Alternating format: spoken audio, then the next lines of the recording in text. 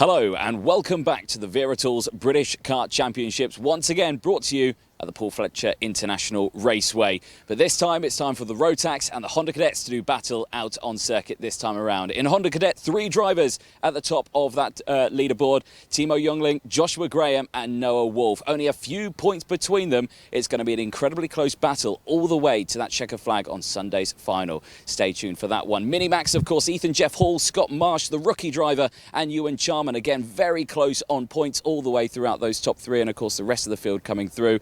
Again, very exciting finals coming up for that class. Make sure you don't miss out on it. Also, Junior Rotax, Leon Henderson, Neo Clark and Ollie Stevenson's the all-rookie top 3. Who could fault them this entire season? Absolutely flawless. And again, only a couple of points between them. But, of course, Dan Ginchard, who's currently in 4th in the championship and our championship winner, of course, for the Miami class as well. Is he going to come back? Can he fight through? Can he make it a 2 championship win this year? We'll have to find out that weekend. Senior Rotax, Kai Hunter and Reese Hunter, the 2 brothers leading the way in the championship, currently running the number 2 and the number 3 plate. Who is going to get that number 1 plate at the end of this weekend? And of course, not forgetting Sean Butcher, the man who's sitting in 3rd place in that class. And then we go to Rotax 177, of course. Dan Tate, Louis Large and Matthew Easton. Dan Tate, nursing an injured rib from the Warden Law round, of course, comes back here fighting strong and feeling well as also. Of course, I spoke to him earlier on, and he's feeling that rib is back to normal working order, and it could be a very exciting final for the 177 class, of course. Henry Ayres, the man who missed the Mansell round, comes back fighting strong at the latter part of this season, but it looks like with the points that he's going to be able to manage, if he wins everything, he's only going to be able to take 2nd place in the championship. And of course, not forgetting the Total Karting Zero, powered by Rob Smedley, joins us back in the Wera British Championship paddock. We last saw them out at Mansell Raceway. It's good to have them back in the paddock, albeit they're not making much noise, which is a nice change of pace. Join us for all the action this weekend. Make sure you don't miss out on any of it, and you can watch it all live on the Alpha Live YouTube channel.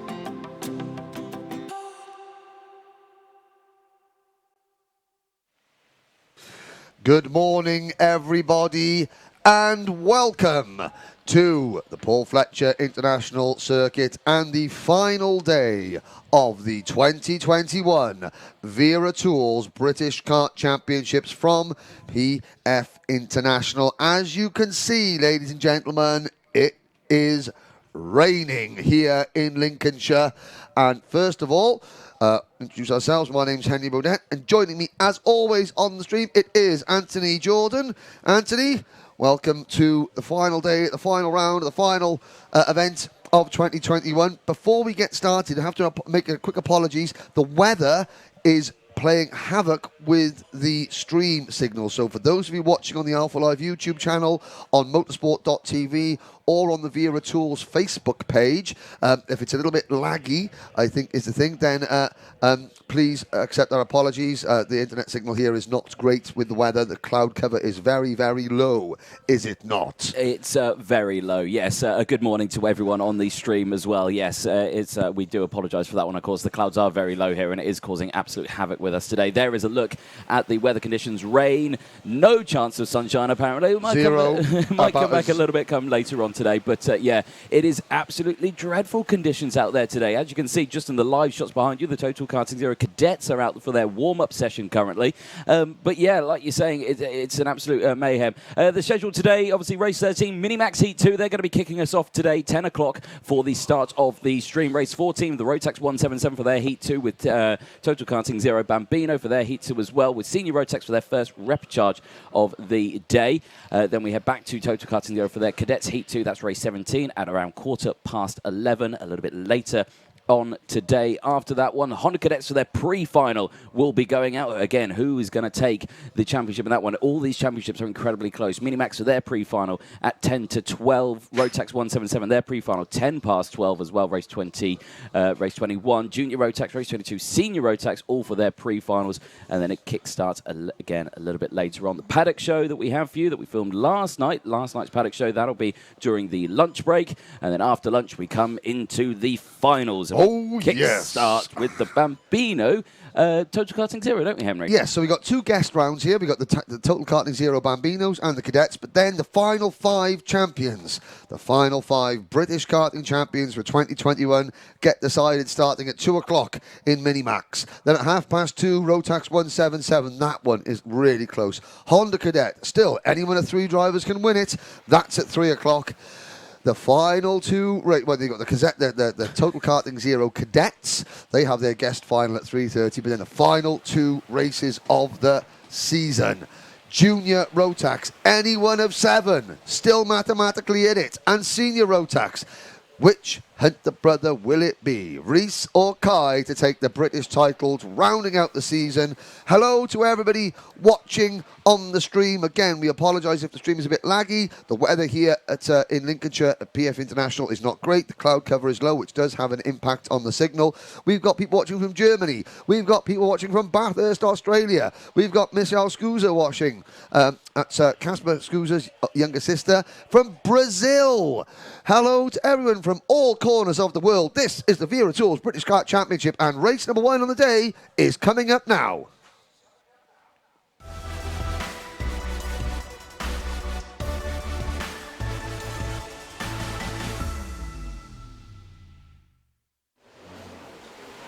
There is a look at the dummy grid. It's about the driest that all these drivers are going to be all day.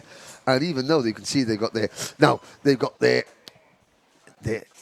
clear visors on, Anthony. Yes. And there is a look into the eyes of Thomas Strauven, the Belgian driver, starting 3rd on the grid. Now, Ethan Jeff Hall, I haven't got my calculator out in front of me, but he needs about another 4 or 5 points to seal the title. Would you like a calculator, Henry? And he finished in front of Sam, in front of Ewan Charman, the only other driver that can beat him in yesterday's heat race.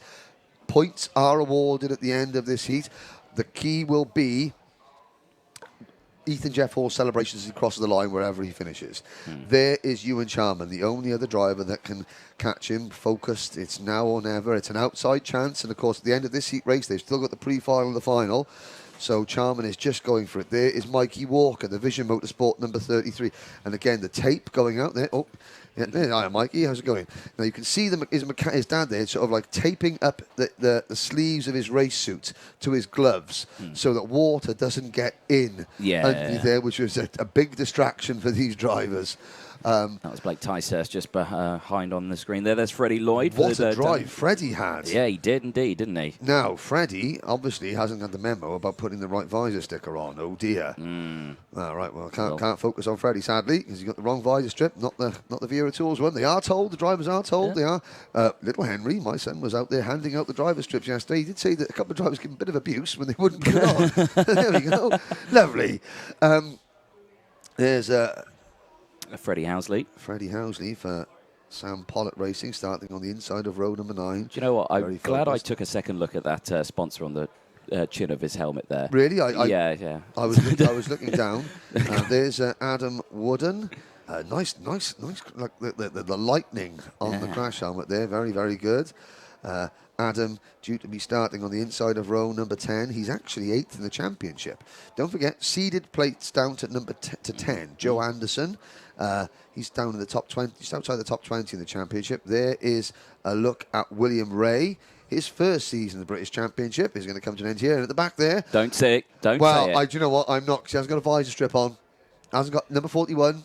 Hasn't got his Wera Tools prizes, so I'm not even going to sing Daniel, that's amore. Oh, I did. I couldn't help myself. It's the last day of the season. It's finals day. We're going to decide a load of British champions. You'll have to forgive my Welshness here for getting a little bit excited. Now, yes, Michael Burke, it is somewhat of a moist kind of day. And notice a little precipitation in the air. Yes, Charles Green, you did notice a little precipitation in the air. Kit Bolofsky, who won the Cadet IARMY, the IARMY Cadet rather, final here last week. He's tuning in, watching, cheering on Noah Wolf in Cadet Honda and Lewis Islin. Keep the comments coming in. Yeah, please do. And, of course, if you are watching at home, and again, it is stopping here, there, everywhere. Again, we do it, yeah, just like that. Yeah, thank you, Henry.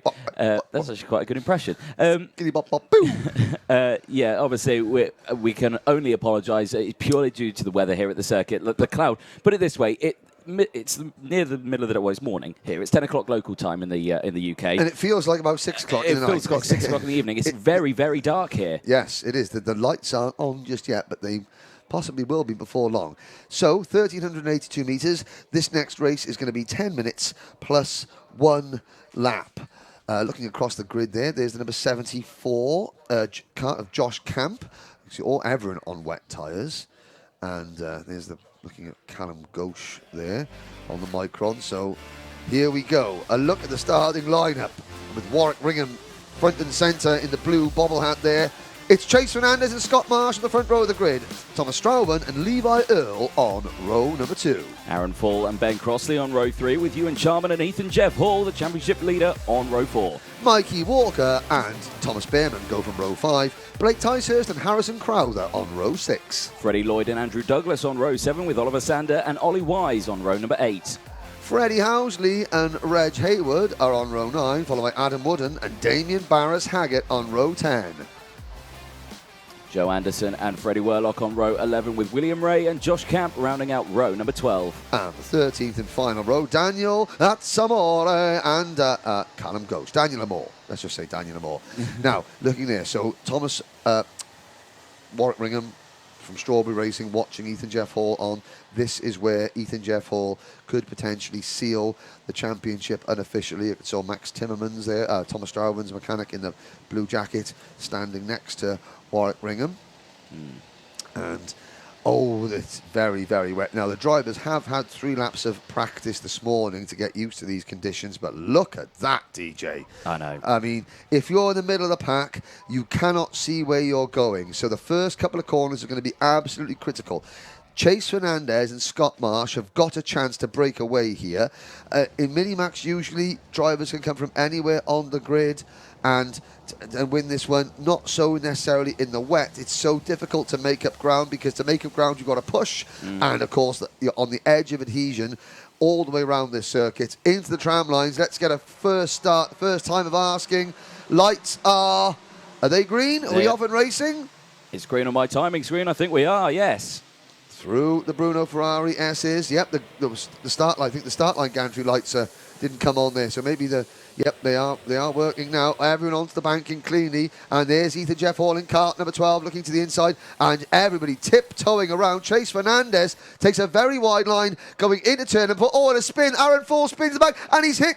No, that was Douglas he hit Mackenzie Douglas. I thought he'd hit Ewan Charman. I thought that was championship done right there and then. But it was the other Argenti kart of Mackenzie Douglas. Aaron Fall with a damaged rear bumper is now right in the back. And there's another spinner. That's one of the Sam Pollock racing karts. That's Joe Anderson, who's gone for a rotation. He has indeed, yeah. That just shows how tricky these conditions are. But at the moment, Chase Fernandez still leading the way, very closely behind, though, by... is that you? It is indeed, yeah. It is Ethan Jeff Hall. He has managed to gain those places. Yep. He started on the 4th row, and now before they've even finished lap 1, he's there in P2. Do you know what? And that is perfect. There's Mackenzie Douglas in the number 4 kart just understeering into Thomas Behrman. We're going to see an awful lot of this today. Just drivers just understeering into other drivers going into corners. Ethan Jeff Hall briefly takes the lead as they come through. The rain is absolutely pelting down. The Trent Valley Kart Club marshalling team here are going to have their work cut out for them. But you know something, Anthony? I'm glad we're here today, because they're the best in the business here at TVKC. They'll be out sweeping the track after every single race to keep for the water from standing water. That camera, it's going to be there. But Ethan Jeff Hall leads this one, and this could be a championship-winning drive. And again, look at Fernandez's line through turn number 4. He gets a really good run down the straight towards hairpin number 1, however. Scott Marsh is third, Strouven is 4th, then Crossley and Charman. Yeah, now did you see there Ethan Jeff all under braking? That cut was sideways as it was on the anchors as he goes in. Now he was on the off the racing line there. There's a lot of standing water there. There's a lot of dirt, but that's usually where the traction is. And just look at the visibility that these drivers have got. You cannot see a thing. Nope, you cannot. Into the Fullerton S's, you'll see, I mean, Strouven, I mean, this is his first time at PFI, so he's not going to know the wet weather lines. He's been in the strawberry racing truck this morning, going through the wet weather lines with his mechanic, with the team. You know, it's been an intense last couple of hours for Strouven there to learn the wet lines around here at PFI, because now you can see they're staying off the curbs going through the first half of the chicane, but then you've really got to absolutely jump across them in the second half to get the kart straightened up to get onto the start-finish straight. If you miss that second part of the curve there, then you're going to be on the grass blocks and you're going to be in the tyre barriers at the exit of the final corner. Yep. Everybody nearly on those curbs there, and almost everybody staying off that first curb, which you normally have to use to get round there in the dry. Out onto the banking, there's about 4 or 5 different lines on the banking. They're coming through, and then turn 4. There's Fernandez's line. Fernandez takes the latest possible apex and gets a straight line run, which is going to give him a great straight line speed down this straight. But it does mean that he's susceptible to attack going into turn number 4. But Ethan Jeff Hall continues to lead again. If there is an issue with the stream, if it's a bit laggy, we can only apologise for that. We're recording as things are. It's just the weather here, the atmosphere, the cloud cover is very low, and it does affect the internet signal. It does indeed. But at the moment, Ethan Jeff Hall's leading the way. Defensive there, going Ewan Charman from Thomas Strouven. Strouven trying to get past, of course, the Belgian driver who is not familiar with these circuits in the UK. It's his first time really racing over here. You know, he's really learning a lot from these drivers. And obviously, being a Belgian driver, I'm sure he's very used to wet conditions. Very used to wet conditions, but of course different circuits. Yep, again, Genk, Marienborg and places like that in Belgium where Strouven usually races. Ewan Charman has now moved up. So Charman, he's got to make something happen now. Charman's got to at least win this race, and he's got to hope that something happens to Ethan Jeff Hall. He is doing everything he possibly can. Scott Marsh is second in the championship on paper, but on drop scores, Charman is second. And there's a spin. That's Chase Fernandez at a second place to the number 90 Vision kart. And now Chase has got to be careful coming back on track. The back end just looped around all on his own. So Fernandez, let's have a look at that again. He goes comes out from under the bridge. The kart's unsettled, and then he goes to turn in just a little bit too fast, and pirouettes onto the grass, and he's lucky to get off the grass actually, because that's going to be very, very slippery indeed. That just looked like under braking. The rear just locked up at that section, and the back just rotated on him, and that just shows how slippery it is out there. Despite the fact that these karts are on the wet tyres and they are very good at controlling the karts on the wet tyres, it just shows that they are on the edge of adhesion at every single part of this circuit. Well, I mean, all 26 drivers still running on lap number 4. But yesterday, I think the entire field came across the line separated by 13 seconds after 9 or 10 laps of racing. Today, we're on lap number 4 now. There's already 22 seconds separating first from last. Yeah. It's going to be a lot more spread out. There's the number 11 of Levi Earl going through. There's Strouven now chasing the GP plate, the Coles Racing GP plate of Blake Ticehurst. So it's Jeff Hall leads. Then the 47 of Marsh. 3.5, he's 3.7 seconds back now is Scott Marsh. Charman is third. There they go through the screen. Second. Charman in third. Then you've got Ticehurst in fourth. Strouven doing a fantastic job in 5th position. Crowther is 6th. Levi Earl 7th. Now Reg Haywood in 8th place. There he is in number 37. The all-white kart. He should be enjoying these conditions because, of course, in the wet, the heavier you are, you know, the better. You've got more stability round the corner. Yeah, and it shows because he's currently in 8th place, up 10 positions at the moment, and you know, he's making moves here. He's actually up into 7th place now, so you know he's working well around this track.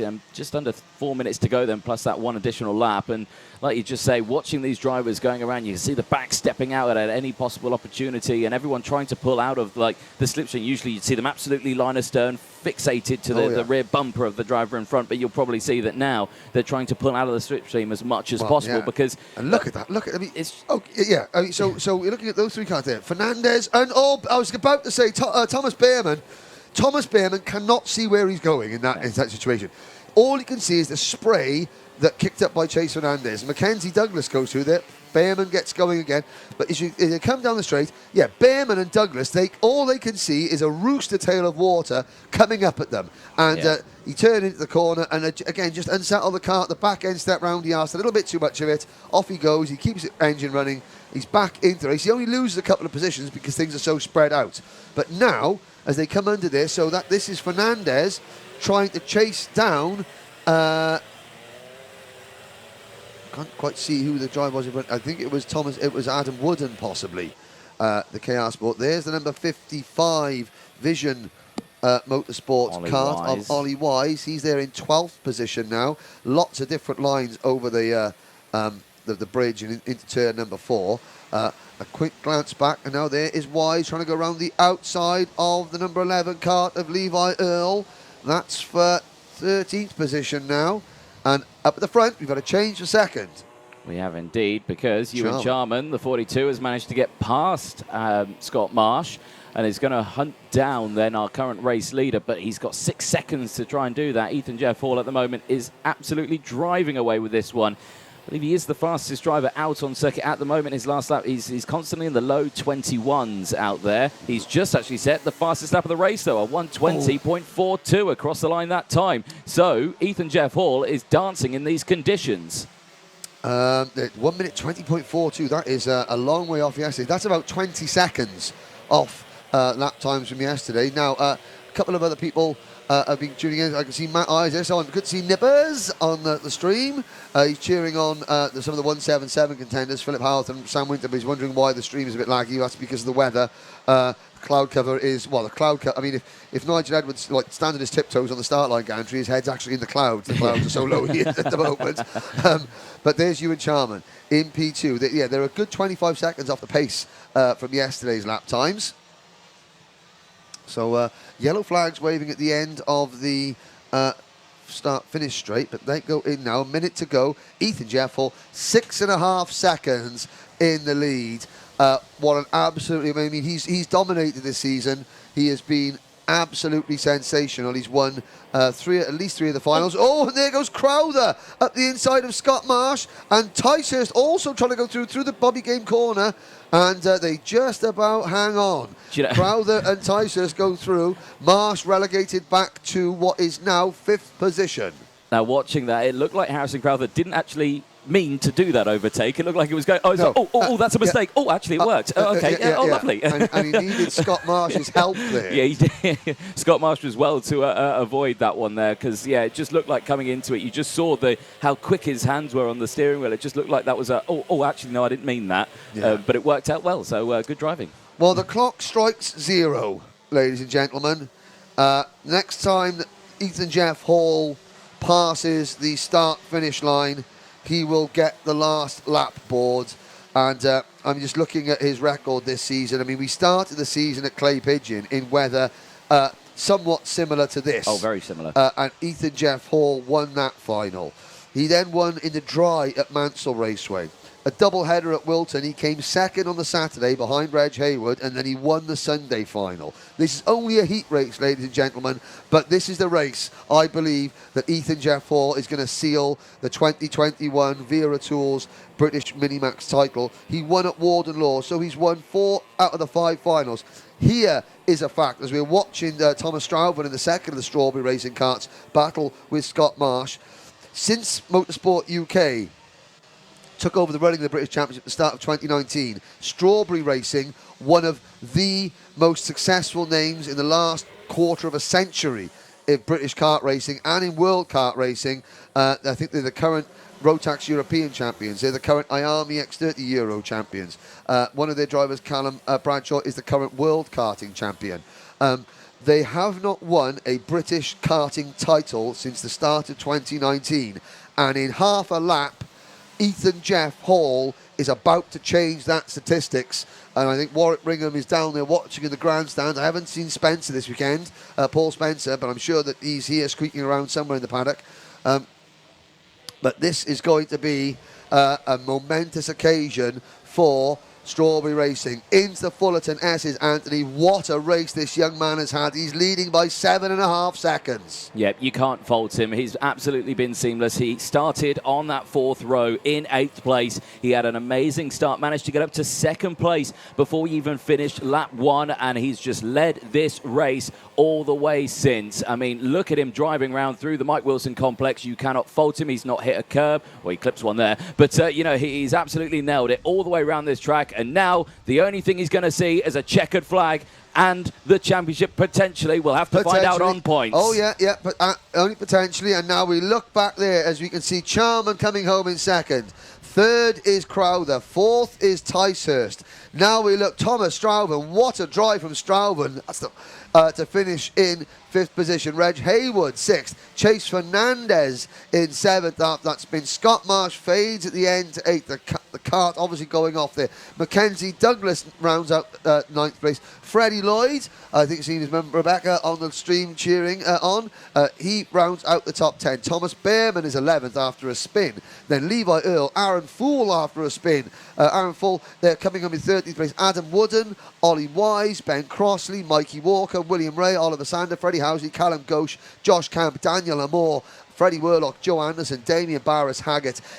Well, all 26 drivers finished. I think one of I could see Charles Green cheering Ethan on. Charles is one of the Minimax contenders watching on the stream. Obviously not racing this weekend, but he's obviously cheering on his class rival on the live stream. Again, hope that the live stream held together. I know it's a bit laggy. We do apologise for that again, but the team here at Alpha Live doing everything they can to get the hamster wheels of the internet whirring. And of course, if the clouds do decide to rise, and then the internet problems are solved. But as you can see that, where the ground ends and the sky and the clouds begin is very difficult. But there on the right hand side of your screen, you can see the green jacket and the blue bobble hat there. You can see that. That's White Ringer from Strawberry Racing. So he's just seen Ethan Jeff Hall. Morning, Wazza. He's just seen Ethan Jeff Hall probably seal all over bar the shouting in run 177. In the next race coming up now, he's got another championship potentially on the line. Not this race, but that's Rotax 177, and that is up next.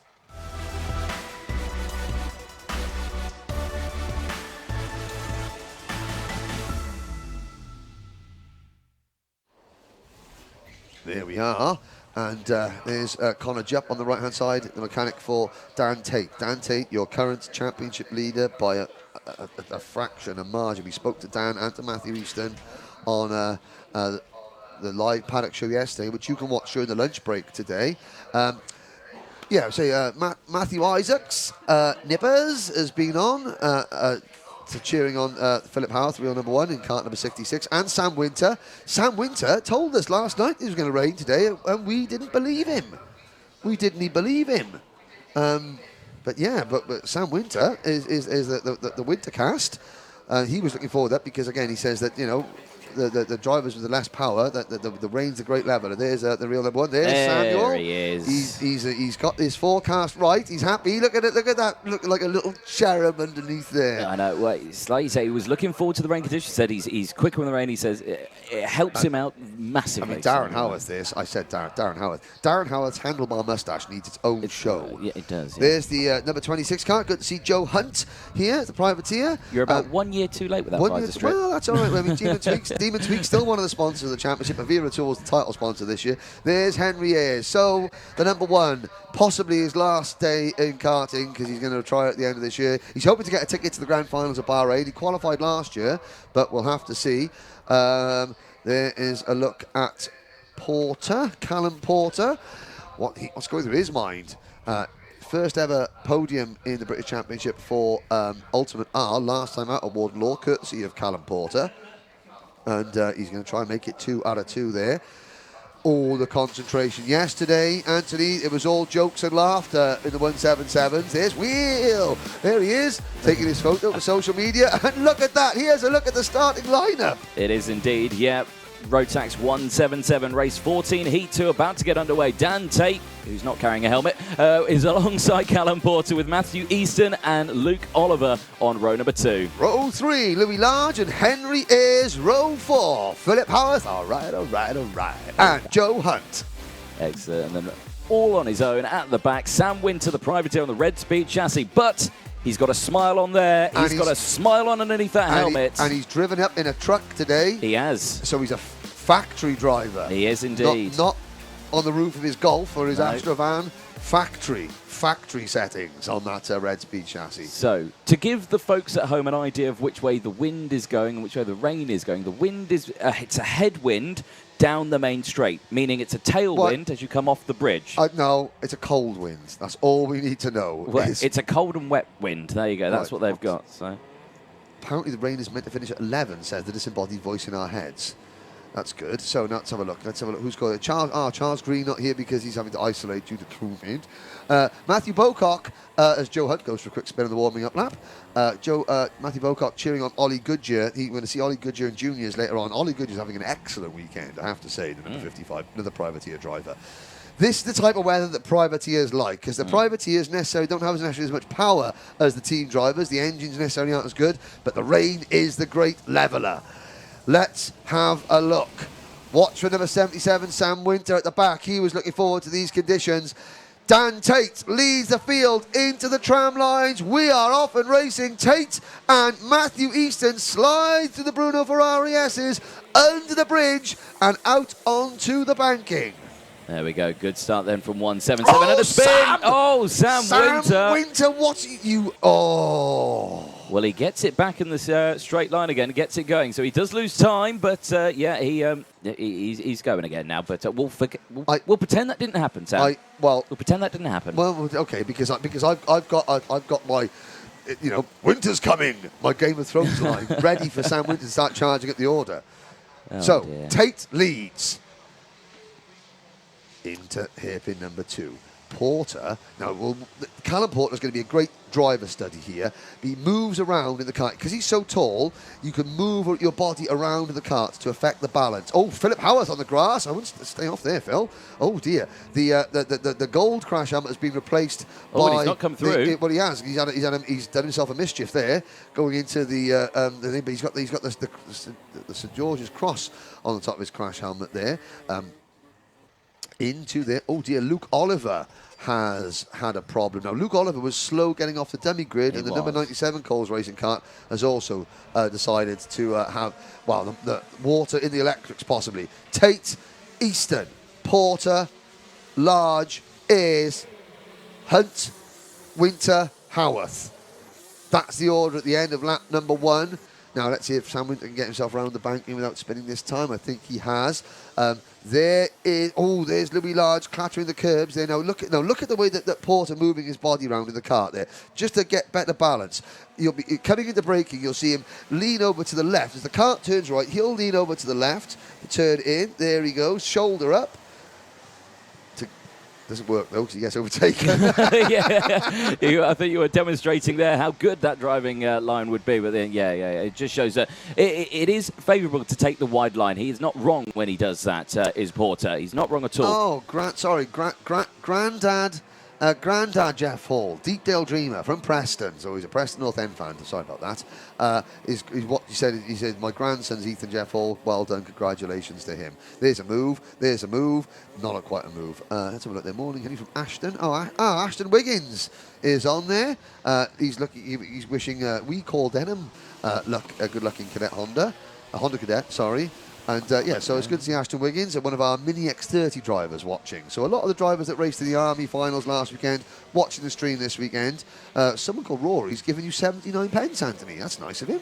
Lovely. Well, he's not giving it to me. Well, that's your salary for the day. So anyway, let's have a look. Let's have a little look on the screen. It's still Tate leading, 2.5 seconds at the road from Louis Large. Now into second place, who passes Matthew Easton. Porter is 4th.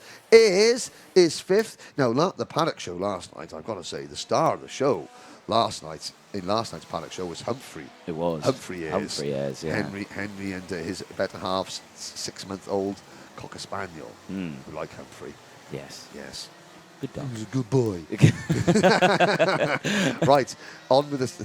Yeah, so Luke Oliver's not out there, but 8 of the 9 starters, they're out. Yes, it is very, very wet indeed. And of course, Tate has done perfect now. Now, 2.5 seconds. That could be 2.5 minutes.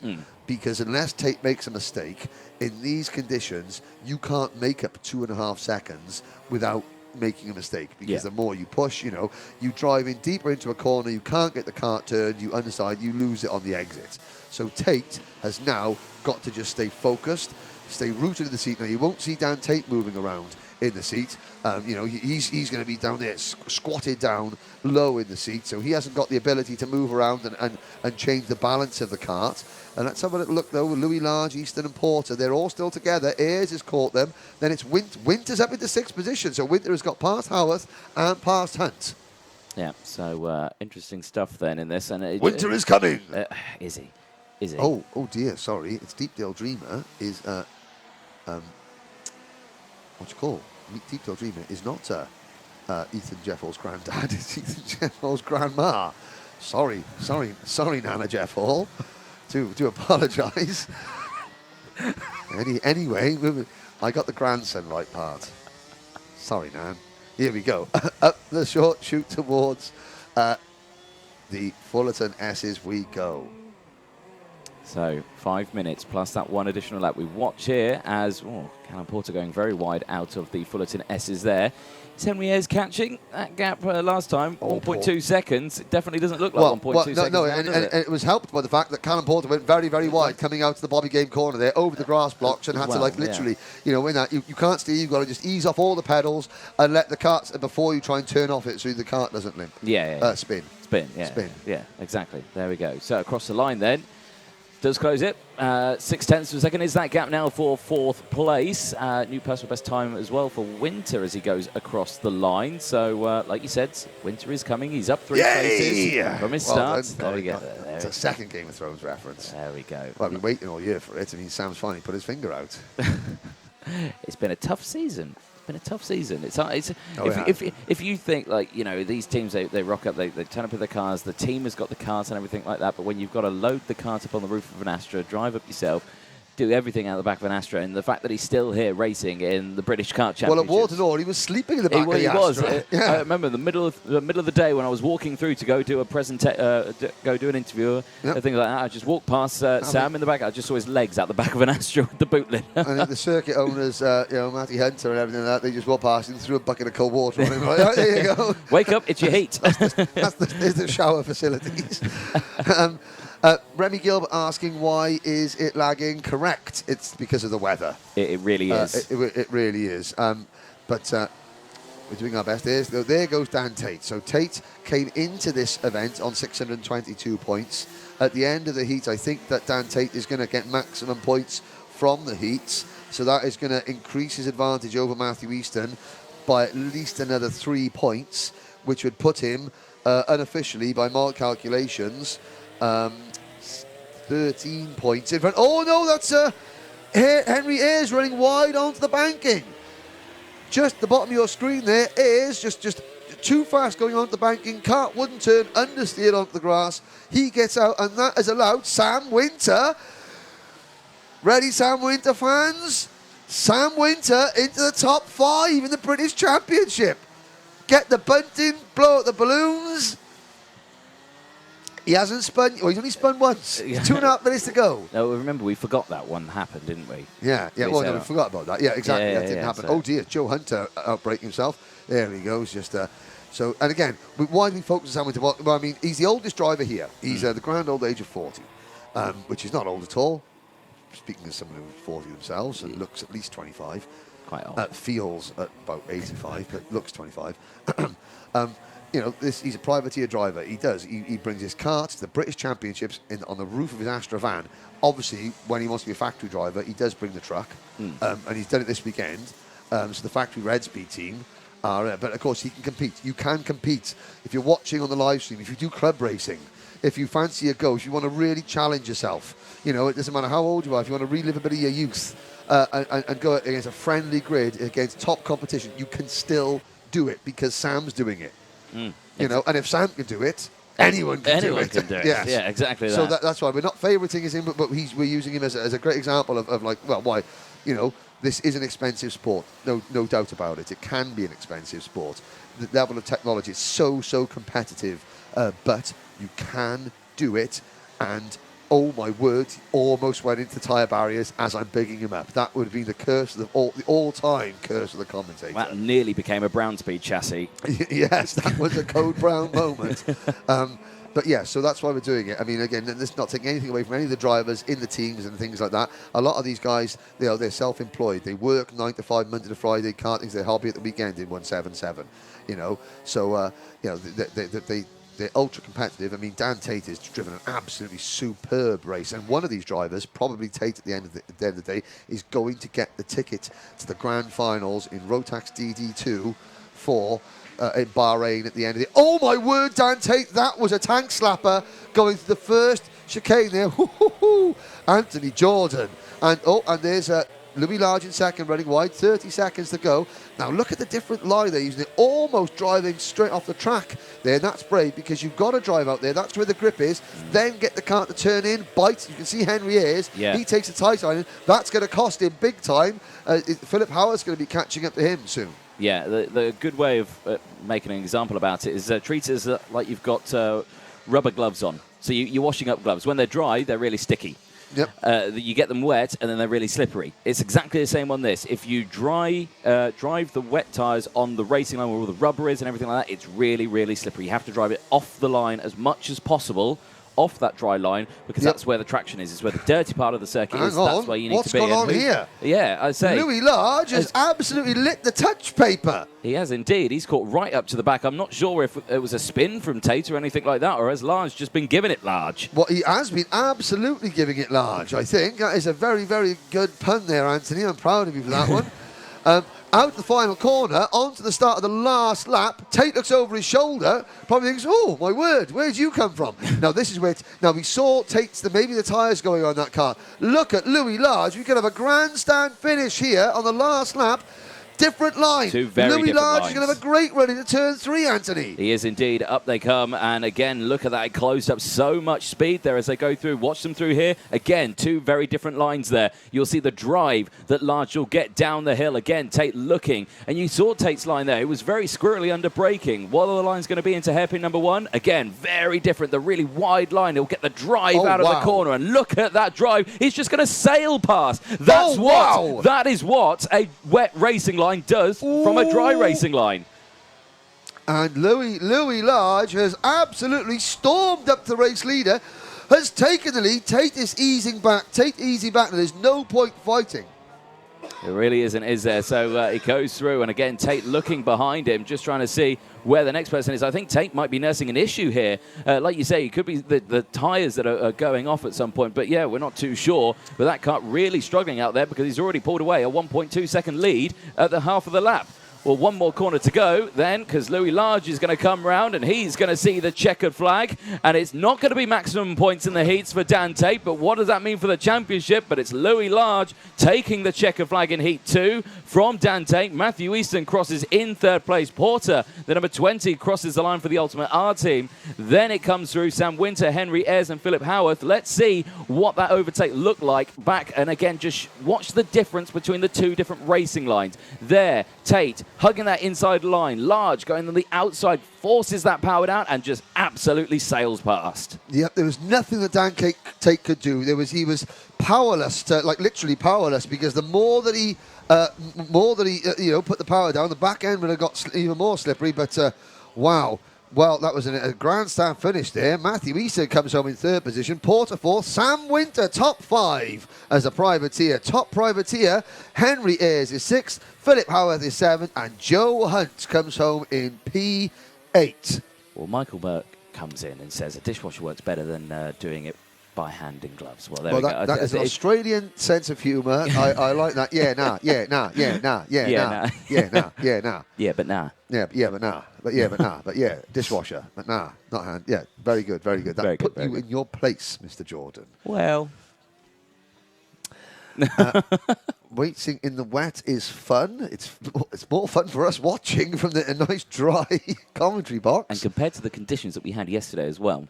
I know. I mean, talking about night and day, this is good. Now, we're going to hear it from our sponsors before the next race up, because the next race is going to be unique.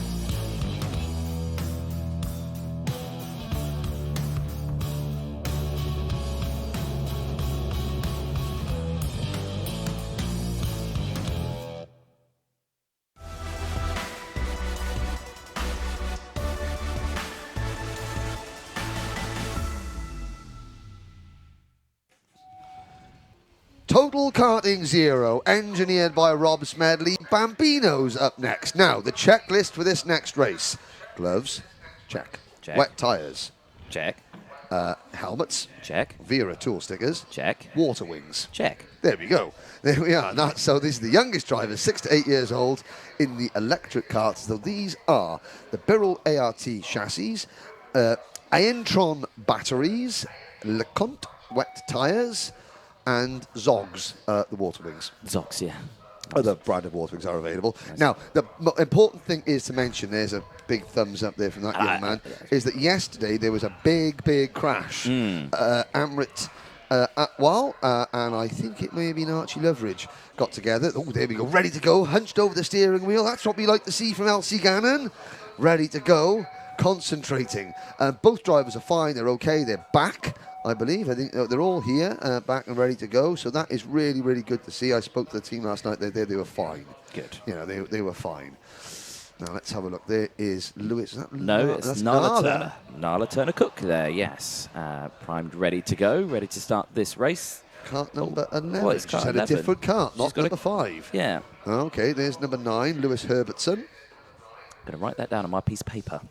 Number 8, Freddie Smallridge. No, number 5.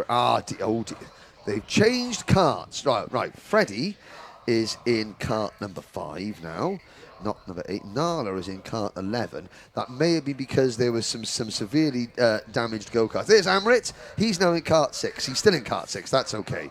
And Archie Loveridge in kart number 4. So, yeah, the karts were not so great, but the drivers were fine. Good. Let's have a little look. Oh, now, someone's gone for the Iridium visor. Is that Archie Loveridge has gone for the old school Bell design crash helmet as well. I like a bit of old school paint scheme on that helmet. So we got a couple of number changes now across the way. You can see Harvey Turner in kart number 7, Felix Barry in kart number 1. There's number 2, which is Elliot Bennett. Edison Burrows is in kart number 3. Now this is an 8-minute plus 1 lap heat. Thumbs up all round.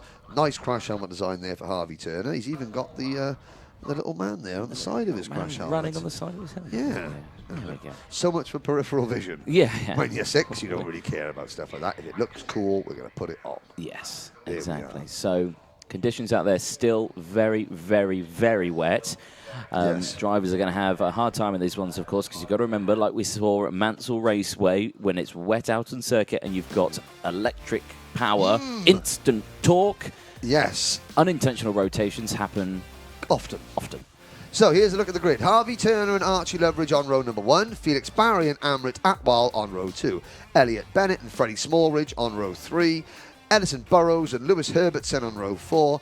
Elsie Gannon and Nala Turner Cook on row 5. They come out straight into the tram lines. Now, the only thing is that the tyres they've got on, they're the same tyres they used in the dry yesterday. So they're not new wet tyres, but hopefully they've got plenty of grip. And let's just, let's just hope that they're okay. So Ted Bradbury, we're going to see Ted later on in Junior Rotax. He's asking why the stream is laggy. That's because of the weather. Yes, indeed. Theodorus Bradburyus. Again, ladies and gentlemen who are watching at home, we do apologise for that one. Of course, the cloud conditions there, they're very low. They are playing havoc with the internet here. I think they still run satellite internet here from the Paul Fletcher International Circuit. Do they now? Yeah, that is why it is not powered by a cable. It goes up in the sky and comes back. Here we are.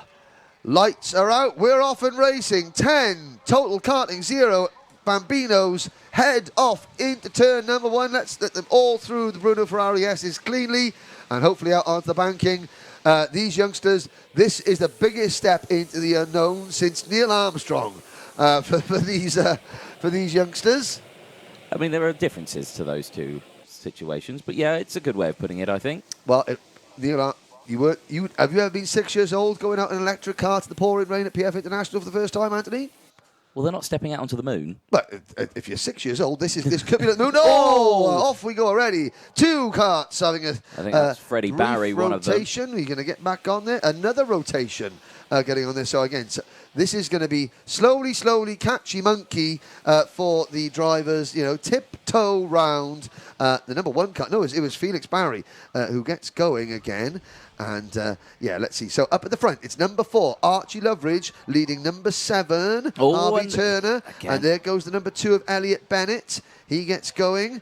Now, that is 3rd place. And coming through into 3rd place now is Lewis Herbertson from the 4th row of the grid. Good start from Lewis. Yes, indeed. And again, that just shows you how tough it is. But he's, again, sending it down the inside. Still very confident there is Elliot Bennett and makes a nice move there on Lewis Herbertson as he gets that move done as they go through. 6.5 minutes. We're nearing the end of lap 1. At the moment, though, Harvey Turner, I believe, has just sailed away at the moment. We'll see what happens when we cross the line to see what the gap is. But looking there, you can just see all the spray that's kicking up and just shows that, oh, God, I tell you what, good kart control there from Lewis Herbertson there. That back stepping out and just knows to just maybe ease off a bit because, again, if you keep it planted, yes, it will just keep going. So, apologies, leading the way. It's Archie Loveridge there at the moment. And interesting, so I went and spoke to the team here that, there's a multiple kart incident there. That's the number 10 kart of Elsie Gannon. Oh, she's beached on the curb, and the curb is almost as big as the kart, so I think we're going to get a helper out there. Yes. One of the incident marshals getting that kart turned around. She'll get going again. There's a good battle between the 11 of Nala Turner Cook crossing the line now, and I think he's got Felix Barry and Amrit Atwal just behind her. But so talking to the team at Total Karting Zero last night. Now the weight distribution on these karts is actually more even than in a standard kart because you've got on the there's the number 9 going for a spin. That's Lewis Herbertson. But see, on the driver's side left, you've got a battery. On the driver's side right, you've got another battery, but also you've got like a motor. Yes. Not a petrol motor, obviously, but a motor that runs things like that. So yeah. As you sit in the kart, the right-hand side, and there's a spin in 2nd place. Harvey Turner goes for a spin. So the right-hand side of the kart, as the driver sits in it, is slightly heavier than the left-hand side of the kart, but there's better weight distribution than you would get in a normal Bambino or a normal Cadet Honda. Yeah, there we go then. Here's a look at 8th and 9th. We switch back to 2nd place. And Freddie Smallridge goes for a spin. It was his turn. It was his turn that time around, yes. At the end of lap number 1, Archie Loveridge leads by 8 seconds in kart number 4 over Harvey Turner. Elliot Bennett is 3rd. Then it's Lewis Herbertson. But no, Herbertson's now dropped back behind Edison Burrows, I think. Here's the number 2 kart of Elliot Bennett. And Bennett, into 3rd position. Second lap is being completed. Archie Loveridge, 1 minute 43.06 seconds. Here comes Elliot Bennett across the line now. He does a 1 minute 46.71. So the gap between first and second is already up to 13 seconds. We're halfway through the race. We are indeed halfway through the race. 4 minutes to go, plus that one additional lap. Edison Burrows goes across the line in third, and another spin for Felix Barry. Not enjoying these conditions so much. But they are tough. You've got to remember from these drivers, because, again, these tyres are so small, and they're very thin as well. Yes. They're very thin. So, yes, they are still a wet tyre. They have got treaded tyre. Not as much as what a full wet tyre would have, but they have still got grooves. They can still disperse the water out of the way. But, of course, they are incredibly tough to drive. And, of course, these drivers are the youngest drivers we've got out there. You can see that the number 4, Archie Loveridge, was working the wheel through the second hairpin. Now, on the brakes, you can see he's gone out with the Iridium visor on, so visibility could be an issue. He comes through the Fullerton S's onto the back straight. There's yellow flags. He's approaching a yellow flag area because there's somebody off in the middle of the Mike Wilson complex. I think that's Felix Barry in kart number 1. And this could be, for all we know, this could be some of the first time these drivers have driven in the wet. Yes, exactly that. Who's saying hello on the stream? Well, we've got Sophie Vernon, who's saying good morning. Good morning to Sophie. Hello. Yeah, watching from home and seeing the wet racing here at Paul Fletcher International Race. So we've also got Fernie Poo. There we go. Fernie Poo is joining us, also saying morning. Good morning. Morning, Fernie Poo. Morning, Fernie Poo. There we go. A very interesting name that she's got there. Or could be he. Don't judge. No, what have I told you about judging? She's not going to take that well, I can tell you that. Fernie Poo is not going to take that very well. Morning, Fernie Poo. There we go. Okay, here we go. There's a look at our race leader going out onto the banking. He's going to catch some lap traffic. So he's closing up on some lap traffic. Elsie Gannon and Felix Barry are the first drivers that might get put a lap down. There's the number 5 kart. That is Freddie Smallridge. And Freddie is now ahead of number 9, Lewis Herbertson. This is the battle for 5th position. So Harvey Turner in the number 7 car is just in front of them. They're in 4th, then it's Smallridge, then it's Herbertson, and then a little bit further back is Amrit Atwal in 7th. But there we go, there's the 7 of Turner. A 159, that was a spin for Turner. A 154 for Smallridge and Herbertson. So with there's potential for a battle later on in this race. There goes Turner. There's Elsie Gannon recovering from a spin. But look at the eyes, focused eyes there on Elsie Gannon into the Bobby Game corner. Smooth on the steering wheel, like that. Again, you've got to be so gentle. And this is, again, for her, this is like a first laps out in these conditions. They've never driven this circuit in these conditions before, so it's an absolute learning experience. They've had 3 laps this morning to get used to that. You're 6 years old. They're doing an incredible job. What could you do this when you were 6 years old? I could barely tie my shoelaces. Well, I was running around with pants on my head at 6. There we go. So there we go. Fair enough. I mean, that's the. You did that last night, didn't you? No. I was in a pub hotel last night, and they were playing Sweet Caroline till 2 o'clock. Till 2 o'clock in the morning. Bum, bum, bum. There we go. Oh, a change. That is the number 9 kart, Lewis Herbertson. Just coming out of the second hairpin. Lewis he's down in 6th. He's just dropped a little bit further back, so he was chasing down Freddie Smallridge for 5th, but has now had a rotation. Archie Loveridge, 1 minute 42.830 seconds. Ladies and gentlemen, that is 4 seconds faster than anybody else has gone. Elliot Bennett in second place is the only other driver within half a minute of our race leader. Archie Loveridge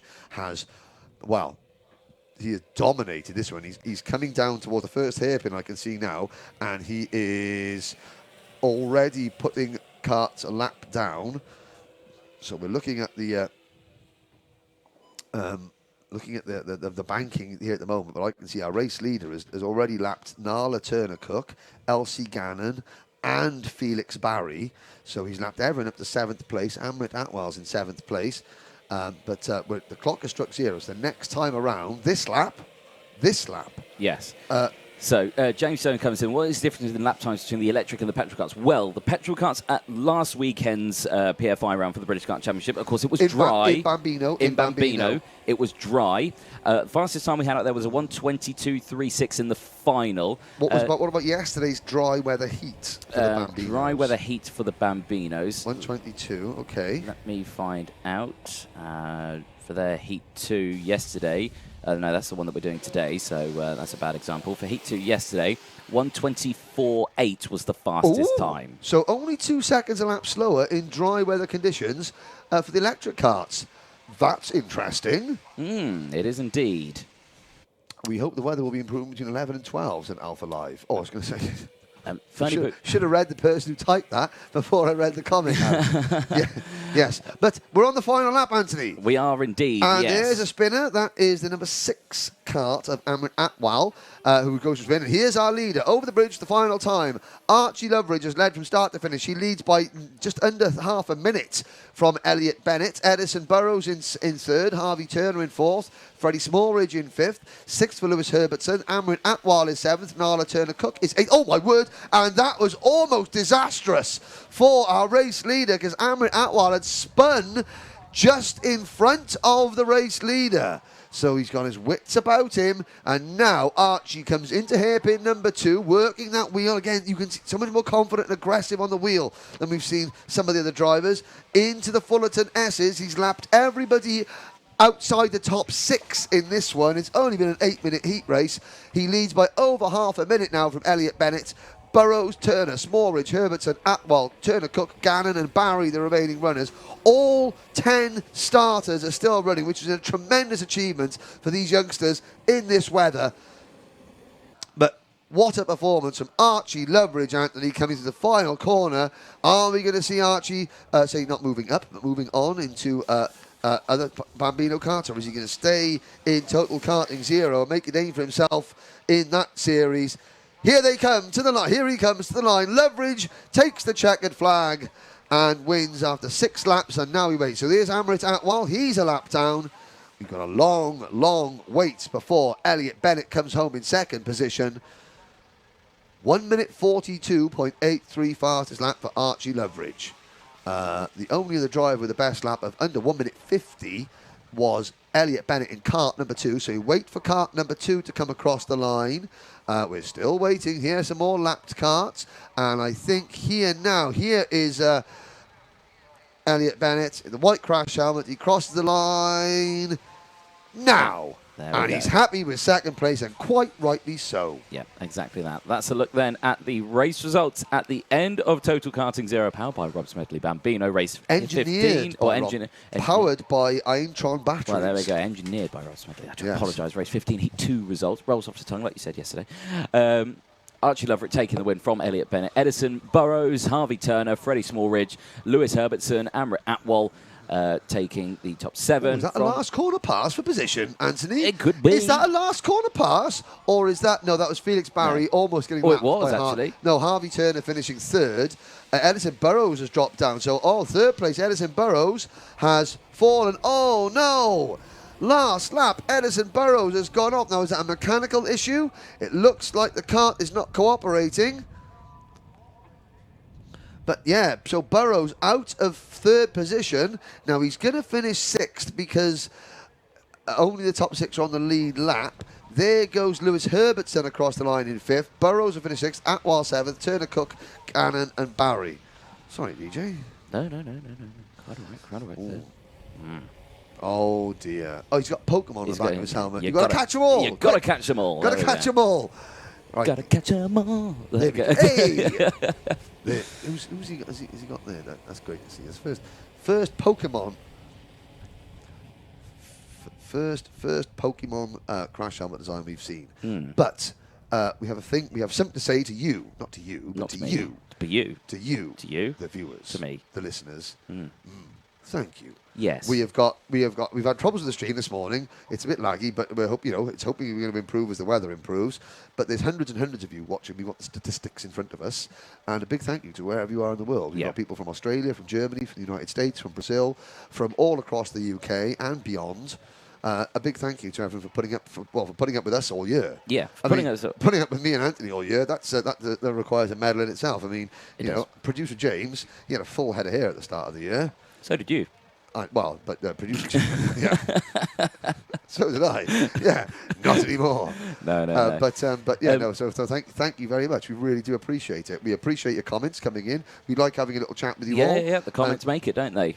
Yeah, they do. They do. We talk about it's a family sport, and you're part of the wider Wera Tools British karting family, the viewers. And here we go. The next race up, let's as a big family welcome to the next race up. It's the first It's the first and only Repechage of the weekend.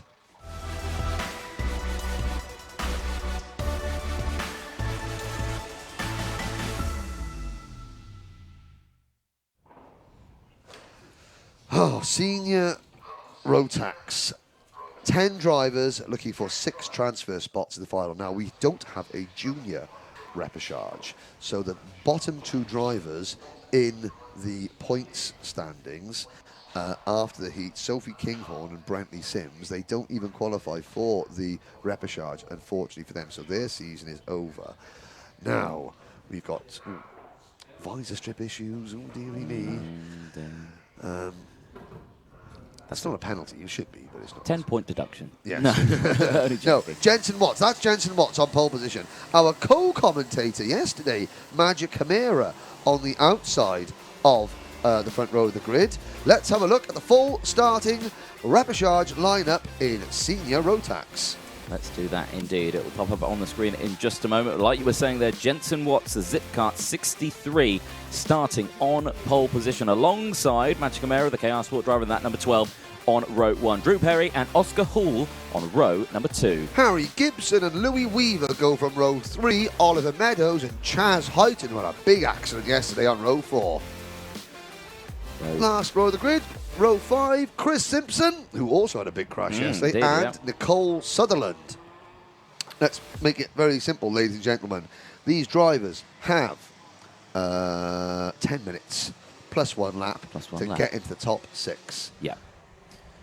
If you don't get in the top 6, well, that's it. Your day, your weekend, your 2021 Wera Tools British Kart Championship season is over. So it's all down to this race. It's going to be very, very dramatic indeed. Desperation has kicked in. For the likes of Magic Camara, this is not where they expected to be at the end of, the heat races. Magic is top 20 in the championship. So he is going to be gunning for it. We've got Jensen Watts, the Zip Kart driver, on the Mad Croc chassis. Let's see. 10 drivers, 6 available transfer spots. Lights are green. We're off and racing. Watts leads them into turn number 1. It's got to be hesitant as they go over the grass. That is possibly the ultimate R-Kart of Chaz Huyton running a little bit wide. But they're all safely through the first corner. Watts leads, and that's a Coles kart of Drew Perry up into P2.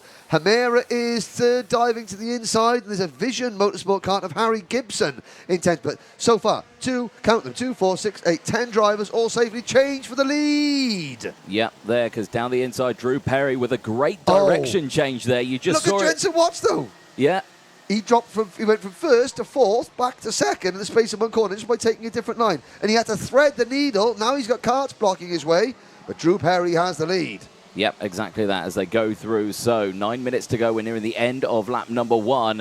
And like I say, good start from all of these drivers. But at the moment, Drew Perry leading the way, and that Coles Racing number 64 as they go through. And again, just look at the different racing lines, scrabbling for track position, scrabbling for any traction. And they're 3 wide into the Mike Wilson complex in wet conditions. Has got us. Magic thought I was standing at the inside. There's Chris Simpson, the XL Motorsport. Funny, one of our camera crews called Chris Simpson, and Chris Simpson met Chris Simpson this morning. And Chris Simpson said, "Hi, Chris. I'm the same name as you, and I recognise you." And the other one, Chris, funny enough, my name's Chris, and I recognise you. Yep, there we go. Change the lead. Perry has it back from Gibson. Yeah, Gibson tried to go around the outside there, going into turn number 1. Couldn't quite do it. Slots back into position, and again, they sweep up the hill. You can see everyone choosing those different racing lines as they go up the hill. But at the moment, that wet line is working best, as you'd imagine, because it's wet out there. Who'd have thunk it? Who'd have thunk it? There was contact there as the drivers, and of course, the drivers crisscross from the inside to the outside of the circuit. Sometimes karts come together. That's Chaz Huyton, number 58, running very wide. Now watch Huyton. He's going to try and get squeezed. Oh, he's blocked. He's been blocked. He had a great run there, but he couldn't get put because Gibson and the number 18 karts on the outside. There's a yellow flag waving because the number 17 of Chaz Huyton, it's Oscar Hool I'm looking at in the other Ultimate R kart. Hool in the 58, Huyton's in the 17, the 2 Ultimate R teammates. There on your screen is Hool, and he is trying to...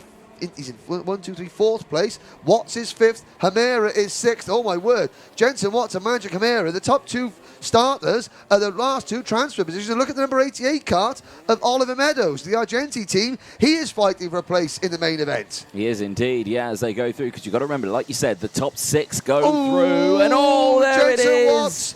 He was Oliver Meadows stuck his nose at the inside. Jensen Watts got to get off that grass. He gets going again. Okay, 7 minutes to go. There's Jensen Watts. He's down to 10th position. He completes lap number 2, 9.79 seconds behind the leader, but he is 6 seconds behind new 6th place driver, number 88, Oliver Meadows. Can he make that gap up? And of course, will anybody make a mistake? Yeah, exactly. You've got to remember that mistakes, they do come thick and fast in these conditions. But there you look now, still your race leader, Drew Perry, controlling that kart well, holding that inside line, but down the inside there goes Harry Gibson. But then again, it just doesn't work because you don't get the traction out of the corner.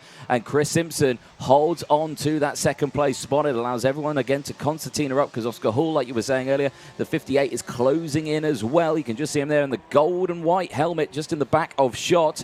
He's latched right onto the back of these two now as they go through and looking like he wants to go for a move here into Bobby Game corner and does go down the inside there. So Oscar Hall dives down the inside of Harry Gibson and moves up into P2, and a potential change for the lead as well, because Chris Simpson now takes the lead as he gets past Drew Perry. Perry fights back immediately though and sends it straight back down the inside. You know what? I don't think I've ever seen an overtake there before. Well, we have now, and Perry gets it sideways and drops it. So so in this race, Simpson is 34th in the championship, but he missed the opening round of the season at Clay Pigeon, which is why he's further down there. Oscar Hoole, 33rd in the championship. Drew Perry, he missed a couple of rounds. He's outside the top 40 in the championship. That's the house fire, I believe. So I mean, obviously everyone was okay, but house wasn't. Harry Gibson, he is, that's right, he's 31st in the standings. Magic Hamera is 20th in the point standings. Louis Weaver's 24th in the standings. Chaz Heighton, he only joined the season late on, so he's out of the top 40. Oliver Meadows is 27th in the point standings. He's dropped back to 9th place. Jensen Watts is 27th in the standings. He's still 10th, but he is closing back in on 6th position, which is now the number 22 of Nicole Sutherland. Nicole Sutherland, she's 39th in the standings. She missed a couple of rounds during the middle of the season, however. So at the moment, it's Simpson, Hoole, Perry, Gibson, Hamera. 5-second penalty, Oliver Meadows. Well, he's currently 9th place, but that means that his season, as it stands, is over unless the entirety of the grid also gets a 5-second time penalty, but it's very unlikely. I mean, let's have a look. We're going to see Meadows is the back of your screen there, coming to the finals of Kane. Here's the top two, Simpson and Hoole. They're now clear. They got a 2-second lead over Harry Gibson. Nippers Isaacs on the chat saying, come on, Gibbo, he's always rapid in the wet. And good to have Bod Cole back with us. I was expecting Bod to come and watch it, Warden Law. He didn't come and say hi to us. Well, no. Bod, I'm a bit offended by that, a bit upset. I was hoping to see you. But Simpson and Hoover, it's good to have some our regular viewers tuning in and watching. Yeah, rain, the great leveler. Champions will reign in the rain. What a time to be alive. Indeed it is. We are truly living the karting dream, Bod. Top two, Simpson, Hoole, then Gibson in third. Drew Perry now slipping back in fourth place. Perry is 2.5 seconds behind Gibson in third, and Perry has got Magic Hamera planted right on his rear bumper. And then the battle, Nicole Sutherland is up into 6th position, and she's got a 2-second advantage over Chaz Heighton 7th, Louis Weaver 8th, Oliver Meadows 9th, and Jensen Watts, sadly, he's not making much progress, still all the way down in 10th position. Yep, he is indeed, as they go through, clouting that second curb. Now, they're avoiding the second one, but they're absolutely mullering the second one, aren't they? Yeah, absolutely. You've got to, because look, as the left rear comes off that curb there, that helps throw the kart straight and get you, the kart. It's unsettled. I mean, if you're on the tarmac, you're on the inside. So the inside part of the corner is where all the rubber is. Now that is the wettest part of the track. If you're trying to turn on that, you're understeering. You're not getting down on the power quick enough for that long straight. Here are the top three: Simpson, Hoole, Gibson. Last time around, a 1:18.04 for Chris Simpson. Fastest lap of the race so far. A 10th quicker than Oscar Hoole. Gibson in a 1:18s as well. Then Perry in the 1:19s. Everyone else in the 1:20s. Apart from Jensen Watts, who's in the 1:18. So Jensen Watts now in the Zip Kart. Well, it's a Mad Croc chassis. The Zip Kart team. Kart number 63. He's in 10th position. And he is 4 seconds behind 6th place number 22 Nicole Sutherland, who is in the final transfer spot. Here's the battle for 4th, Drew Perry and Magic Camara. Magic saying he was having engine issues. I think, oh, Drew, keep it straight now. That's what smart driving there. If you understeer into Bobby Game corner and get on the grass blocks, all you have to do is take your feet, don't try and steer out of it, take your feet back off the pedals, let the car coast a little bit, and then try and drive off it. You're pointing to a wobbly nose cone on Magic Camara's kart. Yeah, look, that'll be a problem, because look back there, in the 3 karts coming into the Bruno Ferrari chicane S's after these 2. They are Nicole Sutherland in 6th, Chaz Heighton in 7th, and Oliver Meadows in 8th. And Heighton and Sutherland are within 5 seconds of Magic Camara. So if Magic does get a nose cone penalty, for whatever reason, I can't remember seeing any incidents or accidents, but if it has dropped, it's dropped. He's got to get more than 5 seconds in front of Nicole Sutherland and Chaz Heighton. Yep. At the moment, he's only 1.5 seconds in front of them, and there's 1.5 minutes to go. Yeah, so we'll have to keep an eye on what happens there. But again, it might not be a nose cone penalty. It could just be like that. We're not too sure. So we'll find out after the race, though, of course. Like you're saying, 1 minute to go, plus that 1 additional lap. But Drew Perry looks like, after that mistake that we saw at the exit of Bobby Game Corner, looks like he is closing back in on Magic Camara. Magic, again, these conditions very, very tough. Here, though, back at the front, that looks like a change. Oscar Hall now taking the lead. Chris Simpson down into 2nd place. So despite the fact that Chris Simpson was setting the fastest laps earlier on, Oscar Hall has managed to find some waft in that Ultimate R kart and has managed to take the lead. First waft of the day, 3rd overall on the weekend. Yeah, I'm lacking in the wafts. Hall for the Ultimate R team. They're out in the back paddock, Ben Hingley and his team. Now, talking about the so I'm a Celebrity Get Me Out of Here. Yeah. Is in that castle in North Wales, near the town of Abergele. Ben Hingley and Matty Hingley from the town of Abergele. Rumour has it that the producers at ITV's I'm Celebrity Get Me Out Here, they wanted a proper big sports star. So they went for the 2012 Stars of Tomorrow Minimax Championship runner-up Ben Hingley. Just saying, rumours. Yeah, potentially. Yeah, Abergele's own. Oh, Bodcole says he was mechanic duty at Croft at the British Touring Cars that weekend. So? Sorry, Bod, I tried.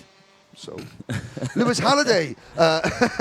Lewis Halliday is cheering on Gibbo, Harry Gibson. Lewis Halliday, another driver in this class, not racing with us this weekend, I don't think. Or is he out in juniors? Just looking down there. No, he's in seniors and he's not with us this weekend, Lewis Halliday. Now, Magic Camara is currently, as the clock strikes 0, Hamera is 4th on your screens now. Drew Perry in 5th, and here comes Chaz Heighton into 5th position. So Perry and Heighton, this is the final transfer spot. They're both in it at the moment, 5th and 6th. Where's the next kart? The next kart is critical. There is the next kart. The next kart is Nicole Sutherland, the number 22, Cole's racing kart. Nicole Sutherland, ignore the number 88 Argenti kart. It's Oliver Meadows. He's got a 5-second penalty. So he is out of it, but it's a kart behind that of Nicole Sutherland. Oh, Perry over the grass. That's going to cost Drew Perry, is it? There's Sutherland. Now Sutherland on the outside line there. That's a Thule Motorsport kart, sorry. She's down on the entry list as Cole's racing, but she's for Thule Motorsport. Now, can Nicole try and get past Meadows, who's got a 5-second penalty, and get up to the number 17 kart? Oh, and there's a spin at the top of the circuit, is there? Oh, that was Jensen Watts diving up the inside of Sutherland. Watts has suddenly come into play.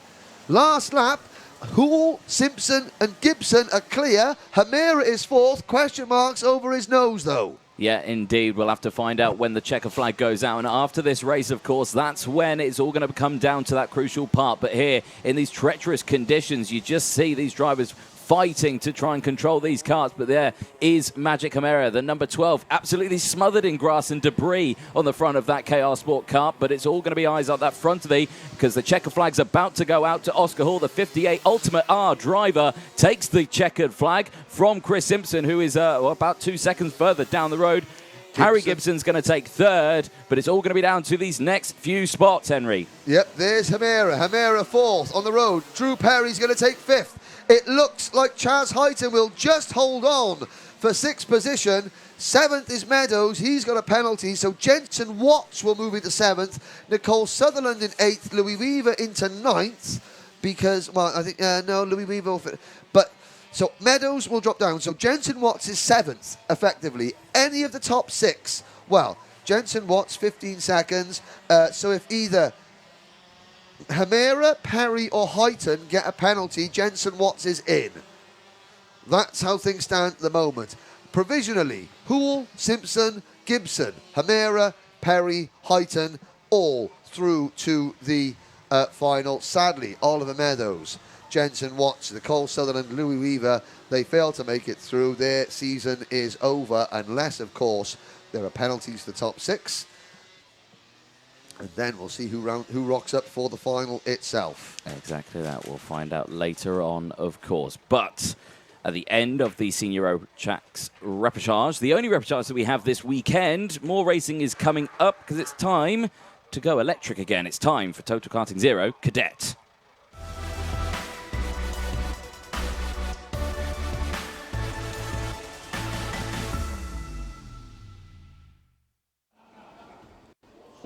So, like we were saying, Total Karting Zero Cadet coming up next, engineered by Rob Smedley, of course. Now, you just mentioned, time to go electric again. Instantly, the musical reference that springs into my head is Our Friends Electric by Two Way Army. There's a man outside in a long coat, grey hat, Gary Newman, smoking a cigarette. What year did that come out? 1983. Okay, I didn't exist in 1983. Sure, someone will. Yesterday, Bod's still on there watching. So, yesterday, Anthony Jordan admitted to the world that he didn't know who the Happy Mondays or the Stone Roses were, which was instant. Death by Henry in the commentary box. And if you don't know who Gary Newman and Two Way Army are and Our Friends Electric, then there's just no hope for you. There is hope for me. I listen to music from this century. Cheeky grin there. So do I. Just so happens that music made in the last century is generally better. Well, there we go. That was Callum Foster we were just seeing there. The number 8 Kart having a cheeky grin. Here's on the front row, starting from pole position, Joel Dixon-Cohen with a very nice, shiny helmet that he's got there. He's got the chromium helmet, or the chrome. Chromium. You called it chromium the other week, didn't you? That was disembodied voice in our head. James's suggestion. But they were updating the Oxford English Dictionary. Were they? Yes, this week, because they were adding the whole thing about Squid Game and the South Korean. They were adding some South Korean sort of phrases and words to the Oxford English Dictionary. Yeah. I think chromium, if it's not in there, I throw my pen down. It should be. Well, there we go. Good word, chromium. Now, let's have a little look at the cadets. Total Karting Zero, engineered by Rob Smedley. There, across the... Oh, dear, they've changed the numbers on their carts. Who's in cart number 11? Haven't got a cart number 11. Could be Max Winfield. Is that Winfield? He's got his... No, it's not. It could be Lincoln Bevan. I think it's Lincoln Bevan. No, it's not Lincoln Bevan. It's not Lincoln Bevan. No, okay, it's Sparrow. William Sparrow. Sparrow. Good. Yeah. Well done, William Sparrow. Excellent. The wings of a dove. Right. Right. So change the 4 to 11. William Sparrow is not number 4. No. Can you change 4 to 11 on my? I can on your grid. Can you do it on this piece of paper? Yes, I'll do it on that piece of paper as well. Thank you very much. You've got the only pen in here. So who's on cart number 4 now? Oh my. Right. Okay. Let's play guessing games. Lincoln Bevan. Nod if you're in cart number 4. No, I think this is Jacob Clay. Is it Jacob Clay? Oh no! Don't we? The camera turned away. Hang on. Is that? Yes, it is. Jacob Clay. Yay! Hey, there we go. This is great stuff. This is what you pay your money for. Right. So Jacob Clay is in cart number 4. Yeah. Right. Okay. This is important. Anybody else want to change their cart number overnight? Let's have a look. That's number 10. Lincoln. Can I borrow your pen? Lincoln Park. Lincoln Park and Iron Bevan. Lincoln Bevan. Yes, that's Lincoln. He's smiling. Lincoln Park and Iron Bevan. Do you know what? That's a punk rock. That's a punk rock and an NHS reference all in one. He's the boy's on fire this morning. The boy's on fire. No, he's not. Okay, there we go. Lincoln Bevan. So Max Winfield, I think, is in cart number 2. Is we have Max Winfield in cart number 2? Let's have a look. Yes, he's smiling. Good lad, Max. Yes. We're in cart number 2. Good. Good man. The Total Karting Zero lads, they're down there on the grid. There. You know when you change the numbers overnight? Tell us. Tell us. That's right. Keeps on our toes. There we go. Excellent. Right. Cameron Cannon saying, "Go on, Lincoln." Wes Coombs Racing giving a cheer to William Sparrow. So again, these Total Karting Zero, they travelled together. They're all out of one awning. And bring it home from the Lom boys. That's okay, the LOM boys. So they're really good camaraderie amongst the entire team. The families, a lot of the families are new to karting, so they've got a whole team around them to keep these karts prepped. And again, we're seeing some really, really good bits of laughter and camaraderie. It's good to see. You're pointing a pen at me. It's my pen. Yeah. My pen. Well, I was going to say, would you like your pen back? I've taken my pen. After that, I'm going to take it back. Right. No, okay. you can have it back. Now, who's that? Now, this my Stilo crash helmet. Nicky Grist's company, Stilo. Good rally pedigree there. A Stilo crash helmet. So that's going to be Callum Foster possibly in kart number 8. Looks like Callum Foster. We saw Callum in the pan. Corey Chapman, Thomas Gray or James Winstanley. Well, let's find out who's going to start where. Let's do that indeed. They'll head out straight onto the dummy grid, of course. Joel Dixon Cohen starting on that front row with Max Winfield, Callum Foster, Lincoln Bevan from Corey Chapman, William Sparrow, Thomas Gray, Jacob Clay, and James Winstanley rounding out the 9-kart grid out on circuit in these lovely conditions we have here at Paul Fletcher International. So the first 3 rows are there. Dixon, Cohen and Winfield. The 2 of Winfield. The number 7 of Dixon Cohen. Then we've got the 8 of Foster, the 10 of Bevan. Then it's the 11 of Sparrow and the number 3 of Chapman. Next up is the number 9 of Gray, the number 4 of Clay, and the number 5, of James Winstanley.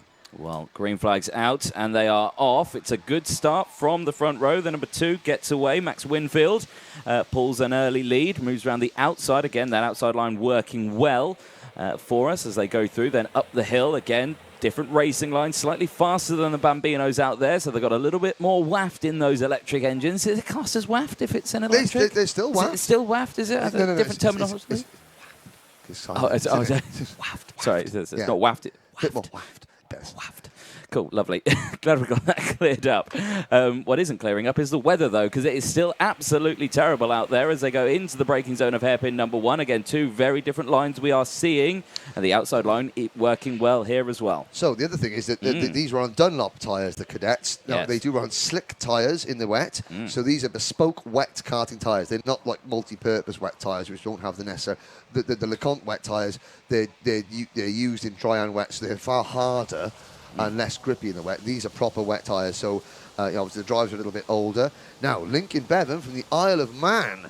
Now, going back about 15 years, there was a huge contingent of Isle of Man-based drivers in the British Championship, specifically in TKM and TKM 4-stroke, which you won't remember, Mr. Jordan, because that was before your time.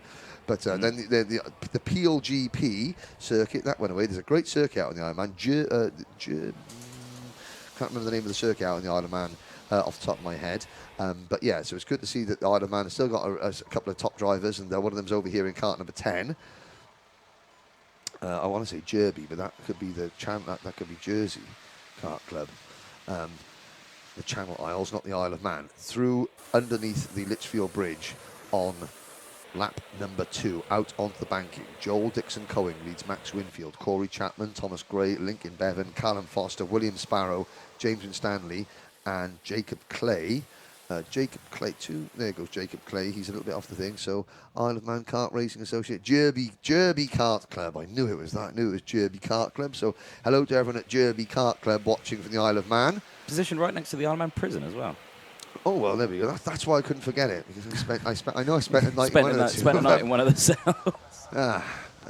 Joel Dixon Cohen, Winfield, Chapman. Good battling. There goes the number 3 kart of Corey Chapman to the inside. Now he's almost got alongside you in the middle of the corner, but look at the number 2 kart of Max Winfield streaking away on the short street, getting much more, better run up that short chutes towards the Fullerton S's. There's the number 11 kart of Sparrow, then the number 8 of Foster, and the number 10 of Bevan, all in a line. They're led by kart number 9, Thomas Gray. Thomas Gray already up into 4th position now.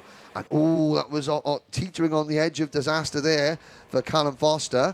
I think at the back of the field, Jacob Clay had a bit of a spin. But Corey Chapman in kart number 3, fastest lap of the race on that opening lap, 1 minute 38.3. Nice lap there. Winfield almost gets it wrong. 3 wide on the start-finish straight. That's what I want to see. And around the up the inside line goes kart number 3. Corey Chapman hanging on to second position. Winfield down to third. Gray in fourth. Out onto the banking. And, of course, that low camera angle there, Anthony, it shows you that you've got a brake, but you're actually facing the grass bank as you're going flat out, and where you've got to brake and turn in, you know that there's going to be no adhesion. This is a great scrap, though. On your screen, the leader, number 7, Joel Dixon Cohen, has got Chapman, Winfield, Gray in the number 9, Sparrow, and Callum Foster. And they're going to go 3 wide through hairpin number 1. And what a move from number 11, William Sparrow. Actually made that inside line work well there, but then gets swamped here because, again, under braking, hugging that inside line. It will understeer on the exit. You have to be careful of that. But everyone follows. And that, like you say, very good overtake there from Sparrow. Gets that job complete as they go into the Fullerton S's once again. And again, just watching these drivers, control these karts again. Very different characteristics that they've got, and I think there's a hint of a yellow flag there. I think it's cleared quickly. But yeah, 3.5 minutes to go then. You watch these drivers again. Sharp turning on that wheel. It will understeer. You will lose adhesion as you go through, but again, it's just controlling that car all the way through, and these guys are doing an absolutely phenomenal job. Yep, they come through the Mike Wilson complex. Who's Mike Wilson, I hear you ask? Mike Wilson, 6-time world karting champion. Arguably Barnsley's greatest sports person. Who said that? I did. Oh, okay. Because he's from Barnsley and he's a 6-time world champion. If anyone on the stream can name me another 6-time world champion in any sport that comes from Barnsley, let me know and I'll be corrected. Otherwise, fact. You know I speak only facts. When you want to. No. Barnsley, 6-time world champion. Name another one. Mike Wilson. If you're from Barnsley and you've got more than 6 world titles in any sport, then I'll give you the title of Barnsley's greatest sports person. Until then, Mike Wilson, Barnsley's greatest sports person. Oh, spin for Winfield. Coming off turn number 4, and number 8 and number 9, Gray in the number 9 kart, Foster the number 8. They literally, there was like the parting of the Red Sea. Yeah. Yes. Good one to use in these wet conditions. Yeah, Here's a replay. Now, this is good. This is quick reactions from these drivers. So Winfield goes in first. There he goes. Now he understeers, spins on the grass blocks. One goes left, one goes right, especially number 9, Thomas Gray. And do you know what? Thomas Gray, he actually kept it pinned up the inside and passed Callum Foster and moved from 6th to 4th in one move. But we're going to have a battle for the lead soon. Corey Chapman and William Sparrow closing in on Joel Dixon Cohen. Fastest lap of the race for number 11, William Sparrow, 1 minute 32.84. That is 1.7 seconds faster than the race leader. Yeah, there's another rotation. Oh, Thomas Gray's done all that good work that he just did there by spinning. Yeah, he did indeed. But yeah, like you were saying, these guys really closing up. And like you say, fastest purple sector 1 this lap around as well for William Sparrow. He didn't go as fast in sector 2, but we'll see what his time is when they cross the line. 33.9 for Joel Dixon Cohen, 34.1 for Corey Chapman, William Sparrow 33.7. So still, out of those 3, was fastest as down the inside looks Corey Chapman there as they go up the hill once more. And again, absolutely side to side, but he still slots back into position. Now, these top 3 breaking away from the main pack because Callum Foster is still another about 4 seconds further down the road. You see that William Sparrow has a look over the shoulder just to see where Callum Foster is, and you can just see visibly there he is a good 100 metres further down the road. And again, very different racing lines we're seeing here. Dixon Cohen taking that really wide line and gets the good drive out of hairpin number 1. Corey Chapman taking that inside line, and again, you just saw that gap open up dramatically because the power you can get down earlier taking that wet line. And again, just coming into this one, you see now it looks like Joel Dixon Cohen has thought, actually, they're starting to catch up. I might go a little bit faster now. Yes, but of course, when you're in the wet conditions, it's suddenly you ask a little bit more of the kart, a little bit more of the tyres. You can be found wanting very quickly indeed. But certainly a very entertaining battle. But now that Sparrow has sort of caught Chapman, that extra pace that he had, he's sort of running at the same speed now. He's sort of fallen into line, but very different lines to the final corner for Joel Dixon Cohen. You can see the kart understeering onto the main straight. Are you okay there? I'm fine. Yes, I'm just adjusting myself. My headset. Yeah.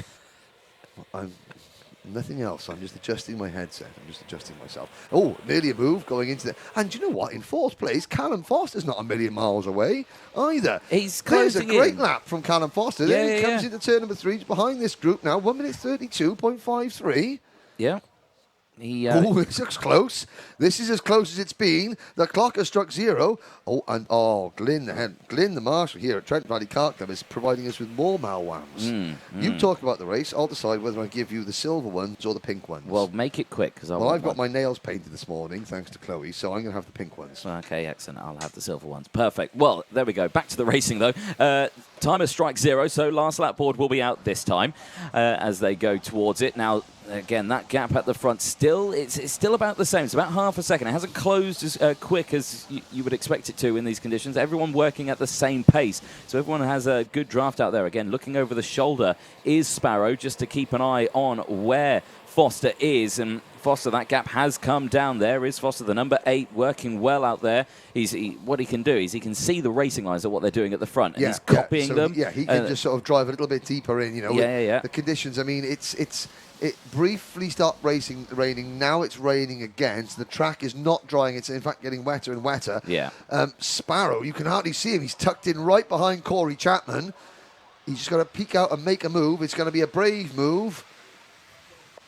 Let's see. Last lap of the second and final Total Karting 0 Cadet race. The top 4 in the same camera shot. This is what you want to see. Good stuff. It's Joel Dixon Cohen, Corey Chapman, William Sparrow and Callum Foster in that order. And now we look at Sparrow's going to get the crossover move done. He's going to get a good run down the hill towards hairpin number 1. Can Sparrow make this work? Extra straight line speed into the braking zone. And under braking. Look at that. What a catch. He did 2-3-6. I thought he did a full 360 and caught it under braking. And he put off William Sparrow as well. Let's look at Chapman loses it. There. Kart breaks away, the rear end. Behind him, Sparrow's on the end. He spins. He almost catches. I mean, if Corey Chapman hadn't had that second spin, that would have been the save of the century. Oh, my word, and who's that spinning coming out of the last corner? It's not the race unit. It's Jacob Clay. Right, calm down. No, oh, dear. Here is Joel Dixon Cohen coming into the Mike Wilson Complex. Barnsley's greatest sportsman. Out for the final time. He turns left. He'll turn right. And then right onto the start-finish straight, avoiding the curb. Joel Dixon Cohen takes the win. It's going to be Callum Foster who comes home in second position. Great result for Callum. And a drag race for third between Chapman and Sparrow. Chapman just gets it over Sparrow. And now we wait for Max Winfield on the curbs. He's going to get past in the last corner by Thomas Gray. Well, there we go. Well, they had to wait until the last lap, didn't they, to give us those unintentional rotations. And you thought there from Chapman that looked like a sympathetic spin as well. Jacob Clay's on another spin. Ah, dear. And now he's on the grass, and now it's going to be tricky to get that one off. So gets it off nicely there. But, back on the track he goes. Well, it's a tough old race in these karts. It's tough conditions as well. And you've got to remember that all of these drivers are novice drivers. They have not done their 6 races, am I right in saying that they need to complete? Yes, 6. 6, there we go. See, I have got some knowledge in that brain of mine. Up there somewhere. Yeah. It does sneak through once in a while. Well, there are your results, ladies and gentlemen, of the last heat. Oh, the last heat of the season. Oh, sorry, I'm chewing a malwam. Do you want a review of, I don't know what. It's an orange-coloured Malwam, so whatever E number that is, E174 Malwams. You've got a silver Malwam, which I think is E124. Yeah, it's cola flavour. Is it? Okay, well, there we go. The last couple of Total Karting 0 engineered by Rob Smedley cadets come across the line. And they all finished, which is something. That's good. That's good. There goes Jacob Clay in kart number 4. But now, ladies and gentlemen, we are going to be up next with the start of the pre-finals. The first race up is Honda Cadet, and the championship standings could not be closer.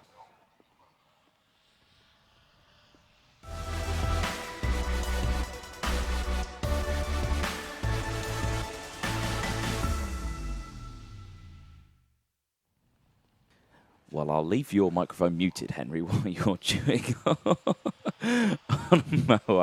like we were saying, Honda Cadet Race 18, the pre-final is about to get underway. And like you were saying, the championship, like you say, it cannot be closer if you tried. I mean, it's absolutely fantastic. Let's have a look at the updated points. You've got them in your hand there. Timo Youngling now has got the lead in the championships, or championship, I would say, by like a whisker.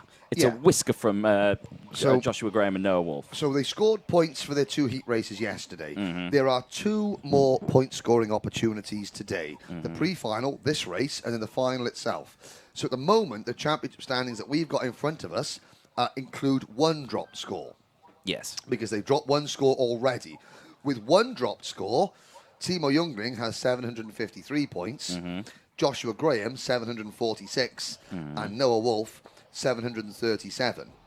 Timo Youngling's next lowest drop score, well, we'll look at the grid because they're out on the circuit now.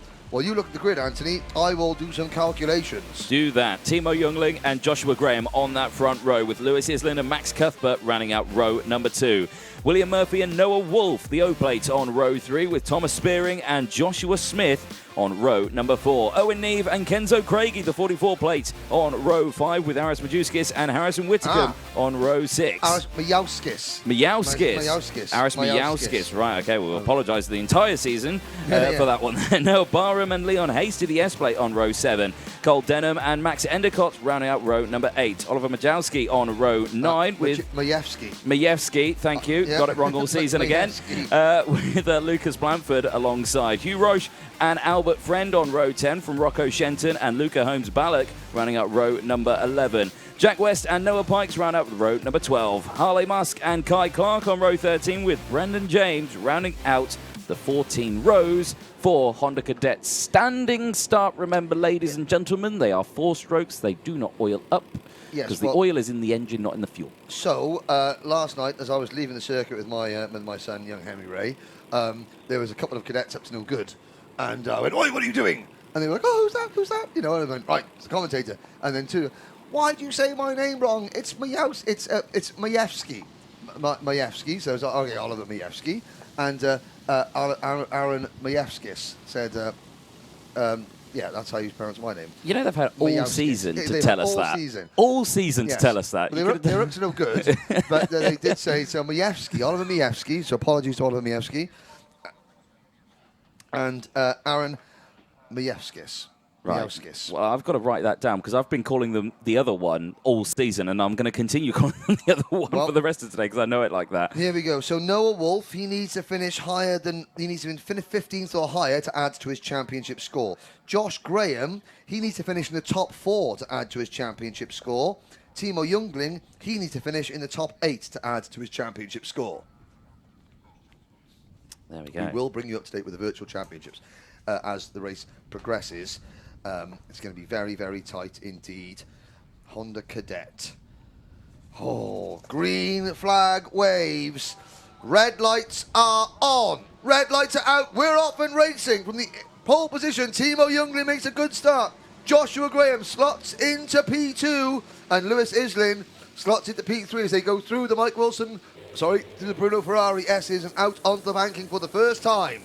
Yep, good start again. That spray kicking up. The rain is still coming down here. It's a fine mist at the circuit, but Graham taking the lead early on as they go over the bridge. Youngling diving down the inside and clouting the curb there. Lewis Islin absolutely smashes that inside curb, loses a lot of time. He's still there. Oh, I think it's Max Cuthbert who's come up now. So as they go through, again, Graham diving to the inside, and so does Noah Wolf, who comes back out onto the circuit and almost collects his teammate Islin as they exit. Doesn't do so as they carry on now into hairpin number 2. Slightly sideways there from Islin into the braking, and a spin in the background. The 49 goes round. Cole Denham goes for a spin in the number 49. He was getting a lot of support in the stream earlier on. And there is Wolf side by side with William Murphy. Now, Noah Wolf was not well yesterday. No. Hopefully he's feeling better this morning. He cuts across the inside of Max Cuthbert in the number 10 kart.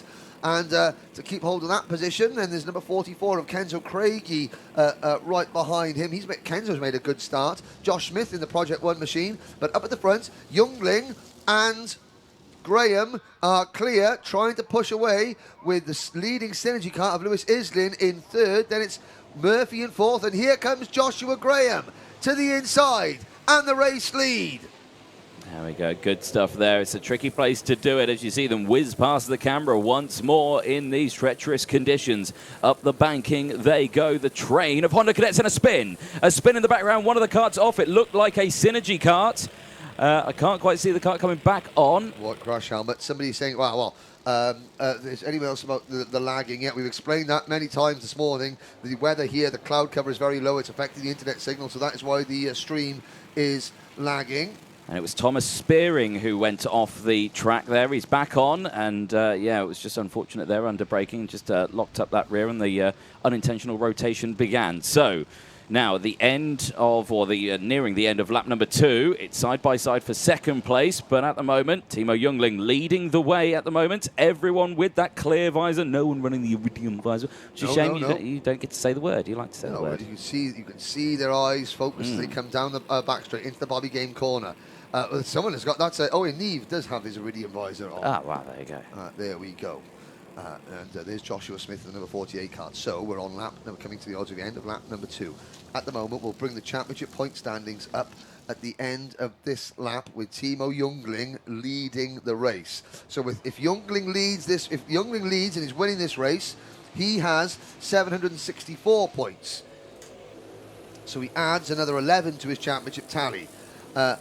Josh Graham in second position on 750 points. Noah Wolf, who currently runs 5th, he has 748 points. So that would give Jungling a 14-point advantage over Graham and a 16-point advantage over Wolf going into the last race of the season if everybody finishes exactly where they are now. Yes, they do. There we go. Facts. Long way to go, however. Noah Wolf is obviously going to gain ground. I mean, Noah Wolf, yeah, will score extra championship points because he's dropping a 47 at the moment, which is what you get for finishing 16th. So as long as he finishes higher than 16th, he will add to his championship tally. Josh Graham's in a problem. He's had a very, very consistent year. He is dropping a 5th place finish at the moment, so he's only going to add to his championship tally if he finishes 4th or better. There's the S plate of Scottish Super Series champion Leon Hastie, who started back on the 7th row of the grid and is fighting his way forward. There, alongside him, is the number 44 Ambition Motorsport kart of Kenzo Craigie. But it's Graham pushing Timo Jungling away. And I've got to say, Josh Graham needs to get ahead of Timo Jungling, and he's got to back the pack up. Yeah, he does. This is it sounds like this is no good for Josh Graham finishing first with Timo Jungling finishing second. Jungling setting the fastest lap of the race. So Josh Graham, he's got to get about Timo, and then he's got to drag him into a battle and bring other people. Because now he's got his teammate, the second Ambition kart, William Murphy, trying to join the party as well. But there we go. Here's the move by Joshua Graham in kart number 4 for the race lead. Crossover. Jungling gets him back. Jungling retakes the lead at the exit of hairpin number 1. Yeah, it's really difficult to overtake in these conditions because you've both got to take that wide line. They both do there. Doesn't lose the time on exit, but with Jungling taking those wet lines, you're unable to dive down the inside because you can't block pass because it's only the two of you. Yep. You know, you can't make a cadet as wide as this track. You know, you have to have your teammates around. You have to have 2 cuts side by side, you know, to potentially do a block pass. But he doesn't have that. He might have that though in a couple of laps because, like you say, William Murphy is right there. He is latching onto the back of them, and if Graham can keep getting those moves done, it still does waste that time. You still lose time for that because you're still battling. So if he can keep pumping those moves in, he would be able to back the pack in. He has. He's brought William Murphy closer to the action already. There's Noah Wolf in 4th position. By moving into 4th position, Noah Wolf adds another championship points. He's now only 15 points behind Jungling and 1 behind Graham. Here comes Graham again, wheel to wheel out of the banking through turn number 2. Graham's got the inside, but on the outside, extra momentum. Jungling hangs on, but it's brought Murphy right into play. Now, behind the top 4, you've got Hastie in 5th, Islin in 6th, and it's Neve 7th, Craigie in 8th, Cuthbert 9th, Miauskis is 10th. Then it's Barham, Friend, Shenton, Smith, Pikes, Whitacombe, Mievski, Endicott, Denham, Blandford, Roche, Musk, West, Holmes Bannock, Spearing, James and Kai Clark. The rest of them, there's a good battle. That's the number 65, the Callum Hargrave driver, development driver, Owen Neve, crisscrossing over with the number 44 of Kenzo Craigie, who has got one of the two, Kenzo Craigie and Albert Friend. They'll be representing Team Great Britain as, whoa, that was high, wide and handsome from Leon Hasty. They'll be representing Great Britain in the Rotax Grand Finals in Bahrain in December in the Micromax class. There we go, yeah. So I'm sure they'll have nicer conditions than this out there, won't they? So, at the moment, Timo Jungling leading the way. They're coming to the end of lap number 5 now. 5 minutes plus that one additional lap to go. And again, look at that. Graham diving to the inside and looking to get that move done, and does so. So that's crucial. So now that Graham's managed to get past, now we can try and back everyone. Oh, Albert Friend, the 91 SFR driver, 5-second time penalty. And that is an absolute disaster for the young driver. But Noah Wolf with the fastest lap of the race. Now the O-plate coming in with a 1:22.540. Jungling retakes the lead. And Noah Wolf now up to 3rd position. Yeah. We've got a 4-car, maybe a 5-car battle with Leon Hasty closing in. Oh, Graham and Jungling, a little bit of contact there as they understeered into each other. Graham has the lead. Wolf down to 2nd. Wolf up to 2nd. Jungling down to 3rd. Here comes Noah Wolf. Wolf now. He fought off food poisoning yesterday. I hope he's feeling better today, but no, Graham still has it. Jungling, Wolf almost spins.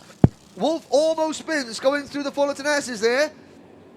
And this is now giving Josh Graham a chance to pull away. It'll be interesting. So at the start of this lap, Jungling had a 14-point advantage over Graham in the championship and a 15-point advantage over Wolf.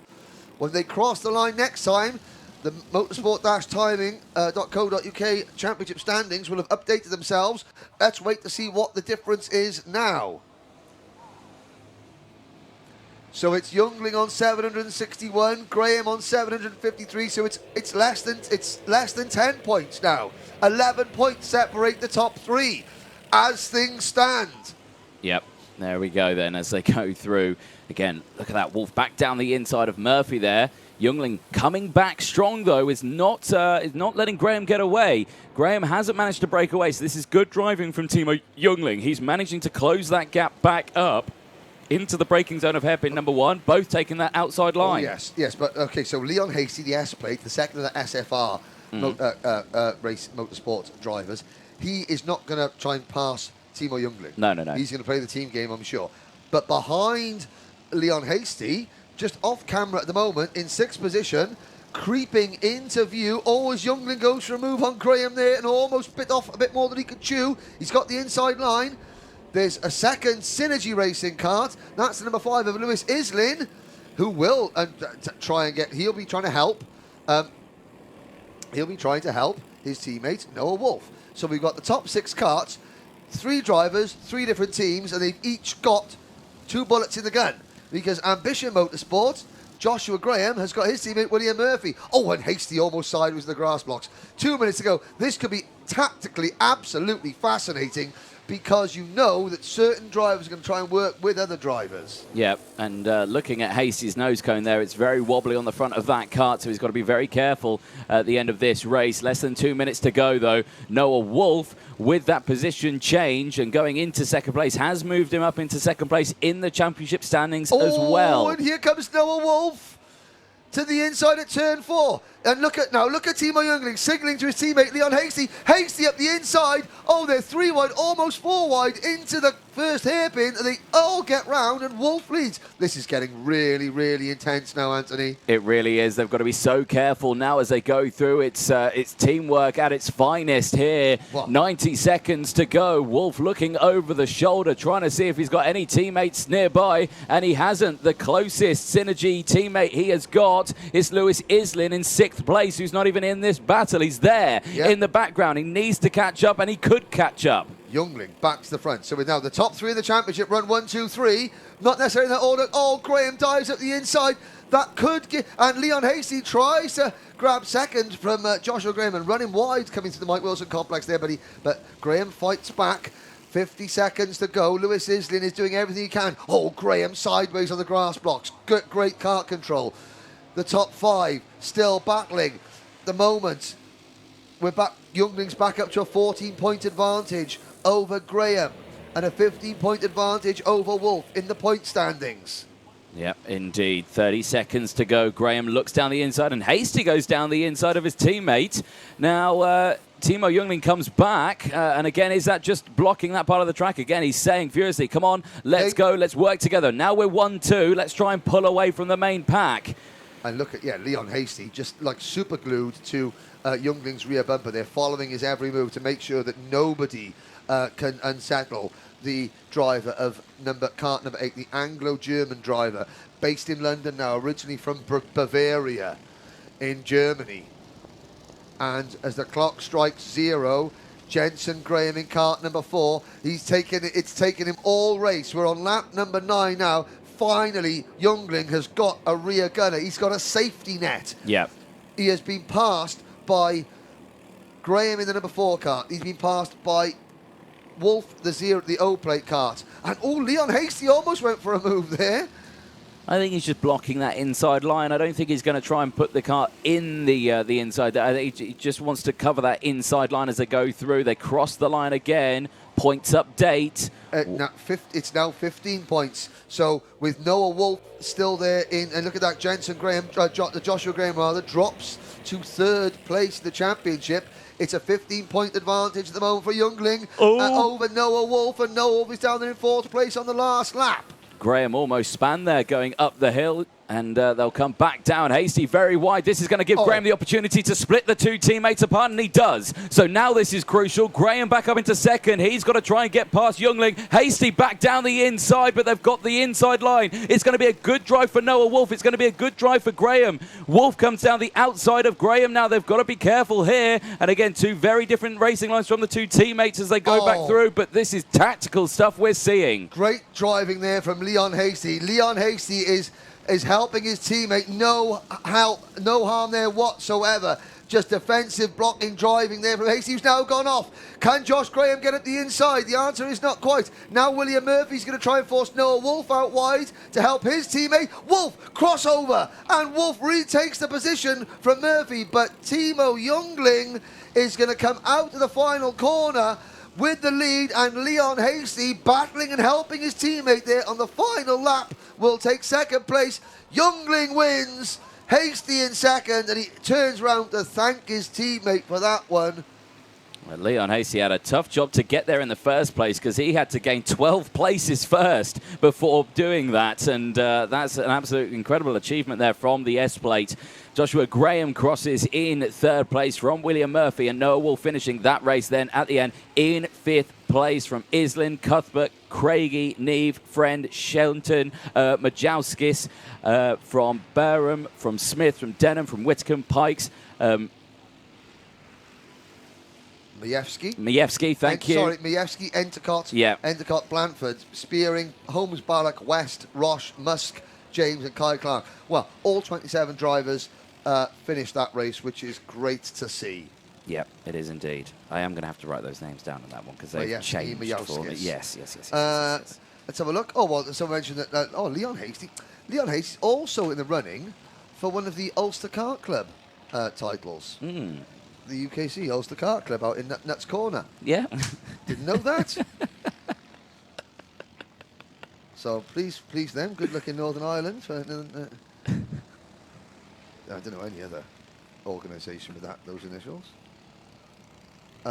So again, apologise if the stream is lagging. We've said this several times before. That obviously the low cloud cover here at PF International is causing havoc with the internet reception, which is why the stream might be lagging and dropping out now and again. Race number 19 on the calendar is going to be the Minimax pre-final, and I, Anthony Jordan, Henry Baudet, is going to get a grid for you, Anthony Jordan. Thank you very much.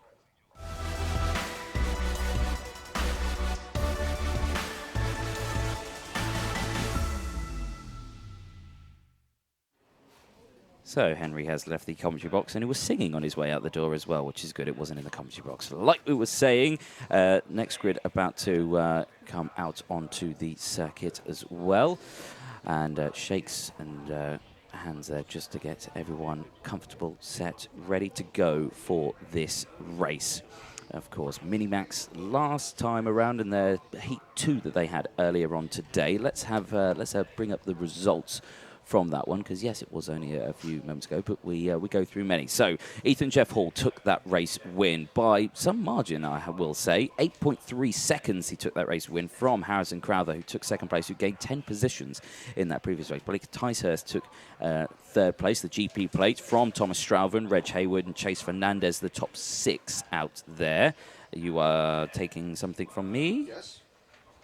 Excellent. Yeah, that's the old grid that we've got. This is updating one. Well, you carry on. Oh, I'm carrying on. Yes.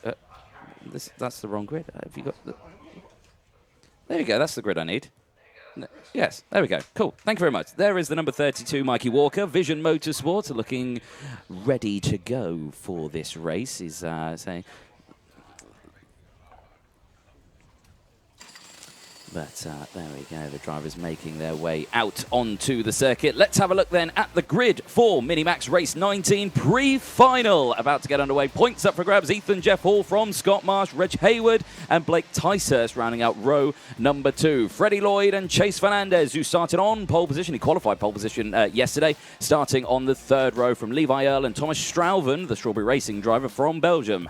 Thomas Behrman and Adam Wooden on row number 5, with Ben Crossley and Harrison Crowther rounding out row number 6 from Aaron Full, who had a great race the other day. It was leading at one point as well from Ollie Wise, William Ray and Mikey Walker on row number 8. Mackenzie Douglas on row number, that's the one, on row number 9, with Ewan Charman alongside Freddie Housley and Oliver Sander on row number 10. Callum Goshen, Daniel Moore on row 11 from Joe Anderson and Damian Barrett Haggett on row 12. Josh Camp and Freddie Weller round out the grid on row 13. The rain still teeming down, but there is your champion-elect. Ethan Jeff Hall in the point standings has 829 points. Ewan Charman has dropped the last goal, so Ewan Charman still on 6768. It's not possible. It's not possible. This is going to be a crowning moment for Ethan Jeff Hall, and there's somebody out of the race already. And that, I think, is the number 32 Vision Motorsport kart of Mikey Walker out of the race. Down to 25 drivers. Here we go.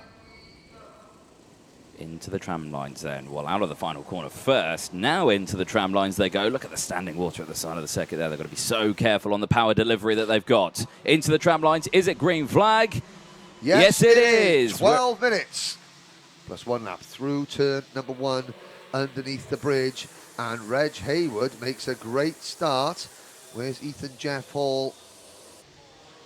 As he comes out, there he goes. There's Ethan Jeff Hall leading the race. Reg Hayward up to 3rd position, Scott Marsh in 2nd. They cross the line. Anthony, this has been a very, very circumspect start. It's what the drivers need to be, but Ethan Jeff Hall is going to try and lead this one out from the front. Well, he did it in the last one, of course. You know, he had to gain those positions first, of course, didn't he, from the 4th row? But yeah, like you say, he got to the front and he left the field behind. He won by 8 seconds as the rest of the field come through. Again, it's this time he's got the hard work against him, because everyone now is going to be chasing him, and whether or not he can open that gap up again, we'll have to find out. As down the inside, that's Thomas Strauven coming through. It is, yeah, the 21 getting the move done on Adam Wooden, moving down a position as well. Now, what I did like about last weekend is that every driver that sealed the championship. Oh, and a bit of contact there. That is Aaron Full going at the inside of Mackenzie Douglas, and poor old Ollie Wise on the outside there. Was on the outside of a 3-wise manoeuvre, which was always going to end on the grass of somebody, and unfortunately it was Ollie Wise on the grass. There goes Freddie Lloyd understeering through the final corner. What I did like last weekend is that all the drivers that won their title before the last race of the season, they still came out and raced the last race of the year, which was excellent to see. That's what I really don't like it when drivers win a championship and then think, oh, well, I don't want to race the next one in case I get disqualified. So I'm going to stay in. That's not the way that it should be done. You should race out from the front, and I hope that we're going to see the same from Ethan Jeff Hall today. It looks like we are. Down the hill, it's Ethan Jeff Hall from Marsh, from Hayward, into the first hairpin on lap number 2. Just looking at the stats in Minimax. I mean, in Minimax, still Coles Racing with 8 overall race wins. have got the best Minimax record in the British Championship since the start of 2019. Strawberry Racing, they're second. They've got 4 wins, all this season, courtesy of that man on your screen there, driver number 12, Ethan Jeff Hall, could be going for win number 5 today. Dan Holland Racing and Vision Motorsport have both got 3 wins. Project One Racing have got 2, and the number 49 there, almost getting it crossed up and sideways. Adam Wooden for the KR Sport team. KR Sport haven't had a podium in Minimax yet. Have they not? No, not in Minimax. Oh dear. So, well, they've got a chance this weekend with Adam Wooden, but not if there's not much more of that. Argenti Motorsport, not a podium in Minimax yet. No. Let's see if Ewan Charman, who's been very consistent but hasn't been able to step on a podium yet this year. Let's see what he can do. But there is Reg Haywood, the number 37 car. He took the 8th and most recent of the Coles Racing wins, the first Saturday final at Wilton Mill. I'm just checking the calendar from last year. Last year, of course, Rotax didn't race here at PFI. The last round of the championship was moved to Wilton Mill. It was, so yeah. The last Minimax race here in the British Championship at PFI was back in the March of 2019. A double, two rounds. Sam Gornall won it for Coles Racing in the first final, and Archie Kitchen won it for Coles the second final. There you go. So there we are. And of course, we're not at the final yet. This is just a pre-final. We don't count pre-finals in the overall records in terms of my overall statistics books. But there's a little bit of insight. Yeah. The viewers at home and myself and people here at the circuit all appreciate it. They appreciate it. They appreciate it. Good. There we go. Okay. Here's a battle. Freddie Lloyd, kart number 17. His best performance of the season so far. You know, he's been Ewan Charman getting us some support on the live stream from Charles Green. Blake Ticehurst, the GP plate holder, following Freddie Lloyd. This is the battle on your screen for 4th, 5th, 6th and 7th. Harrison Crowther in the number 7 kart in 7th place. Then it's Ewan Charman in 8th in the number 42 kart, followed by Levi Earle is 9th. Adam Wooden rounds out the top 10. Followed by Chase Fernandez, Aaron Full, Ben Crossley, Daniel Amore, Thomas Behrman, Ollie Wise, Mackenzie Douglas, Damien Barris-Haggett, Oliver Sander, Freddie Housley, Callum Ghosh, William Ray, Freddie Worlock, Joe Anderson and Josh Camp, who was the last kart running in kart number 74. Did you see there, Ewan Charman was on that inside curb and he was just latched onto it and it just pulled him around there. Yeah, exactly. If you can get, I mean, the problem is that you've got to slow the kart down very early to get on that curb, but you gain time to the middle of the corner. But of course, then you haven't got the straight line speed of the exit of the corner. No. I mean, it can work if you're going to make a move and then get across to the outside of the circuit to try and block off the person that took a wide line and has got a better run. Well, he's making it work. Here's Charman there. Oh, a lot of understeer there. He tried to turn in there and it just absolutely escaped from him there as he comes back onto the track there. But Strauven still ahead. Tyser still behind as they come out of the final corner, back onto the start-finish straight. Definite breakaway then from Ethan Jeff Hall because Scott Marsh and Reg Haywood are starting to drop back now. The gap 1.7 seconds across the line then for the race lead. But at the moment, eyes still on this battle here for 4th race down because Ewan Charman, I tell you what, Ewan Charman, he's had a great start to this race. He is up at, what, 12, 13 positions? Yeah, he started back on the 9th row of the grid. So obviously there was a post-race penalty at the end of the second here, at the second heat.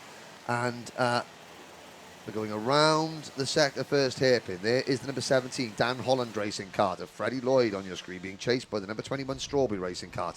Meanwhile, Ethan Jeff Hall leads by 1.7 seconds over Scott Marsh. Let's have a word about Scott Marsh.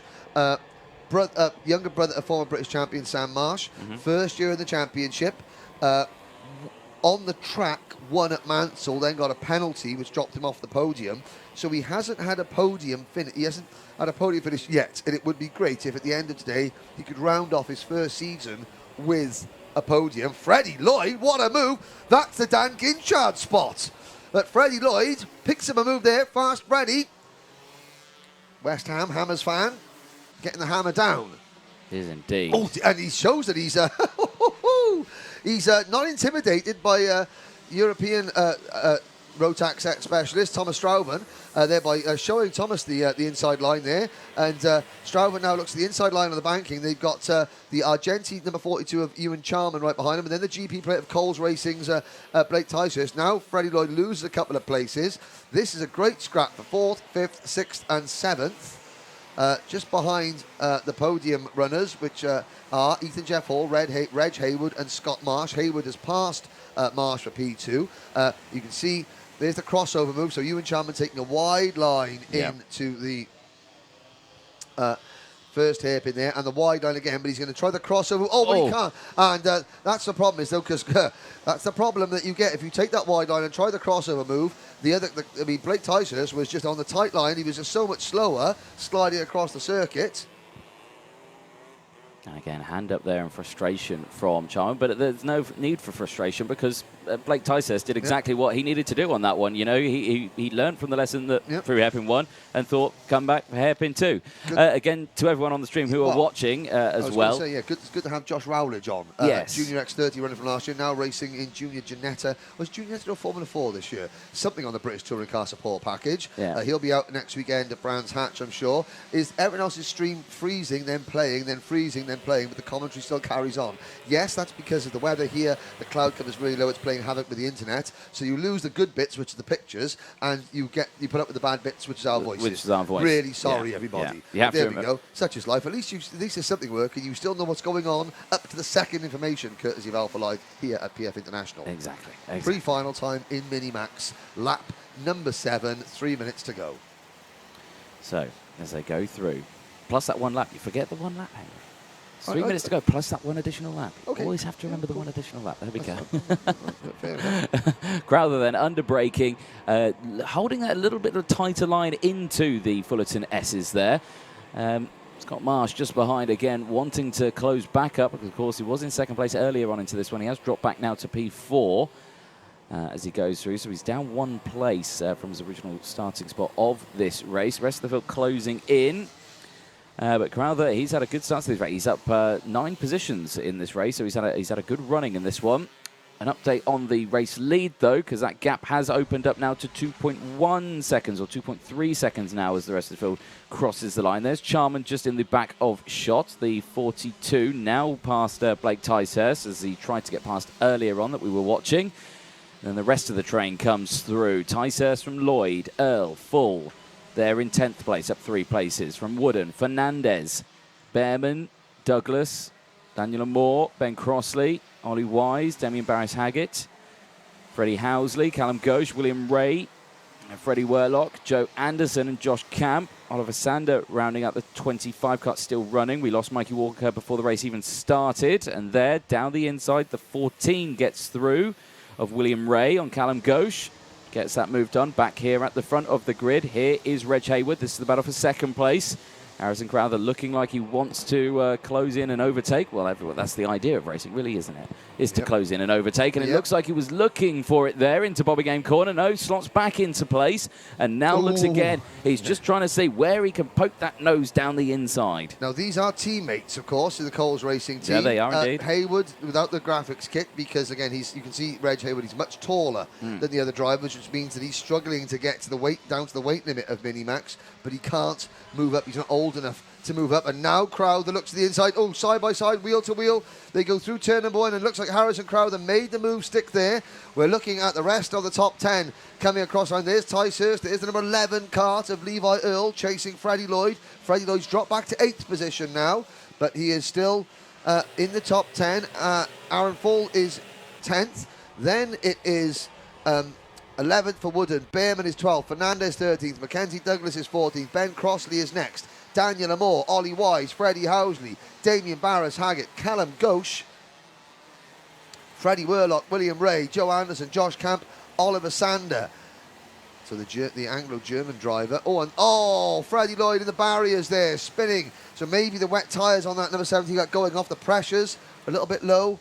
And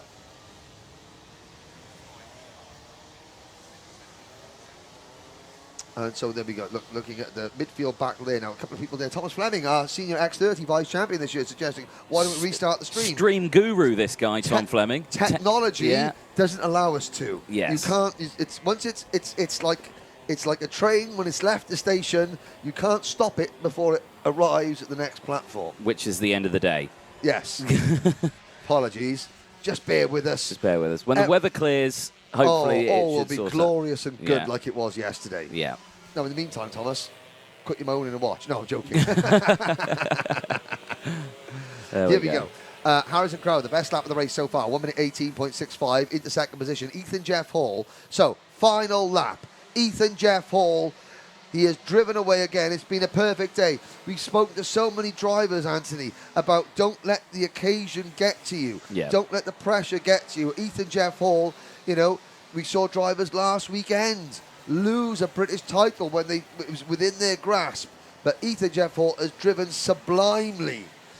He's got his grandparents from Preston watching. His nan from Preston is watching. I think his dad works out in the Middle East. He's been watching as well. His mum's here as well. So the whole family are watching either live in person or via the live stream. And Ethan Jeff Hall is about to cross the line. He's about to take Minimax pre-final victory, but he's about to become this year's Motorsport UK Wera Tours British Kart champion in Minimax.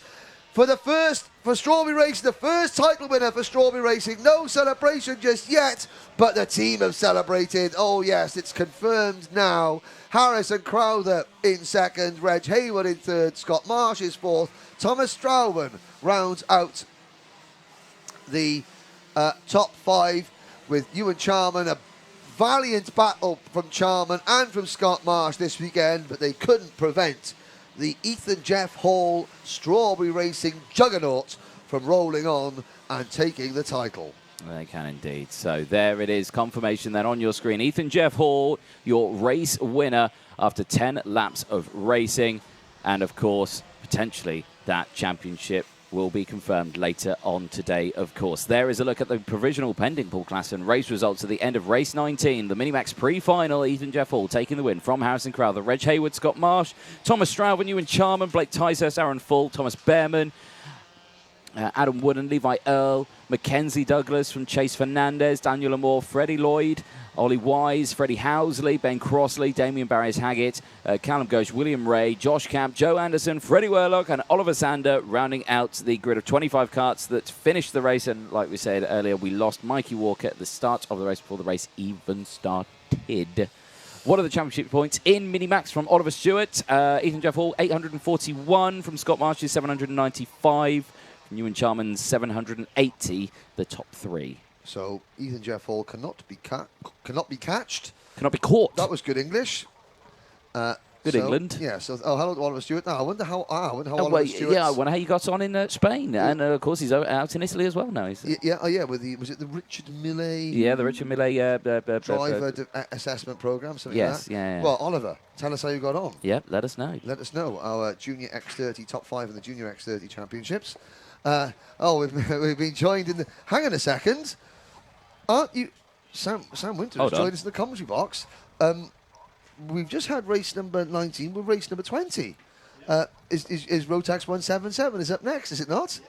You are not in a race suit. I tell you what, Anthony. I'll hand over to Sam Winter a second. Right. Okay. I'll converse. Sam, put a headset on. Yeah. Please, no swearing. Well, before we do that, let's head to the next race, which of course is Rotax 177.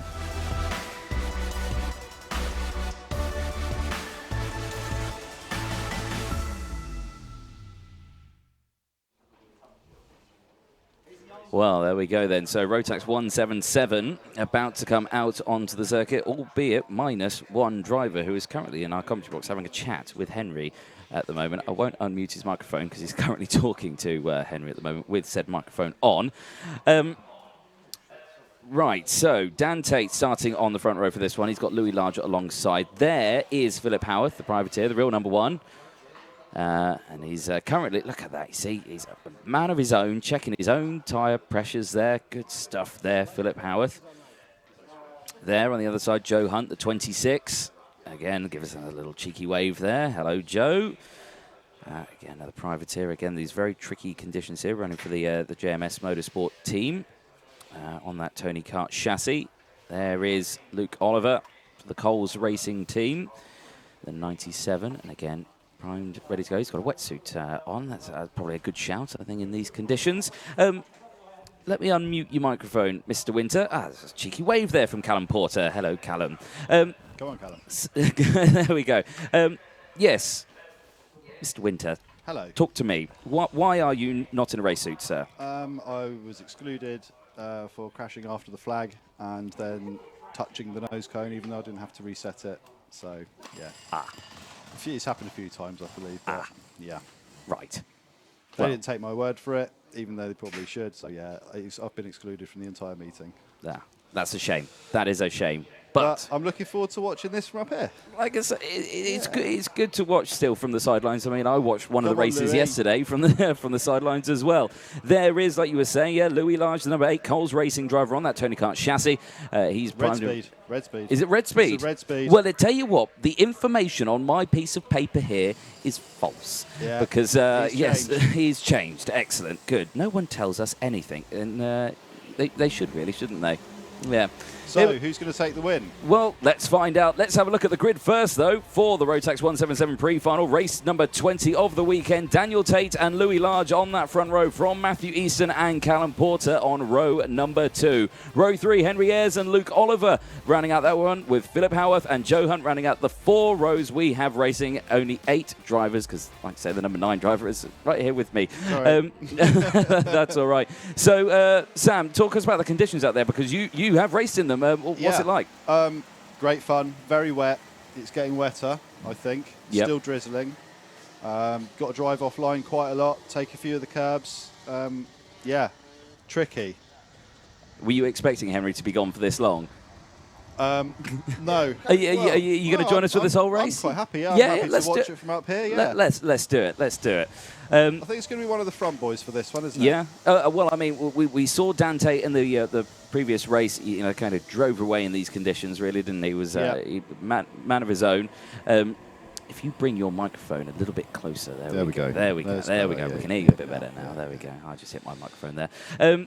The start of these races into the tramline, how difficult is it out of that final corner to get it into the tramline cleanly?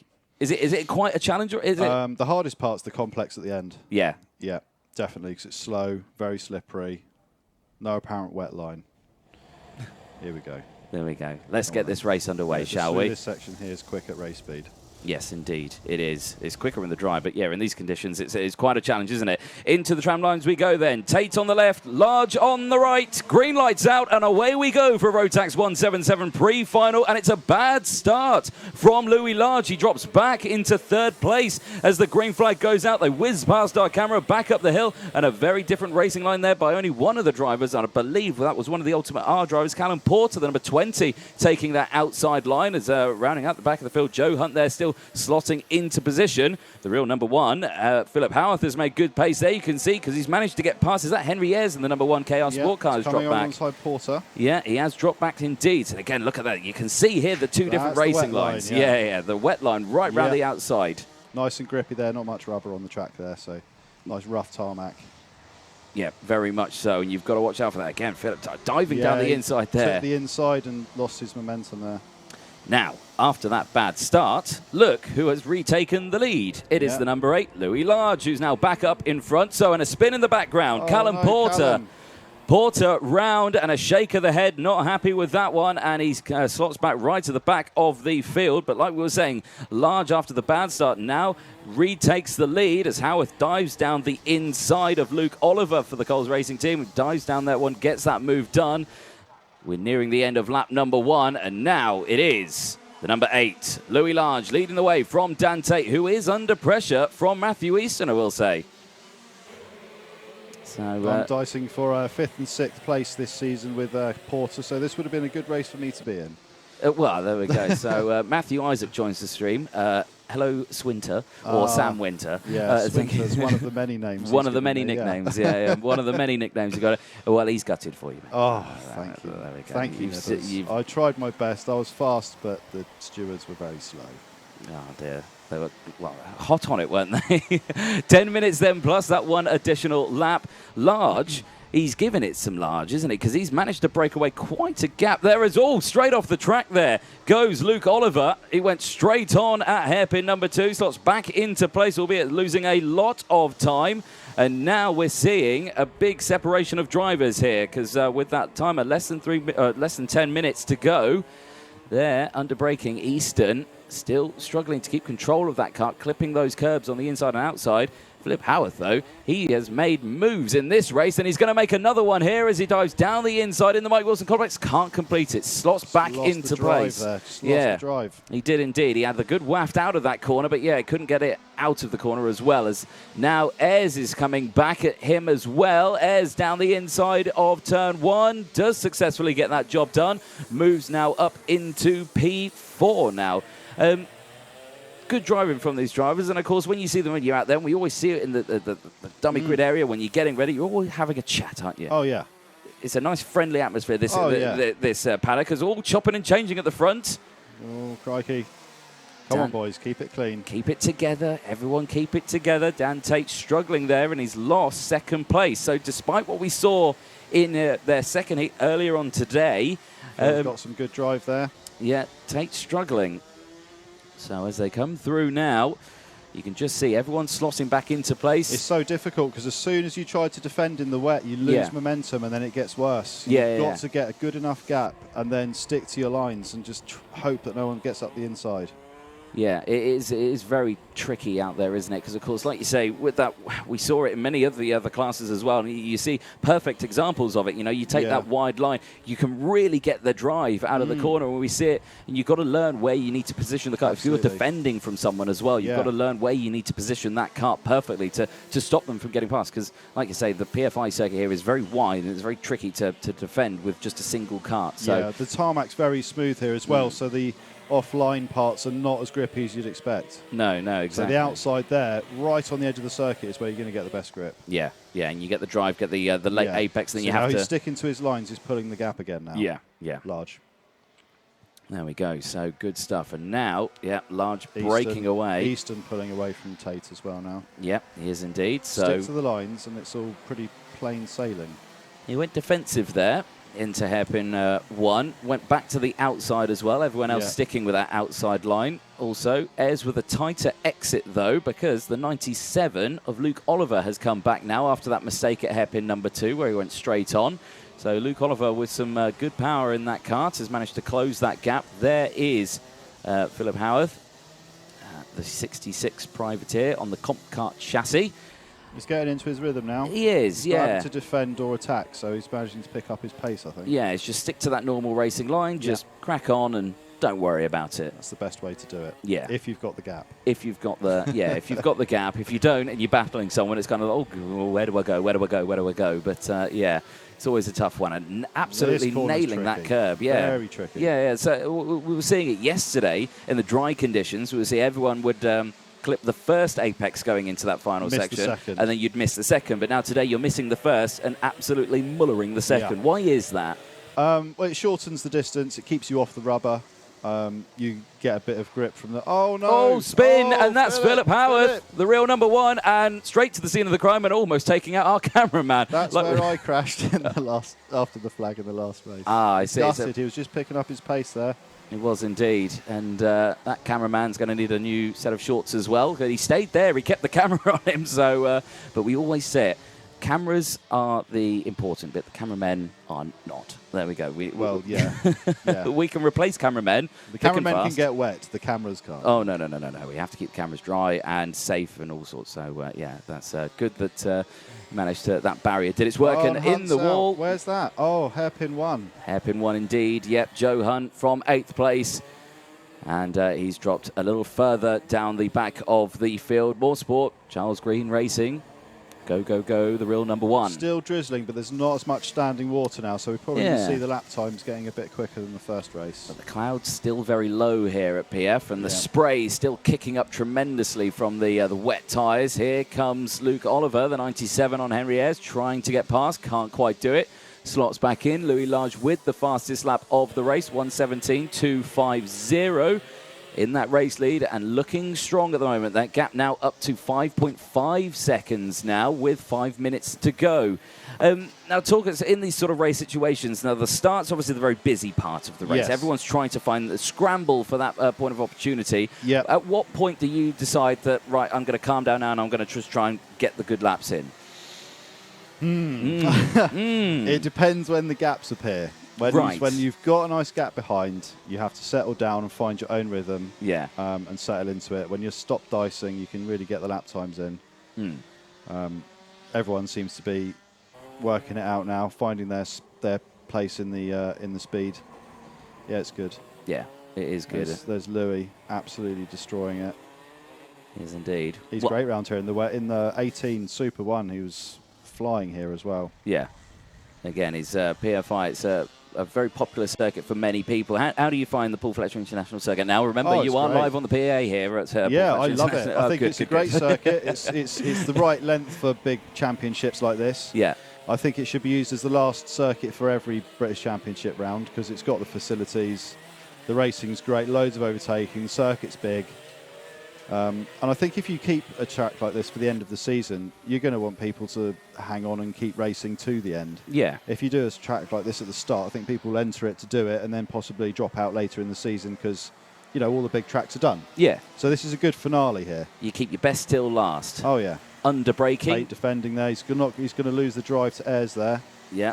Oh, he defended, though. Yeah, he did. He positioned that cut perfectly, kind of in the middle of the track, really, wasn't it? Wasn't too close to the inside, wasn't too close to the outside. It was He's just a smart right. driver, that boy.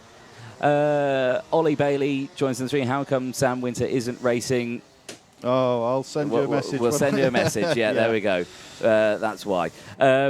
3 minutes to go then. This is the battle for third place on your screens. Dan Tate and Henry Ayres battling away. Tate, look at that. Look at that driving style from Tate. He really looks like he tries to get the back end to step out first. I think he's trying to get the rear to lift as much as possible, and you do that by applying lots of steering lock. So that gets the kart to jack. So 3 wheels on the track, stops the back from sliding, in fact, because then your outside tyres digging in. So we add caster to the kart to get the kart to twist as much as possible. His weight's nice and central in the kart, so he's very quick in the dry and the wet. So, oh, that was close to the edge. That was indeed, yeah. We were saying about that, the braking zone really for that the banking section. You're kind of braking in a straight line and you're heading towards the grass, aren't you? Yeah. And then it's a very late turn and hope it grips and goes. Yeah, you're usually sliding, hoping and waiting for the grip to start. So, yeah, it gets the rough bit there. There you go. Right, lovely. You slide across the rubber as quickly as possible. Matthew Isaac joins us again, saying, ask Sam to explain tipping. And yes, the well, Tate is tipping, you see. When he comes into a corner and he yanks the steering, it tips the kart, and then you get in. And buffeting is what the guys at the back usually do. So that was me in the last 2 meetings. Everything gets a bit wild, and you're not as quick as the guys in front, but you try hard. That's buffeting. Right, okay. Yeah. There we go. There you go, Matt. Sorted. I think that's right. Yeah. You're pleasing the viewers at home there. Yeah, excellent. We've coined many phrases over the years, and they're 2 of our favourites. So. Okay. Tipping and buffeting. Tipping and buffeting. There you go. Tipping is good, buffeting's not so good. Okay, I'll remember that. Yeah, so let's watch Tate tip it in. Oh, he's did he threading it. No, that wasn't a tip. That wasn't a tip. He'll tip it on a tight corner. Yeah. Watch the back wheel come up. Oh, actually, no. before we do that, he's going to make a mistake. He's buffeting now. From tipping to buffeting, and Dan Tate falls down the order now. He's gone back behind Luke Oliver, the 97, so he's in 5th place now. He's going to have to drive hard for this. Yeah, but not buffeting. He's not buffeting. No. This is good for Louis' championship charge, but it's not what Tate wants. No, exactly, and that does shake that up. In terms of the virtual championship, we have got those for this one. Dan Tate, at the moment, has got 826, but we'll update that when they cross the line, of course, because the timer is below 1 minute, plus the 1 additional lap, of course. So we've got a couple more laps to go. So the powers that be, in the disembodied voice in my head, could you please put up the virtual championship when they next cross the line? It's a bit early there, it was, the disembodied voice in my head. He's going to have to go for it now if he wants to make up that place. There's a few kart lengths there. Yeah, he is, so he's got a lot of work. But it's so easy to overdrive. You've got to be patient in the wet and just hit your markers. Going slow is the quickest way in the wet, without doubt. Yeah. If you start overdriving and missing your markers, you losing tenths per corner if you don't do it right. The slower you go, the faster you go. Yeah, in the dry you can really attack. In the wet, you've just got to be fluid. Yeah, just patience. Yeah. Patience. Right, so now they cross the line. Points will update. The time of strike 0. There are the championship points. So Dan Tate still leading with 824 points, but 10 points behind Louis Large, who's leading the way in this race, is closing in. Matthew Easton as well is only 2 points behind Louis Large as well. So it's still incredibly close for the top 3 in the championship. Oh my God. Doesn't look like Callum Porter has got anything in the bag he can do in this race because he's 760 points. He's some 50 points further down the road. So, but of course, seeded numbers up for grabs for these drivers. Like we're saying, time of strike 0. Last lap board will be out this time. Keep it clean. Predictions Let's follow for this him one. for this last lap. I think we will. Yeah, Let's watch the masterclass. Yeah, we'll watch the masterclass. We'll follow the number 8, Louis Large, as he goes through. There he is, the number 8 Coles Racing driver. Right. Let's see a lap. Talk us around his final lap. Okay, so loads of curb on the gas. Not much happens here. You just go in a straight line. And very smooth through here. Bit of first curb, bit of second curb. And then across this one and to the outside. Wait for the grip. Roll it all the way around the outside. You come onto the bridge, stay in the middle of the track, and then you take a bit of the second curb here. Oh, he's taking the outside, so that's clearly his preference. Okay. Some drivers prefer inside.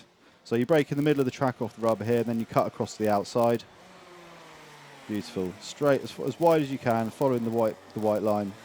Cut back. Same on the second hairpin here. Across the rubber as quickly as possible. There you go. That was a tip. Did you see him tip it? Yeah. That was a tip. Oh, nice. Yeah. I don't know if any other teams call it that, but we do. Then lots of curb. Nice and slow here. Not too early on the gas for this one. Look over the shoulder Calm there. into this one. Brake on off the rubber. A little bit of curb. And this one here's a bit of tricky. You just sort of trundle around here. Keep it all together. Nice and gently round. And that's how you do it. And that's how you do it. That's how you do it. That is how you do it. That is- Loads of curb here, look. Yeah. Oh, what a win. Yeah, that's Paul Fletcher International Raceway, and that's the checkered flag for Louis Large. Crosses Well the done. line and closes that championship gap to Dan Tate. Now it's down to 10 points as they go into the final later on today. Can it be done mathematically? Yes. It can be done, apparently, in the back of my head. Yeah, where's Phil? Oh, he's back there. Ah, there we go. No.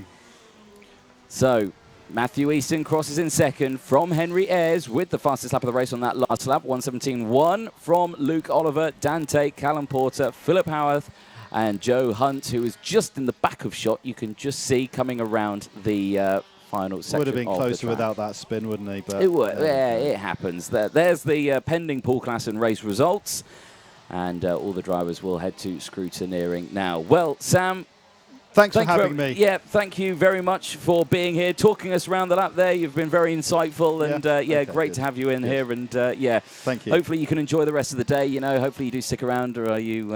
I've got a long drive, so I might head off, and I'm not picking up a privateer trophy today, so I might cheekily watch it on the dashboard on the drive home. Ooh, There's no we'll policeman see. watching. No, we do not condone that. No, not at all. If you're the passenger, feel free to watch it, of course. But if you're the driver, no. There we go. Well, Sam, thank you very much for joining us with us. Enjoy the rest of your day. Season. Yeah, Thank cheers. you very much. Thank you very much, Cheers. Sam. Next race is coming up in just a moment, of course. That was Rotax 177 pre-final for race 20. Race 21, Junior Rotax pre-final, is coming up next.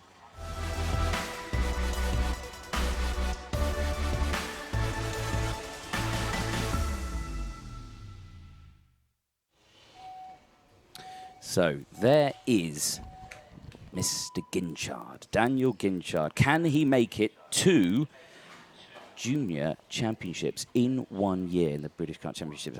It's never been done before in terms of 2 junior classes. Mr. Henry, the man who will know, I think it's the, what's the deal with the championships in that one? The double one. The double one. Okay, so we looked back.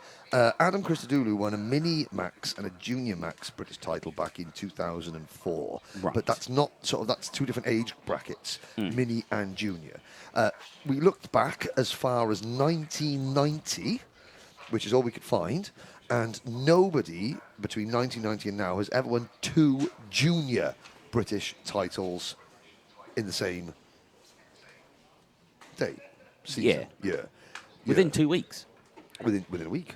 Within a week. Within 1 week. So nobody's won it in the same year. No. 2 junior or 2 British titles in the same age bracket, junior or senior or anything. So since at least 1990. Yeah. If anybody wants to put any suggestions out there, we've been through the list, but it hasn't been done since at least 1990, possibly not before, because of course before 1990, in the back in the 80s, there weren't as many classes. There weren't as many classes of karts. There weren't as many opportunities for drivers to do 2 classes at the same time. It's going to be very, very intense indeed. The point standings very, very tight. Just quickly looking at the junior Rotax points standings, we're looking down at some of the contenders. Okay, Ginchard leads by 5 points. This is with 1 dropped score. Yeah. He leads by 5 points to Leon Henderson. Neil Clark is 17 points back in 3rd. Sam Gornall, 21 points back in 4th, but Gornall has got a very low score to drop, so Gornall's going to be gaining points no matter where he finishes in this race. Ginchard has got to finish in the top 15, 14 to add to his championship standings. Gornall can finish anywhere and add to his championship tally. Ollie Stevens is next up, then Harry Linden, Daniel Armstrong. They're the contenders. 7 of them are left. Ginchard on pole from Archie Walker, Jamie Perrelly and Harry Linden. Yep. On row number 2. Row 3, Charlie Hart, Sam Gornall, Ted Bradbury and Ollie Stevens running up row number 4. Row 5, we'll see Daniel Armstrong and Neo Clark, then Stephen Duncan and Ben Folland on row 6. Pearson Bullock, Carter and Ollie Goodyear on row 7 from Gustav Uzakovs and Jez Williams on row number 8. Row 9, Alfie Gallagher and Leon Henderson, championship leader coming into the weekend. He starts 18th, and Mikey Porter and Gabe Fairbrother. Leola Castro and Scott Lapsey on row 11 from Jessica White and Oliver Martinsky rounding out row 12. Callum Romaine and Evie Poulain on row 13. Jay Lawrence and Ryan Willis on row 14. Daniel Sabula and Chloe Chong on row 15 from Declan Russell and Alex Biles. The final row on the grid, row 17, David Alesna and Ethan Lomax. And sadly, we lost Sophie Kinghorn and Brentley Sims at the end of the heats. No repechage. So the lowest 2-point scorers, their weekend and their season ended at the end of the heat races. Well, I mean, Junior Rotax, the pre-final. I mean, Dan Ginchard, he's the only, Ginchard and Archie Walker, they're the only drivers that can see at the start. Everybody else is, looking at spray. Yesterday, Harry Linden pulled off one of the best overtakes I think I've ever seen. He went round the outside of 3 drivers at the second hairpin from 4th to 1st on the last lap to take the heat win and give himself a sniff of the title. We started off with 8 contenders. I think Jez Williams might be a little bit too far back. He's nearly 50 points back at the moment with 1 dropped score. We're going to see how that progresses as this race progresses. Archie Walker is there in 8th of the championship. Here we go to the line. Lights are not out. We'll go around again. This is a capacity grid. 34 karts. Callum Boyson saying go on Harry Linden. You can see Callum Boyson on watching the stream, a former champion in the British Kart Championship. Cameron Cannon, is there any live timing for this? Yes, there is. Go to www.motorsport-timing.co.uk.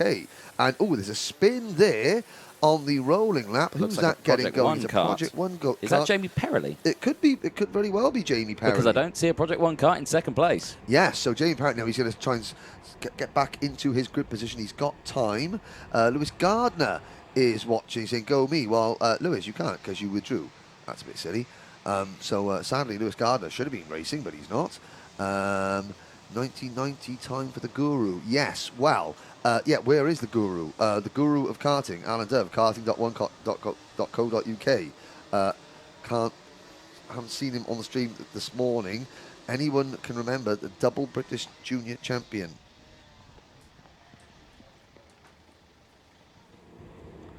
I did put my lunch order in, Anthony. Oh, did you? Yes. No, I didn't. well, if you've done it already, you don't need to do it again. There we go. Don't. Well, there is. Oh, look at the rain. The rain has come back with absolute vengeance again. We keep apologising if the stream is lagging out. Yes, it's because of the weather. What we're going to do, we're going to the heats. We always upload the finals. Separately at the end, so people can watch the finals in their entirety. But if you want to see the heats in their entirety, let us know in the comments, and we'll put those up as well after the event. You know, because the recordings are fine. It's just the stream isn't great, so we'll put the heats uninterrupted. Yes. There we go. Exactly. Wow, how wet is it? Bone dry in Staffordshire. Well, rub it in. We're in Lincolnshire, so that does not amount to a hill of beans, my old chestnut. There we go. Okay, history. 2 races for Dan Ginchard to make karting history. Of course, Bruno Ferrari won 3 British titles in the same year, back in the 60s, 1967. Has it been done since? Not quite sure. Could have 2 in the same season here today. Let's see, they're through the first corner cleanly. 1 or 2 drivers over the grass. Solid start from the juniors. 34 drivers, led by Ginchard. Oh, there's a Sam Pollock racing number 53. And poor old Daniel Sabula, driver number 12, pushing his kart off to one side. A mechanical issue for the privateer driver, the Anglo-Polish driver, Sabula, out of the race, down to 33. Yeah, so as we go into hairpin number 1, the train comes through the maximum capacity grid, like you were saying. And all carts off the grid, the 89 going, chopping and changing. Gustav Uzakovs, the Project 1 racing driver. And that car, he's going to have a sore behind after that one, because that looked quite uncomfortable. Yep, now let's have a little look. So there's the Thule Motorsport number 81 of Neil Clark. He has got to do, and Armstrong, he's in the Dan Holland colours, but he's running as a privateer, is Daniel Armstrong. You know, a privateer going for the junior Rotax title. So Alan Dove is there, karting. So we went back as far as 1990, Alan, and we couldn't find a double junior British champion in the same year. Adam Christodoulou did it in mini and junior in 1 year, but he didn't. So junior X30 champion. Now we're looking for junior Rotax champion. Anyone before 1990 that won 2 junior titles in the same year. Yeah. I can't see. I've gone back as far as 1990 and couldn't see it. I don't know how the results from the 80s in front of me. Yeah. If they exist. If they exist. You know. I mean, I wasn't around then either, so there we go. You're going way past me. Championship positions, as things stand. Dan Ginchard, 787 points, leading the race. Sam Gornall currently runs 6th and is on 773 points. Archie Walker's got a 0 to carry, so we can really... Leon Henderson, 768 points. He runs 14th. So Ginchard, he's leading. He can't score more than 787 points after the end of this race. Gornall can pick up points. Henderson can pick up points. So can Leo Clark. And there is Ryan Willis, a technical flag. What you talking about, Willis, out of the race. Yeah, that is a shame there. Apparently back down the inside there. Oh, excuse me. Apparently back down the inside there as they go through. Neo Clark for the Thule Motorsport team. Again, Neo, like I say, he started this weekend 2nd in the championship. He's now 5th. Now with 765 points, and of course with that overtake that will go down a little bit more. Gornall extending or increasing that or lowering that gap now. 775 points now he's got with that position change. Where is Gornall at the moment? Sam Gornall is 4th now. He is indeed 4th. Charlie Hart, star of the show so far, up to 3rd place. And here comes Neo Clark, passing Jamie Perrelly, going onto the bridge. The number 81 Thule Motorsport kart. They're going to get passed by the number 9 of Jez Williams, sending one in there. Williams, right on the fringes of championship contention at the moment. Oh, my word. Perrelly gets passed by 2 drivers going into the first hairpin and get past the back coming out of the second hairpin. So we're now getting dry weather. Apparently it's dry in Somerset, thanks to neighbours Isaacs. And it's dry down at the bone dry in Bathurst, Australia. Someone down at the Landau International Raceway, global home of world motorsport. And it's dry down there as well. There you go. Apparently it's dry in Bathurst. Smug face from Angus Fender. Who'd have thunk it? Yes. It's only it seems if it's raining anywhere else in the UK,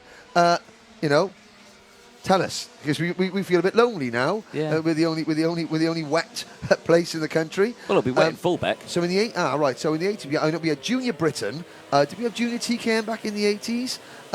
Junior ICA, was that a thing before then? I mean, it was really only Junior Britain, so not there'd be enough classes to double up on. That's so thank you for that, Alan. Somebody called for the guru of karting, so I called your name. He appeared and probably told us that no driver has ever won 2 junior titles in the same year. Well, Dan Ginchard hasn't won it yet. There's a long way to go, but he could. Yes. He could. It's a possibility. There we go then. Into hairpin number 1. Again, Neo Clark taking that outside line. He's got Ollie Stevens for company just behind. Also with Jez Williams as well. Now you're saying Jez Williams, he's struggling that one. Yeah, 9th. He's the only name that hasn't moved yet in the championship standings. Everyone from 1st down to 8th has been chopping and changing with the points because they are so close. Yep. But from Jez Williams to Charlie Hart, they haven't been moving around as much. Jez Williams. Well, at the moment there are 37 points between the top 8 in the standings. 37 points between the top 8 in the standings. And if anyone can pass Ginchard, who now leads by 2.5 seconds, well, I mean, we have seen Ethan Jeff Hall dominate. Archie Walker is giving chase as hard as he can, but Ginchard looks phenomenal at the moment. Bertrand Vessier saying, I guess PFI are going to have to upgrade their internet connection and go full fibre at some point. The question has been asked many a time. There is an issue with that, though. That it does. Lincolnshire as a place doesn't have it. What's Henderson? 5-second time penalty. Oh dear! What has Leon Henderson done? The championship leader coming into this weekend. We've got a battle between Hart and Armstrong for 4th place. Daniel Armstrong trying to keep the privateer flag flying here in Junior Rotax. He makes a move. That is going to drop Leon Henderson out the top 10, possibly back out to about 16th or 17th position. Ryan Willis is retired. Daniel Sabula is retired. 32 drivers still running. Henderson, he's 14 points behind. 14 points behind Ginchard in the championship at the moment. You can see Miles Murphy.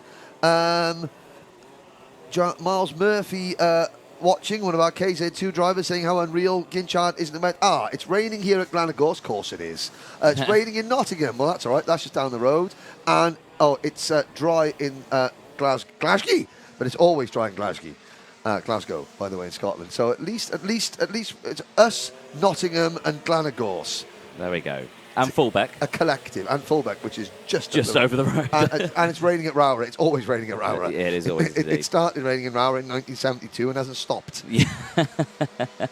That's a good way of putting it. Archie Walker. Back to the action. Sam Gordon in 3rd place. There's Armstrong in 4th. Hart is in 5th. Clark 6th. Dead Jez Williams in 7th. There's Henderson in 8th place, ahead of Bradbury in 9th. And Ollie Stevens rounding out the top 10, but Henderson's going to have that 5-second penalty given to him. Still, Sam Gornall's moved up into 3rd position, and the gap in the championship is, let's have a look on the screen. Disembodied voice in our head. There it is. It's close still. It's now 11 points between Ginchard and Gornall. Henderson down to 3rd. The gap, and Archie Walker as well, but Archie Walker's got to carry a 0, so that's going to affect his chances. Clark is now 5th in the standings. Armstrong 6th. Linden 7th. I mean, Ollie Stevens was leading the championship through the middle port. He was leading the championship going into Warden Law. The penultimate round, he's down in 9th now. That is, I mean, it couldn't, it's very, very close. Charlie Hart has crept into the top 10. Charlie Hart has crept into the top 10, and Jez Williams has actually crept up the leader as well. Coming into the pit lane, though, the 33. Scott Lapsley out of the race. Paul Ozan. We used to race with Paul back in the day, and also he's racing the Daniel Ricciardo series.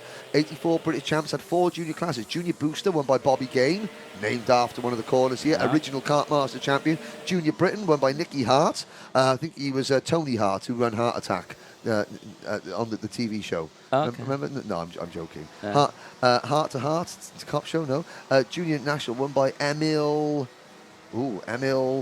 Zatapak. No, he was a athlete, footballer, Hungarian footballer. Emmeline Hughes, is that just he ran out of space? Yeah, he's ran out of space. We only see so far. I tell you what, I can find that joke one out of the day. Dan Ginchard is Gonchard. I like that. Congratulations to 36 Dirt Monkey, whoever you are. Well done. And I was about to say that it's wetter than an otter's pocket here at PFI, but Lincoln Bailey Arneson, the former driver in the championship, beat me to it. Ginchard, 5.5 seconds up the road. 2.5 minutes to go. This is the penultimate race of the junior Rotax season. Oh, wheel-to-wheel stuff there between the 15 of Pearson Bullock Carter and the 25 there of Ben Folland for Thule Motorsport. So it was Emily Newman, and the junior international won by Francis Stewart. Okie dokie. There we are. There we go. Ben Folland getting a warning flag for that incident we just saw on screen. Harry Linden has dropped back to 14th place. That's not helping his championship challenge one little bit. But I've got to say, Dan Ginchard, I mean, we're not picking him up on screen because he's all on his own. Archie Walker in second place has got a 2-second lead over Sam Gornall. If Gornall can catch Archie Walker, there is Ginchard, the GP play holder. So he won the British Grand Prix here at Kart Masters, understeering through the Mike Wilson complex there.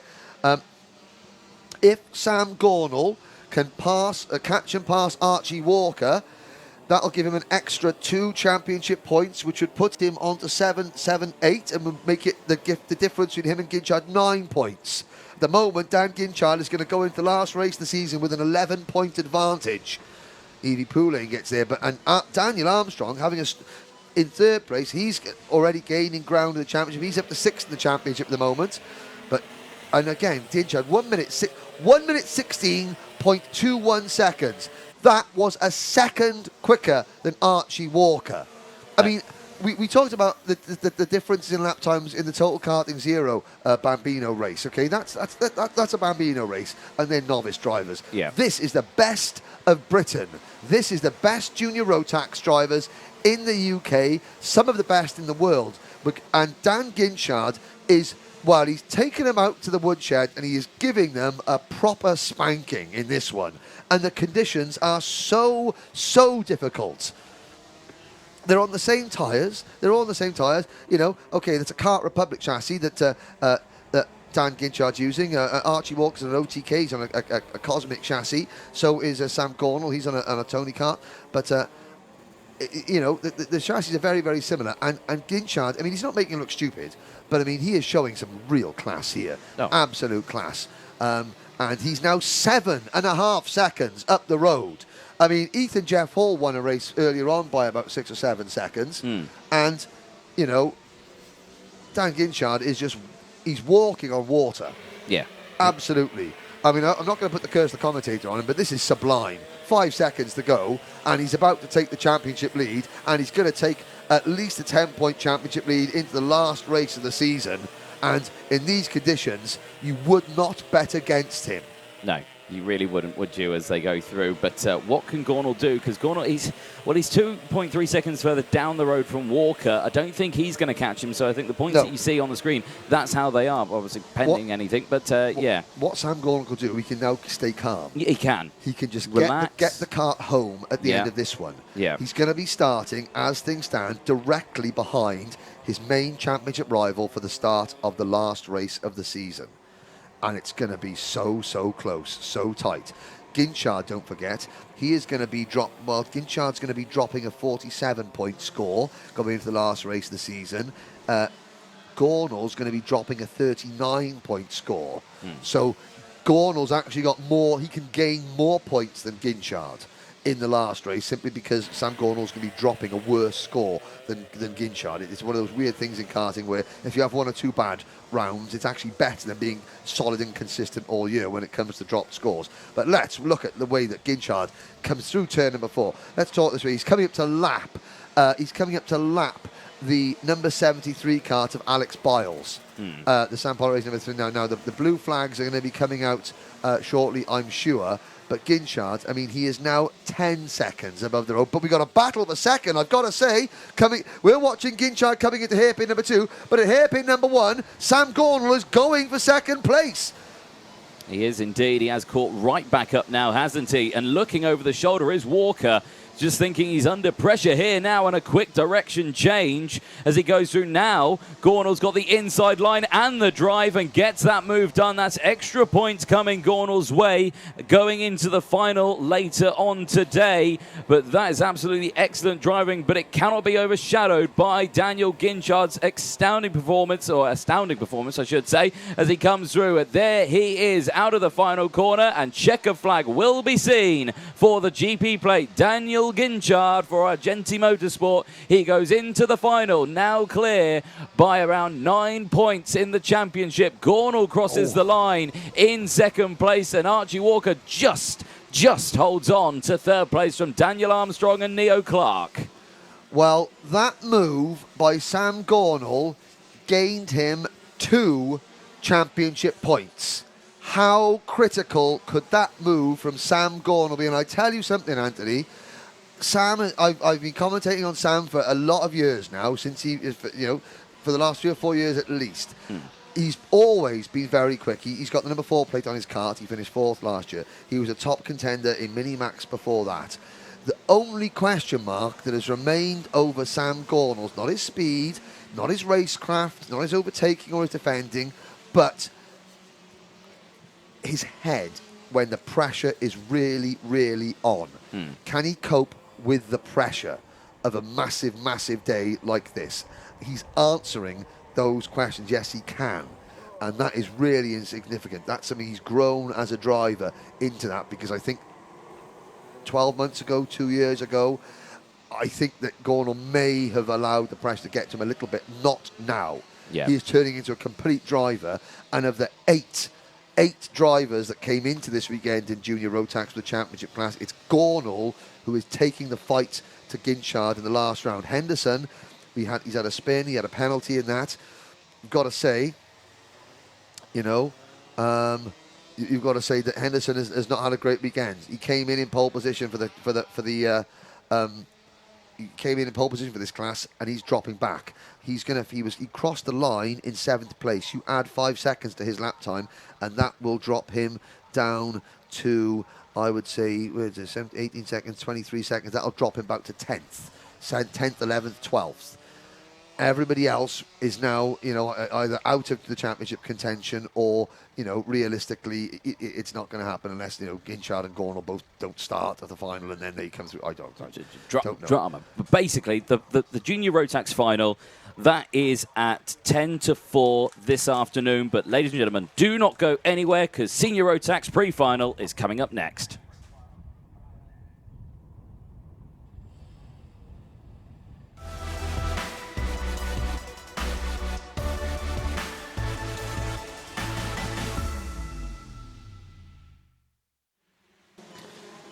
Straight away, sorry. No. Carry on. After you. Right, fair enough. Yes, Senior Rotax are thick and fast out on the circuit. Let's quickly run through the grid then. Okay. Reese Hunter and Kai Hunter on the front row. Kai starting on pole position from Lewis Gilbert and Sean Butcher on row number 2. The 4 title contenders and the 4 top places on the grid. Then it's James Lowther and James Lingard, Matthew Higgins and Jack Steadman. James Johnson and Luke Wooder on row 5, with Ben Burgess and William Ellswood rounding out row number 6. Row 7, Harry Holland and Brandon Klein-Nagelvort. Row 8, Tom Edmonds and Teddy Clinton. George Holbrook and Alex Eads on row 9, with Harrison Collins and Spencer Shinner running out the top 20 on row 10. Louis Harvey and Tom Adams are up next. Then it's Sam Hawthorne and Matty Hingley. Alexander Baker and Ryan Luscombe on row 13, with Kieran Kay and Edward Matthews on row 14. Row 15 is Oscar Hoole and Chris Simpson. Row 16, Harry Gibson and Chaz Heighton.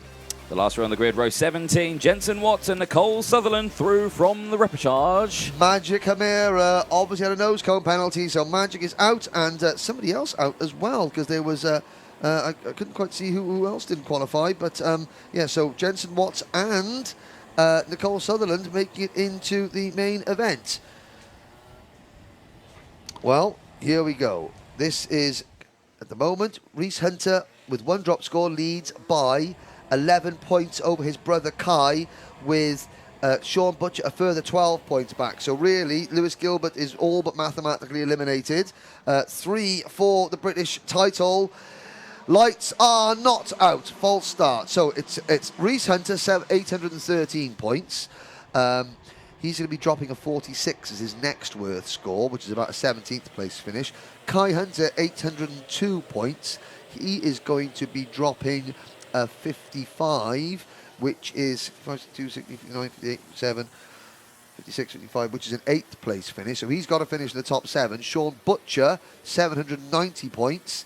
He has got to finish in the top 6 to add to his points tally. There we go. Oh, hang on a second. Charlie Ellis Motorsport, bearing gifts. Oh, well, we'll be outside the contract after the lunch break, so we couldn't see Charlie Ellis, again a driver. Hopefully Harry is here, his brother, who's one of the officials at Wilton Mill in his own go-kart. Best T-shirt selection in British karting. Ah, yeah. There you go. There we go. Right, here we go. Last race for the lunch break. Don't forget, ladies and gentlemen, during the lunch break, you can watch the Paddock Show that we recorded last night.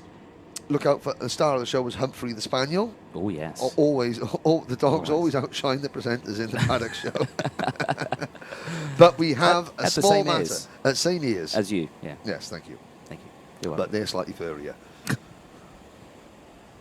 Now, the rain has stopped temporarily. Temporarily. The clouds have lifted Temporarily. temporarily. The track is still very wet. Temporarily. Continuously. But the action is going to be superb. Alwaysly. Alwaysly. Here we go. Number 3. Kai Hunter leads his brother Reese to the line, and Reese doesn't get a great start. It's Kai Hunter, Reese over the grass, coming through the Bruno Ferrari chicane. Can he get back online without losing too many spots? Yes, he can. Heart in mouth moment for the championship leader. Kai Hunter continues to lead. No, it's yes, it is. It's Kai Hunter right on the outside line. Gilbert, the O plate, up in the second. And who is that Argenti Motorsport car having a great start? It's James Lowther. Yep, Lowther from at least 5th place, I think, on the grid has come through now into P3. Watch the lines. Keep an eye on Reese Hunter, or Kai Hunter, sorry, as he comes back in, and the contact between the two of them. Gilbert was on the line, and Kai had so much waft out of the hairpin that he had nowhere to go. More podding there as they come back onto the circuit. Steady now, boys. It's only lap 1. Well, elbows well and truly out. And let's have a look as they file through the pack there. There's Butcher in the number 57 kart. Sean Butcher having a few issues yesterday, tyre pressures, a little bit of engine problems. Hopefully those engines problems have been resolved now. James Lowther, again, a one-time member of the Team UK squad, represented Team UK out in Brazil in 2018. He is there. Oh, there's the number 99 that has gone for a Burton, Ryan Luscombe. Now, he hasn't been in a kart for a little while. And Luke Wooder spinning backwards there at the barrier. The E-play holder for GMS Karting, and this kart's running over the curves. So Wooder back into the race, but right at the back of the field. Right, end of lap number 1. Let's have a quick reset to see where we are. Yes, indeed. So, James Lowther leading the way at the moment for Argenti. There he is on your screen. There's the championship points as well. So, Reese Hunter, 826. Kai Hunter, 807. Yep, because Reese Hunter is gaining more points because he's dropping a worse score than Kai Hunter. Yes. So the gap is 19 points. Sean Butcher, though, is on 796, 30 points back. Butcher is second. Kai Hunter is third. Reese Hunter is fourth and has recovered a little bit. But now we'll have to see. Now, where is Reese Hunter? The number 2 kart. No, he's fifth. And he's got James Lingard, privateer driver, battling with him. So that is going to cost Hunter a little bit more space, another position. And it's going to drop him back into 6th position. Jack Steadman is 7th. Oh, but comes straight back at him, though. Oh, does he? He's got to be careful because Lingard closed the door. Hunter very sensibly backed out of the gas, turned the wheel, but of course in the rain that could cause a rotation very quickly. And now Steadman is battling with Hunter. Reese Hunter all over the place. He's now dropped 2 more championship points. Oh, and there's a problem for the number 67 kart of Alex Eads, the Guy Cunnington Racing driver, out of things. And Kai Hunter now going after Sean Butcher. No, Kai Hunter's dropped back behind Lewis Gilbert. No, he hasn't. It's Reese Hunter, sorry. There's Lewis Gilbert's kart and James Lowther's kart. Very, very similar graphics kit. They got the Tony Kart graphics kit, but no other stickers on it. Jack Steadman having a really strong run. William Ellswood runs 8th. James Johnson is up to 9th. Brandon Nagelvort 10th. Then it's Tom Edmonds, Tom Adams, Oscar Houle, Teddy Clinton. Yes, Anthony. Matthew Higgins has had an issue. The 75 is down 21 places in 28. Yes, it was a grass-related issue. Ah. Yes.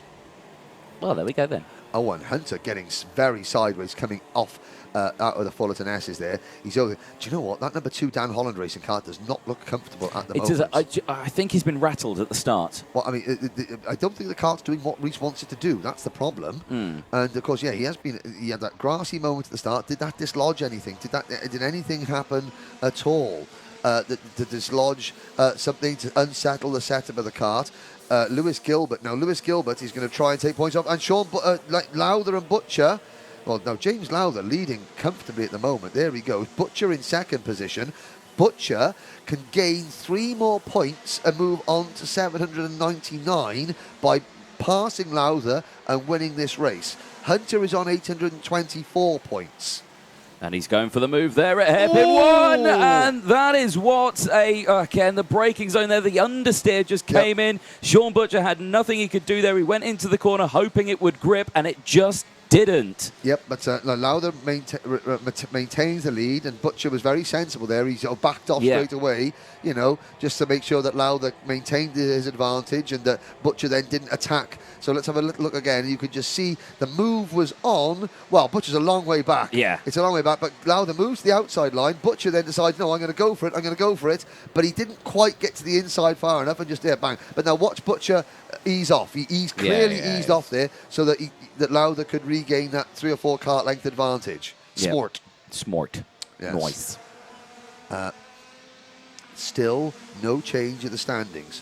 Reese Hunter 824, Kai Hunter 806. Now Kai Hunter is back, but the top 2 are clear. There's Kai Hunter looking to the inside of the 3rd place on Lewis Gilbert. Gilbert, the O plate, hanging on at the moment. And then there's Lingard, then Reese Hunter. James Lingard having a storming drive. An absolutely storming drive for that privateer number 36 kart, the second of the Tony karts on your screen. There's the Diamond of Dalry, Scotland's Lewis Gilbert. Can I? Angus Fender makes a very good point. Yes. Oscar Hall, through from the Repechage. Correct. Is currently up into P13. He's up 16 places. Yes. A very good charge, a very good drive. Yes. Well, Oscar Hall giving it a proper hoon. Yes. Yes. There's a change, though, because Sean Butcher now leads from Lowther. Did I miss that? Or? Huh? No, you just called it. Oh, okay, there we go. I mean, the move happened while we were discussing the merits of Oscar Hall's drive up through the pack. Right. But now Butcher, so we'll have a little look. Now, this is going to put Butcher, I think, on the 799 points. I think as your he maths crosses could the be line. correct. Yes, it does. So he's now... Oh, and there goes Oscar Hall up past Brandon Klein-Nagelvort. Well, Rainmeister Hall. Indeed, yeah. He's into the top 12. Indeed, he is pushing that kart right to the ragged edge. So, Butcher. Now, let's look at Butcher, second at Warden Law, second in the first final at Wilton Mill. Oh, dear. An issue. Nicole Sutherland. That kart go no further-ish. I mean, it's a nice close-up of the Thule Motorsport graphics kit, but not what the team wanted. And Nicole Sutherland retires, joins Alex Eads on the sidelines. Down to 32 runners. Heighton is 32nd, Luscombe 31st, then Wooder is 30th, Spencer Shinner 29th, Gibson 28th, Simpson 27th, Kieran Kay is 26th, and Alex Baker is 25th. Jensen Watts up to 24th, Harry Holland 23rd, Matty Hingley 22nd, Matthew Higgins 21st, and Sam Hawthorne rounding out the top 20. Into the top 20 now, Ed Matthews runs 19th rather, Louis Harvey 18th, Ben Burgess 17th, George Holbrook 16th, 15th for Teddy Clinton, Harrison Collins is 14th, Brandon Nagelvort 13th, Oscar Hall 12th, Tom Edmonds 11th, and James Johnson rounding out the top 10. Look at that. Hitting the power on the painted lines there, you saw Gilbert there, the back just kicked from him, didn't it? It's so... Yep. You have to be so careful on the throttle. Yes, and look at the different lines from different drivers going there. So Butcher, another new fastest lap. Yeah, he's really doing well. Yeah, 1 minute 15.32 seconds. But Lowther is sticking with him. He's only half a second back. Only half a second back. We've got 4 minutes to go. Now Gilbert, if Kai Hunter gets past Lewis Gilbert, that is going to give him an extra point It's gonna. At the moment, he's scoring 59 points for finishing 4th. 60 points is what you get for finishing 3rd. So the number 3, Kai Hunter, could do with making that move. That would move Kai onto 807 points. And it would 17, 18, 19, 20, 22, 3, 4, 20. It would be a 17-point advantage Would for indeed. Rhys Hunter going into the last race of the season. Ladies and gentlemen, that was live action maths you just witnessed there. I mean, I tell you how many GCSEs I got, but I didn't get one for spelling because I can't spell GCSE. That was terrible. Sorry. 3 minutes to go, plus 1 additional lap. That deserves one of those. And look at that. You can just see there the 74 lifting the radiator there a little bit. Mr. Louis Harvey. Yep. He's pushing that kart to as much as he can. He's in a close quarters there, but down the inside goes Ben Burgess. The number 10 Thule Motorsport driver tries to get past. I think he had to concede the spot there as he slots back into position. No, he didn't. Yeah, he slots back. So now he's going to try again down the outside here. Again, can't quite do it. Hadn't got the momentum he needed to go through. Lowther now starting to fall back from the race leader. Yep, I think Lowther is really sort of like trying to consolidate 2nd place. But of course, Gilbert and Kai Hunter are both closing in. Yes, Gilbert. So now Kai Hunter, what does Kai Hunter do? I mean, he hasn't had the pace to challenge Gilbert for a couple of laps, but does he? He needs to sit now and hope and try and push Gilbert up to the front. We're looking at further back there. There's number 5 kart of Tom Edmonds going through. There's Edmonds, the KR Sport number 5 kart. That is that's James Johnson behind him. So this is the battle for 10th and 11th. In fact, Edmonds has just passed Johnson. Johnson, who's got both his kids here today. He's enjoying having some family time at the racetrack. I hope his partner Amy is going to be has got the motorhome dryer on, the heater on to get the helmet and the wetsuit ready for the final. And there's somebody getting it all crossed up going into the first corner there. Couldn't quite see the number on that driver, but 90 seconds to go. Butcher leads by 1.6 seconds. Lowther has sort of reconsolidated 2nd position now over Gilbert and Kai Hunter, Lingard and Rhys Hunter. Rhys Hunter, he's 9 seconds in front of Tom Adams, who runs in 7th place, so he's not going to lose any more positions. Yeah, no, you're right in saying that. So it's all going to be really down to the final, isn't it? It's all putting it down, and that's what we like. Yeah.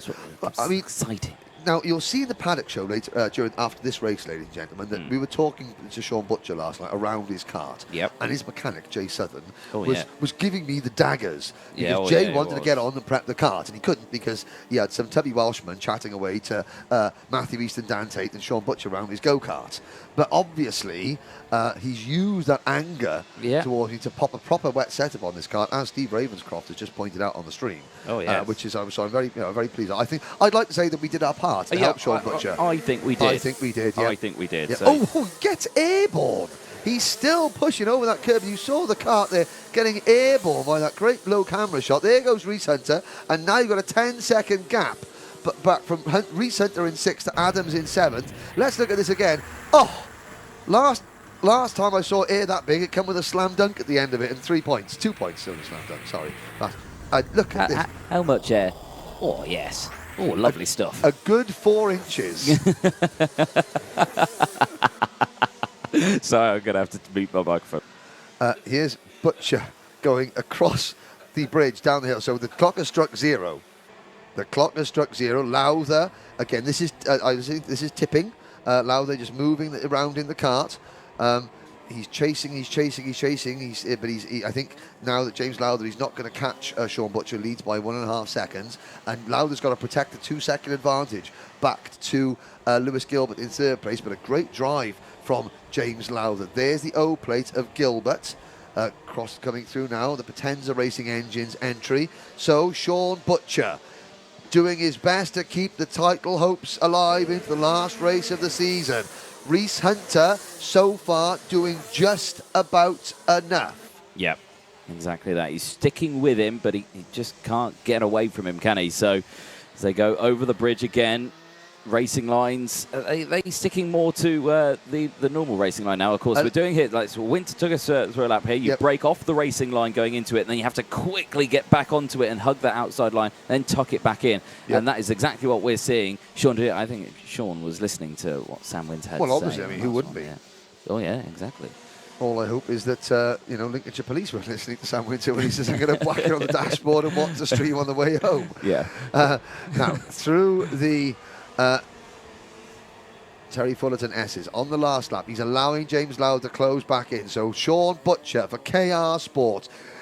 Jordan Chamberlain, the team manager last night, he was a bit worried. They were having a few issues, engine-wise. They have resolved them. The wet weather undoubtedly helping. And Sean Butcher for KR Sport is going to win the pre-final in senior Rotax to keep, if it's just a glimpse, of a title challenge alive into the last race possibly. But Reese Hunter crosses the line in 6th position, maintains the championship lead by, 18 points over his younger brother Kai, who could only finish that race 4th. Great drive from James Lingard to come home in 5th. We're watching Tom Adams finishing 7th. Jack Steadman crossed the line there in 9th. Oscar Houle, top 10 from the Repechage. Oscar Houle, that's drive of the day so far. The ultimate, the recovery of the day so far. The Ultimate R team, well done for Oscar Houle in the top 10. Tom Edmonds 11th, James Johnson in 12th, Harrison Collins 13th, then George Holbrook, Matthew Higgins, Brandon Nagelvort, Ben Burgess, Teddy Clinton, Ed Matthews, Matty Hingley, that's your top 20. And looking down the tail enders coming across the line now, we had 32 finishers. Sadly, Alex Eads and Nicole Sutherland failed to finish. So, ladies and gentlemen, that concludes the pre-finals. Indeed, and concludes the first half of the day. Oh, yes. Lunch break is up now for the teams, drivers, and everyone here. Half an hour, of course. You can enjoy the Paddock Show in that time, of course, and we will be back at 20 to 2, or 1:40 in layman's term, for race 23. Total Karting Zero Bambino final will kickstart the finals for us. 4 champions still to be decided. Ethan Jeff Hall already crowned Minimax champion, but he'll be out for his last race of the season. And 4 more titles, 4 more champions. The last 4 champions, the 2021 Wera Tools British Kart Champions ships, will be decided here this afternoon on the Alpha live stream. Please do not go away. Paddock Show up next.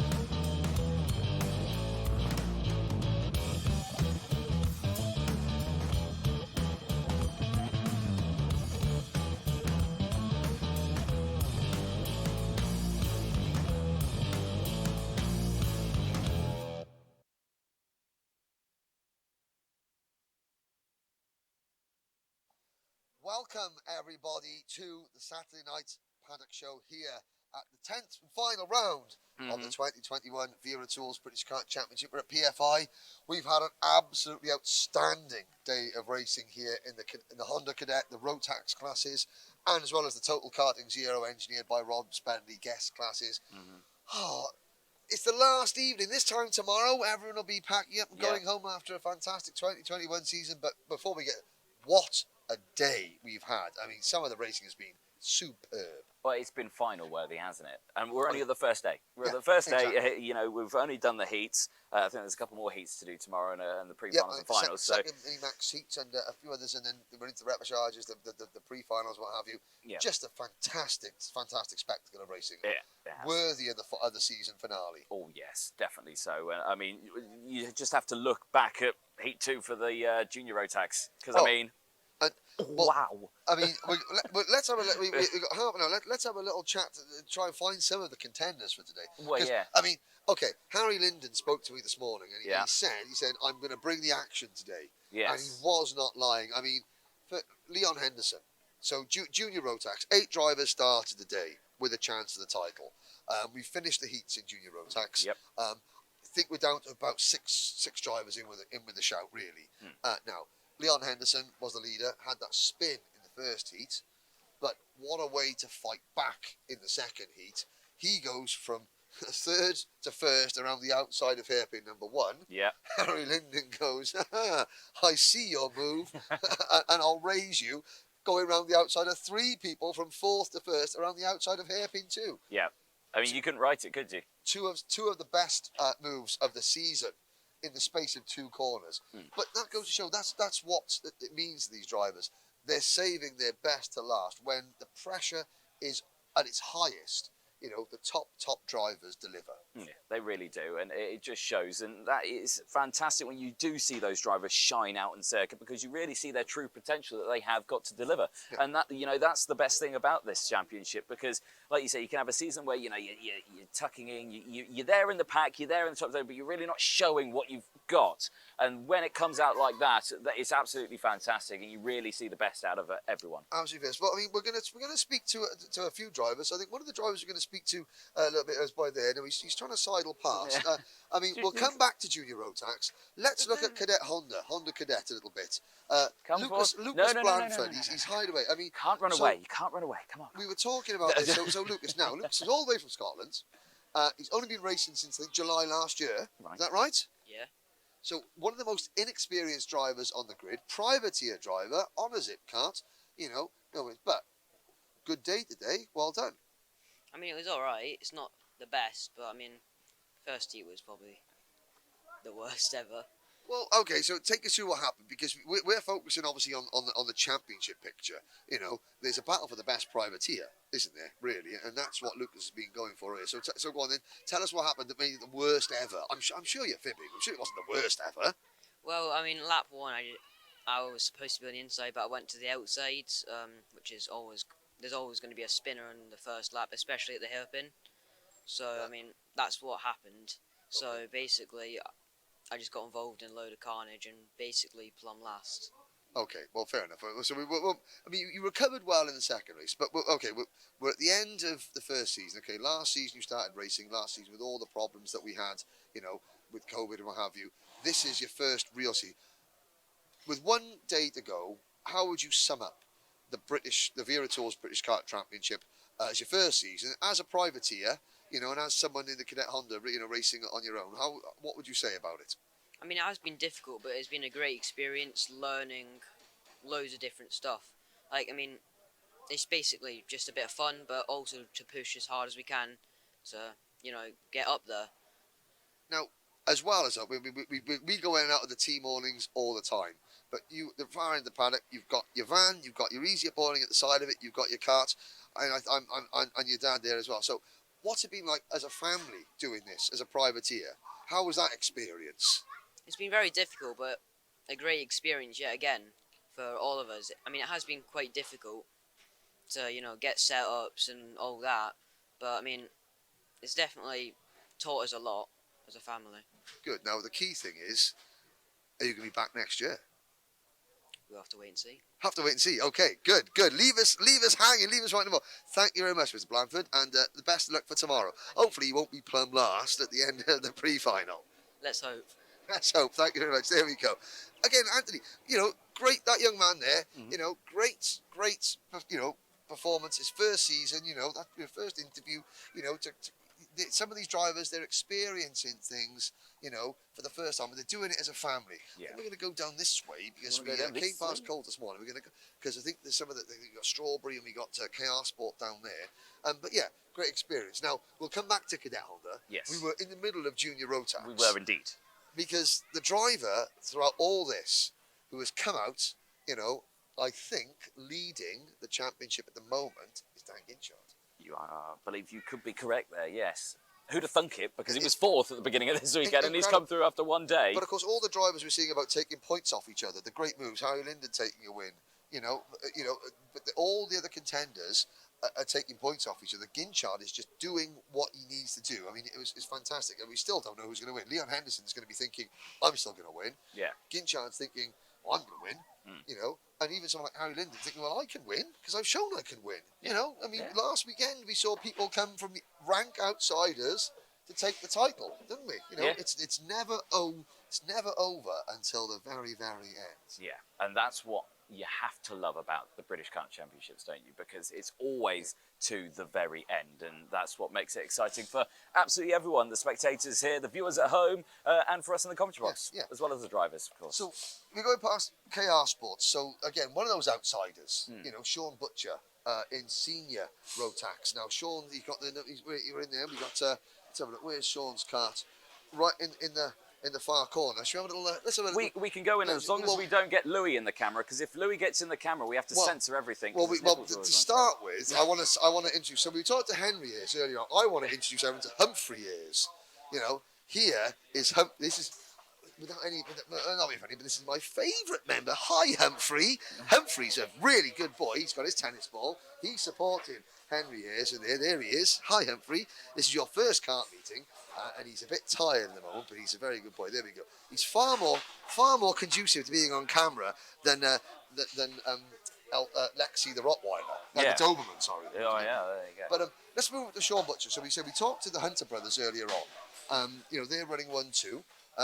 He's at the front of his kart, and he said, you know, he's an outsider, but hey, we got a chance.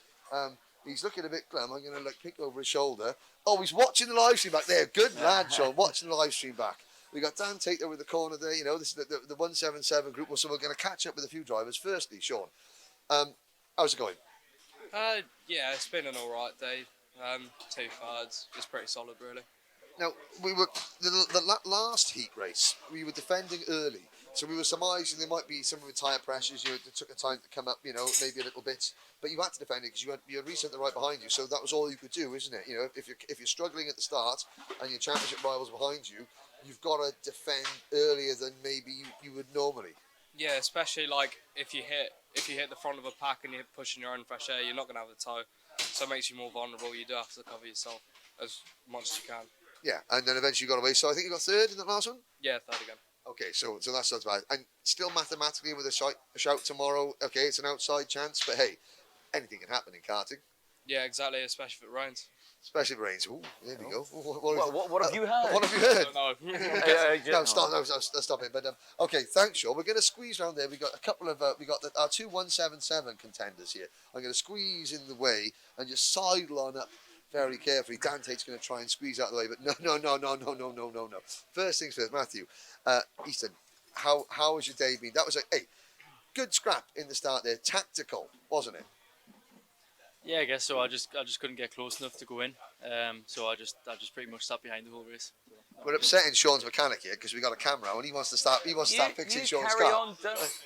I know we got a job to. We'll be all right. Dan, just very quickly, you know, championship leader, you know, 177. It's going to come down to the wire. How pleased are you with today? How's your ribs, by the way? Yeah, ribs are all good, mate.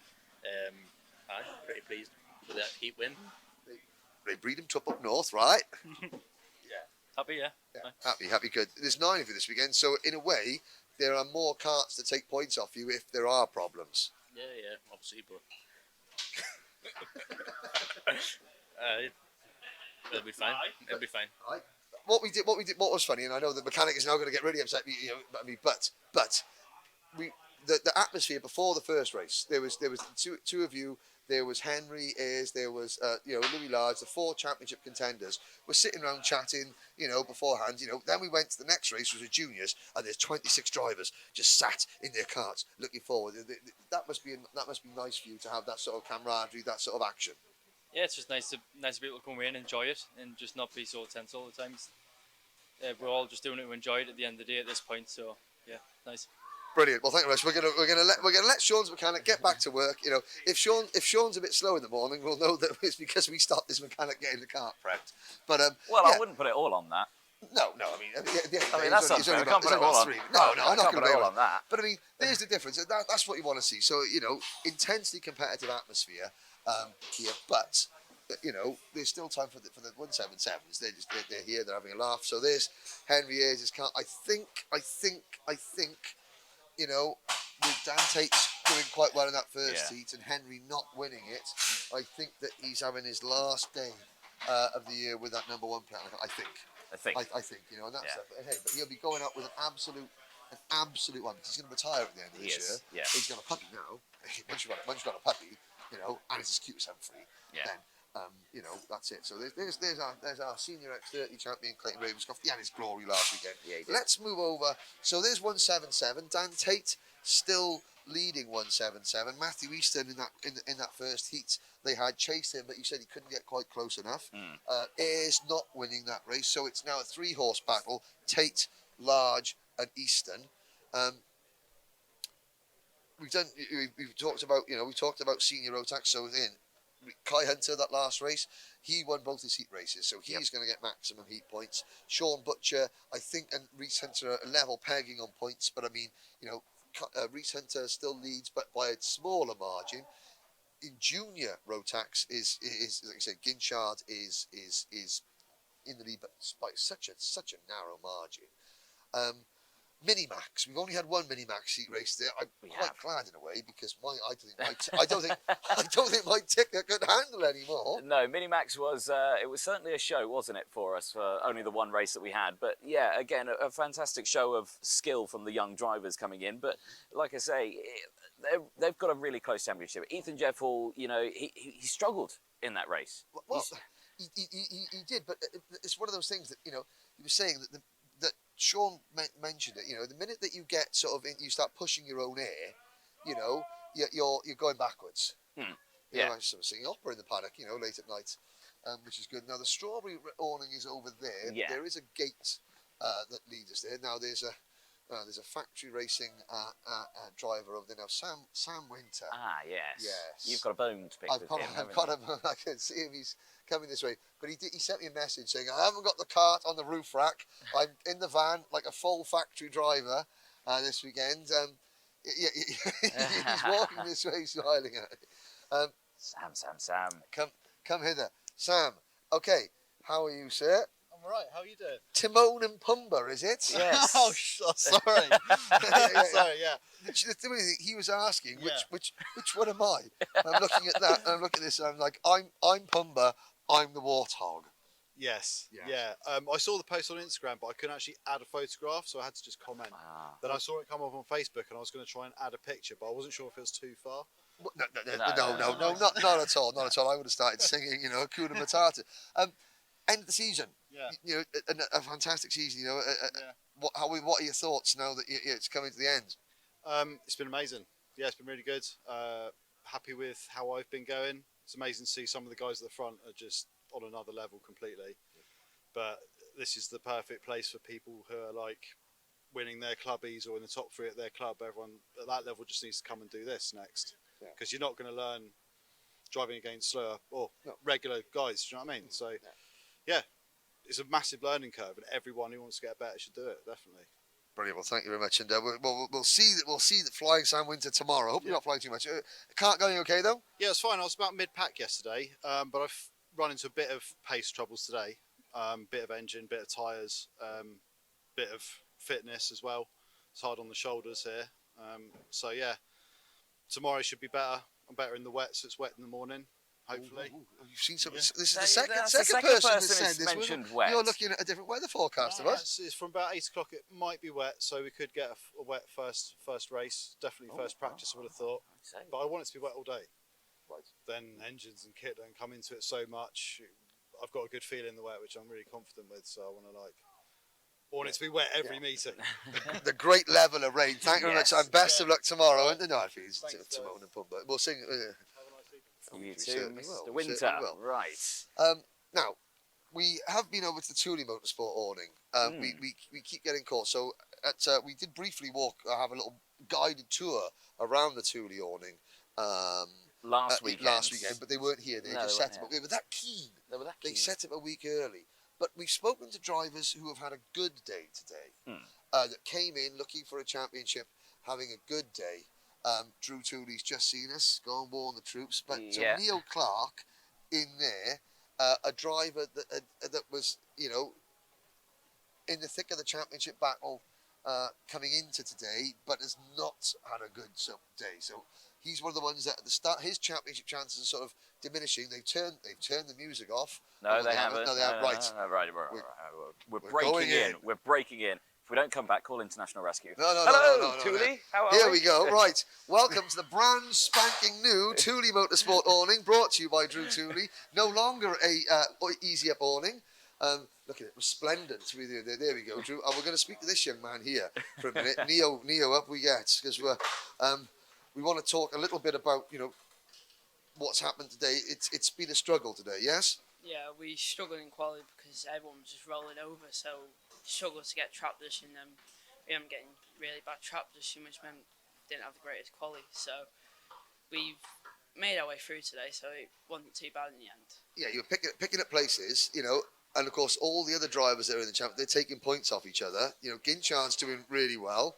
Henderson's had a bad result. He's been on fire as well as Iron Linden. So, for you're hoping now that you've gained some. Do you have any idea where you're going to be for the pre-final? We've not calculated it yet, but we're hoping to be around the same position, if not a bit higher up. Bit higher up, yeah.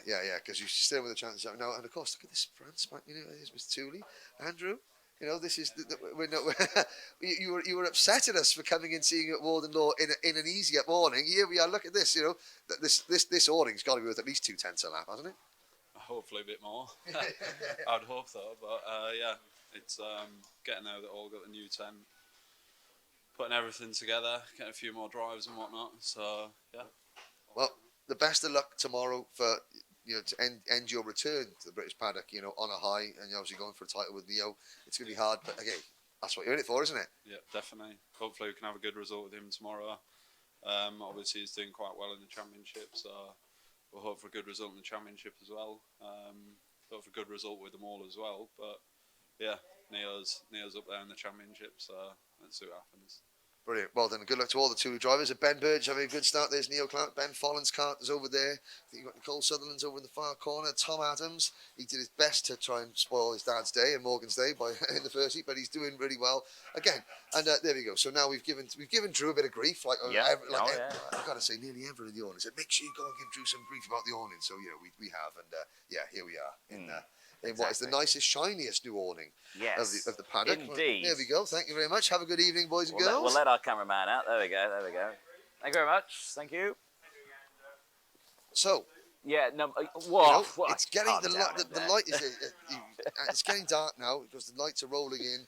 This is something that So this time tomorrow, the pack down, Anthony. It'll be the end of a season, but it's going to be an absolutely fantastic one. Oh, it is. I'm very much looking forward to it. Like I say, tomorrow. Well, today was exciting. I was looking forward to today. I wasn't expecting it to be that exciting, but it was. Tomorrow, like I say, just don't know. And especially with maybe a little bit of rain. Well, apparently so. A little bit of rain. Well, there we go. All it leaves us to say is thank you for everyone who's joined us on the paddock shows, our journey so far through the paddock. Tomorrow, just before 10 a.m, we're going to be, tomorrow just before 10 a.m, we're going to be live on air for the last day of the last round, the 2021 Wera Tools British Kart Championship season. Very smart there, Anthony. Thank you very much for joining us. And we will see you bright and early tomorrow morning. We will indeed.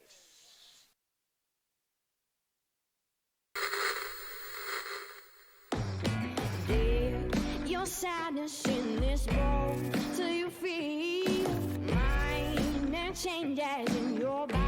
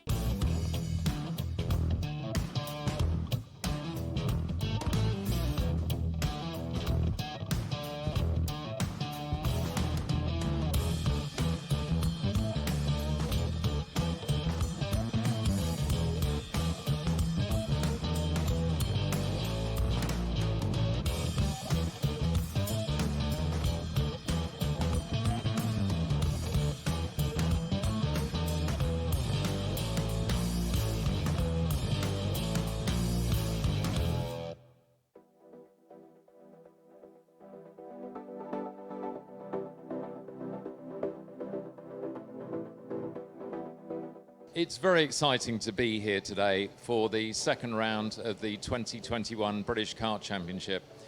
It is wonderful to see so many people turning up, record numbers of entries for the championship, over 500, and this is the largest entry that we've had at any single round of the British Kart Championship since we took over at the beginning of 2019. So very, very exciting day for me personally. Shenington was my home track when I was racing as a junior, so it's wonderful to come back here on a lovely sunny day compared to last weekend with a torrential rain and wind at Clay Pigeon.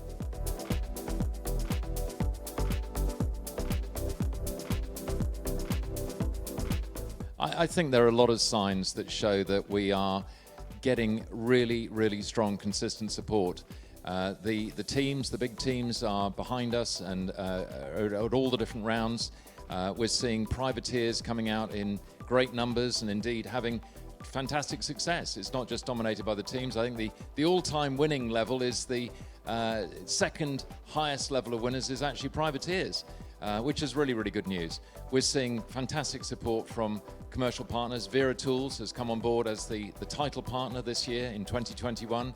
And we're also seeing increased media coverage, not only live streaming on social media, but also now on Motorsport UK TV, which is really, I think, a great confirmation that there is a global audience for the British Kart Championship. And we like to think that it's the best in the world for finding talent moving up into elite sport.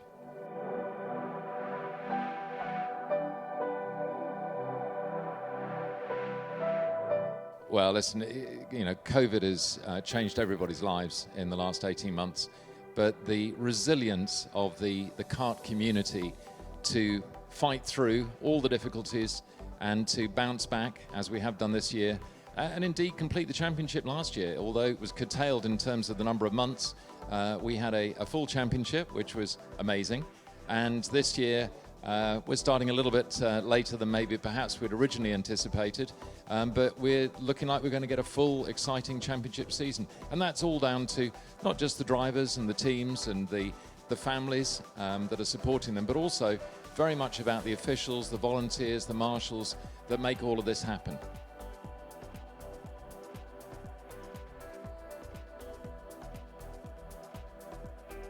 Well, motorsport is very different from most other sports that particularly kids would take part in at the weekend, because it needs to be very, very carefully regulated, monitored and managed to make sure that it's safe and it's fair. And when you're dealing with high-performance machinery, we need to have safety at the forefront. And our community of volunteers, officials, scrutineers, all of the marshals, are the army of people that come out tirelessly weekend after weekend to make that happen. So the enjoyment of these kids, most of the paddock here is full of young kids which are enjoying the thrills of karting. None of that could happen without all of the hard work and the dedication that we get from the volunteers. So I'd like to say an enormous thank you on behalf of Motorsport UK to everybody that volunteers their time to make sure that motorsport not only takes place, but is safe, fair and fun.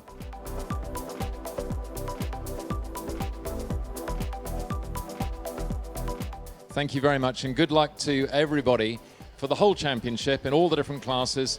And you can see in front of us here a wonderful array of trophies. I know that young drivers are going to be eyeing these, looking through the doors here, picking out which one they think they're going to win this weekend. Very exciting times, very exciting championship. Thank you.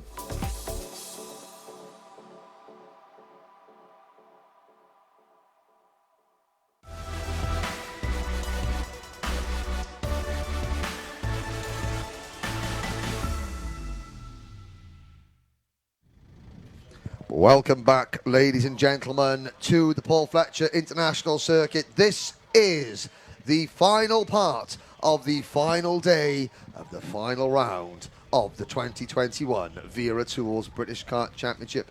Myself, Henry Burdett, and Anthony Jordan. We are now going to bring you 2, 4, 6, 7 races, 4 British champions to be crowned, as well as 2 guest finals from the Total Karting Zero engineered by Rob Smedley Championship, the first of which is going to be up on track shortly. Anthony, the weather is, it's not raining. The track is still very, very wet. The cloud's still very, very low. We'll once again mention to the people watching on the stream that the stream is lagging. It's because the low cloud and the internet, that affects the internet output. Please bear with us. If you want, we will be putting all the finals up and the heats, you know, in their entirety on the Alpha Live YouTube channel later on this week. But, you know, this is it. This is it, Anthony. The 2021 season ends the next couple of hours, and we're going to be in for an absolute treat. We are indeed, yeah, of course. Total Karting Zero Bambino will be heading out for our first final.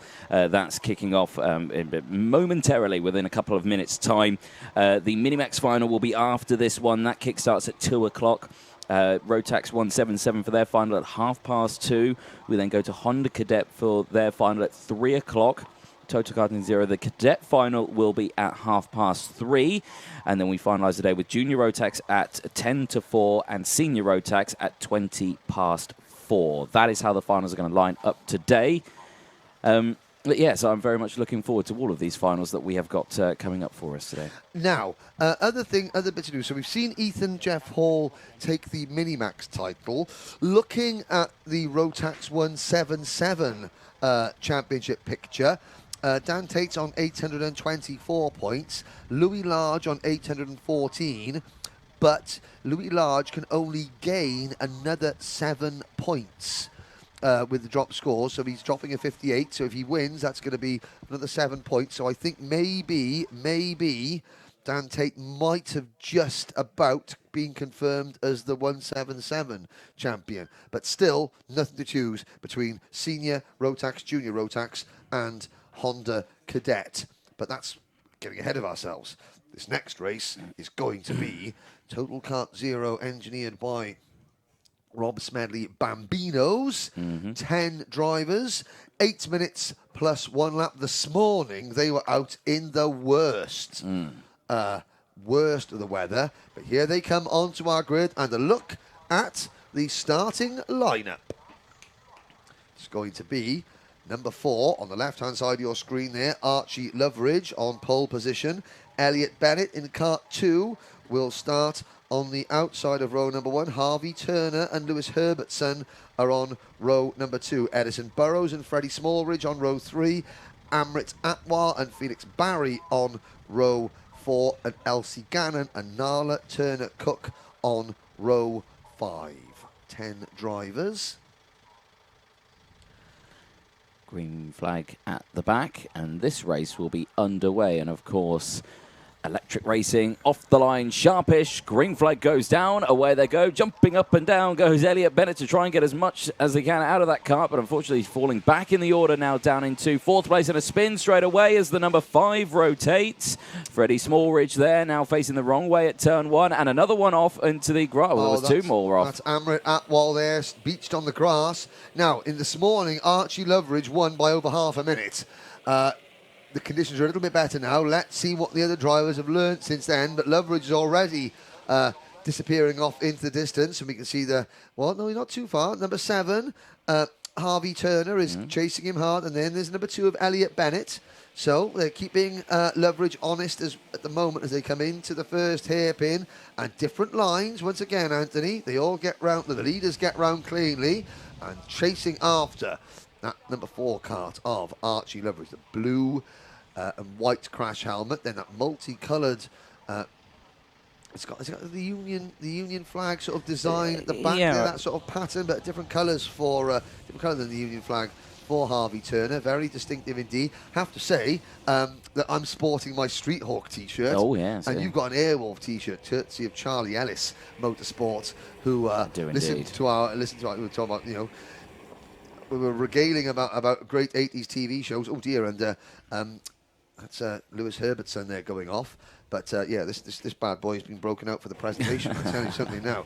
Good to see Charlie Ellis and Sam Ellis, you know, one of our officials at Wilton Mill here in the paddock. And there's number 7, Harvey Turner. That's a great crash helmet design there. Number 2, Elliot Bennett, showing his displeasure. Well, it's good to see that these young Bambinos, they're getting used to the sort of the kart racers sort of hand signal, the desultory hand signal that they use. They've definitely got the passion for it, haven't they? The passion for racing, and that's good from such a young age. And yeah, when you see these drivers race on these circuits, you know, this is probably the biggest circuit they've ever raced on. Probably some of these drivers probably their first time here as well. So, you know, racing around it, and it is a great circuit to race at, isn't it? It's absolutely fantastic.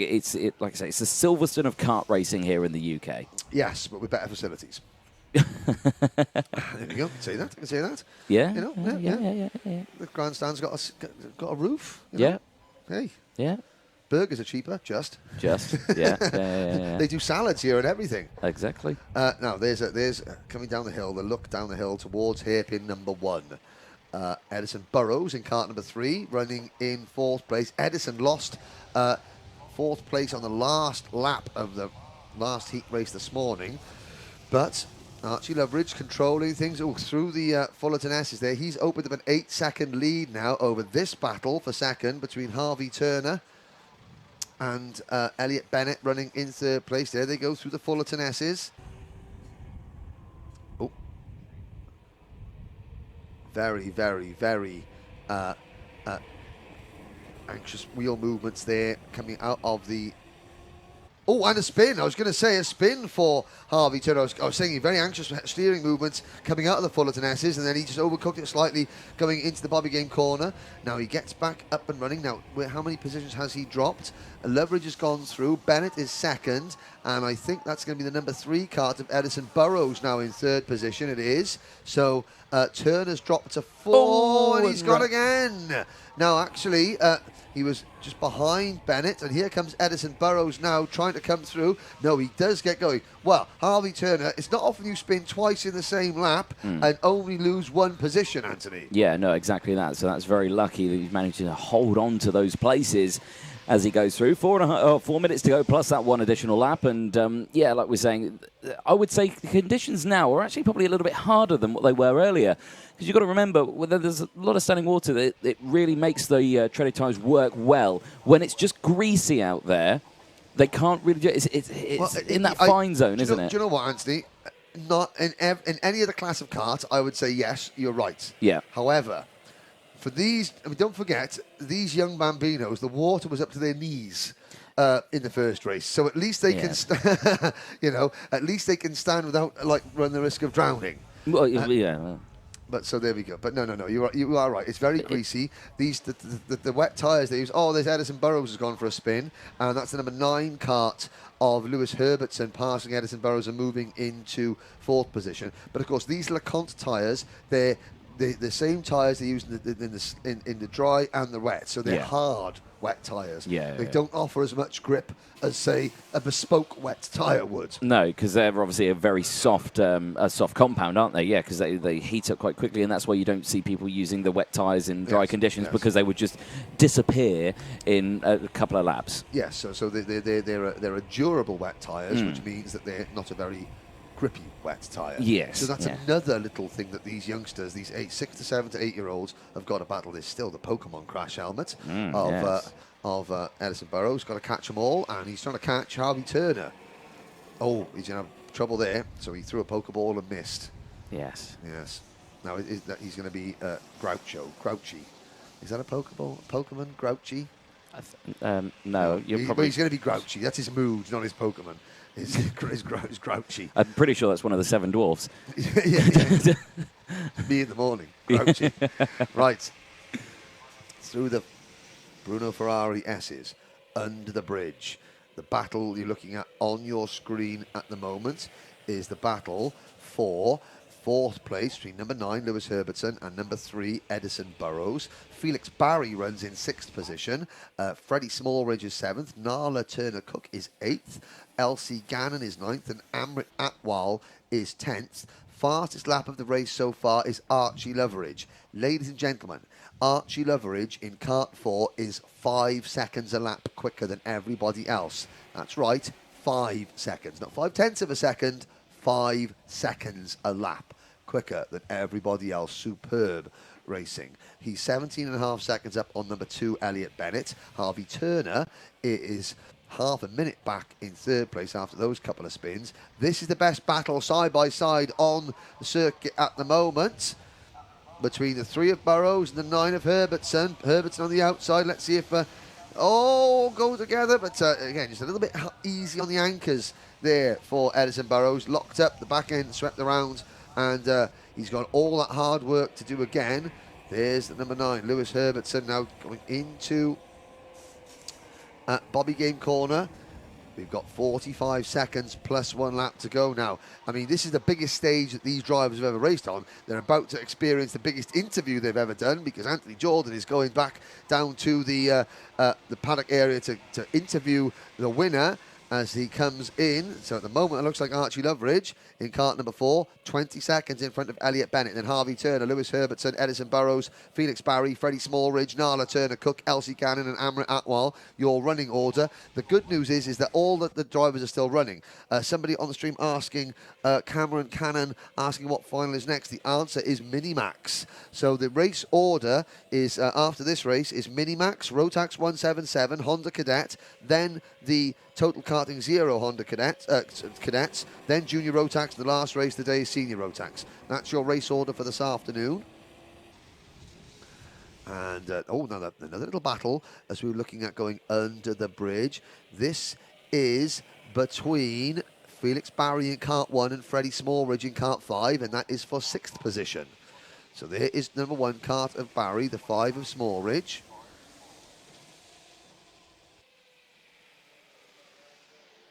Out to turn number 4. This is now the final lap.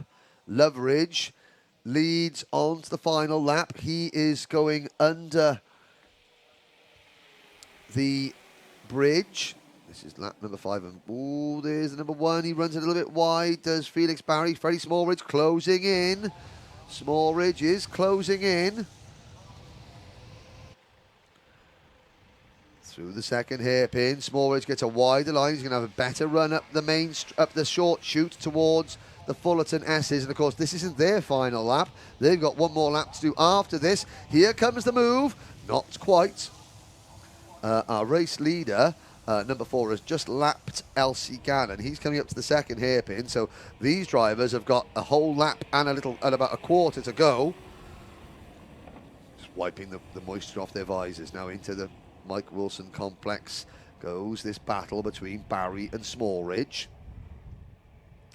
Felix Barry spins, and Freddie Smallridge had to get out of the gas there to slow down and not collect the spinning number 1 kart, but carries on. Does Barry? He's lost 5th position now, just behind them. Archie, and he's gone again, and he just again lost a little bit of rhythm. And he's going to get going. He's going to come back onto the track. And just behind Felix Barry, we're going to be coming out of the final corner now. Number 4, Archie Loveridge is going to take the checkered flag. The checkered flag comes out. Archie Loveridge has the race win. We wait for Archie Loveridge to come onto the screen. There's number 10 kart going across the line. That's Elsie Gannon. She's a lap down. She finishes in 9th place. Elliot Bennett is in 2nd. And this driver on your screen now, number 7, is in 3rd. Elliot Bennett crosses the line. That's Amrit Atwal going through. He's a lap down after his fin. But here, the white crash helmet coming out to start finish straight now. Elliot Bennett takes 2nd position. And he is 33 seconds behind there. And, fighting the kart. Harvey Turner adrift out of the last corner. Turner, hand in the air. He's happy with P3 in that race. Wait now for, it's going to be Lewis Herbertson in 4th position. Lewis Herbertson in 4th. Edison Burrows 5th. And then should be Freddie Smallridge 6th. Felix Barry 7th. And Nala Turner Cook in 8th position. As well done to all the Total Karting Zero engineered by Rob Smedley, Bambino drivers,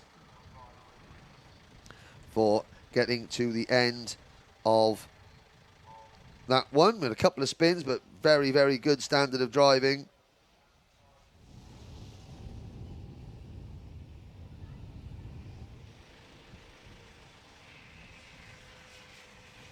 Now we'll wait for the last kart to come across the line. That is number 5. That's Frankie Smallridge in 6th position. 2 more. 2 more still on the lead lap. And it's going to be Felix Barry's the number 1 plate car. There is a look at your race winner, Archie Loveridge. A dominant performance once again. Comes on to the weigh scales. He's on weight, comes out. And Anthony Jordan will be waiting for him there. And here we go, onto the weigh scales for our runner-up, Elliot Bennett. He goes through. Oh, that was actually, no, that was Elsie Gannon. She was a lap down. But she'll pull up behind our race winner. Why not, too? We're going to be speaking to Archie Loveridge ever so. Still got carts filing. The field is very, very spread out there at the end.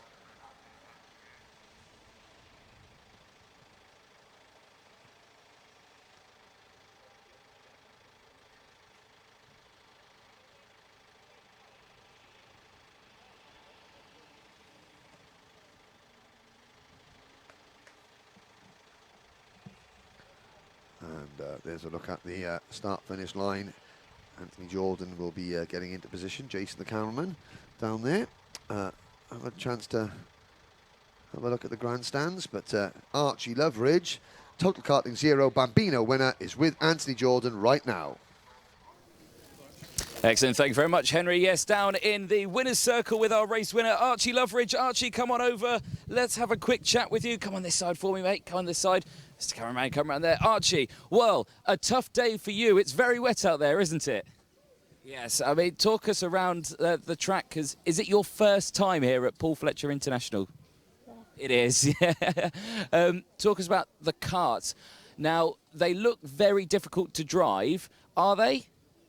Yeah, I mean, it's slippery conditions out there, isn't it? Now, you've had a good day or good weekend because you've won everything, haven't you? That must be a nice feeling. Yeah. Yeah?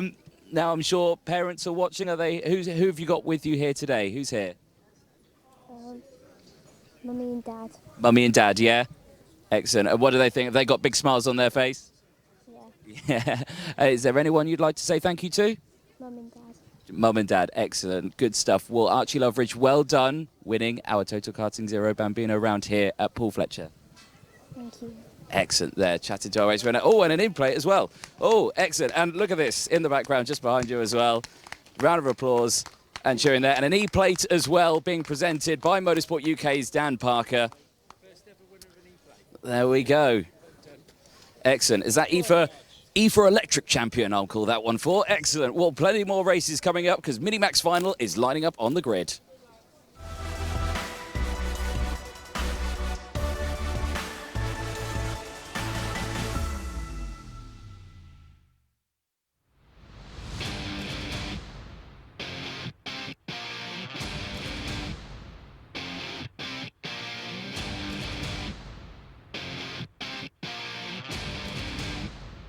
My name's Ethan Jeffall, I'm 13 years old and I'm from Lancaster. I'm Scott Marsh, I'm from a town called Liverton in Devon and I'm 11 years old.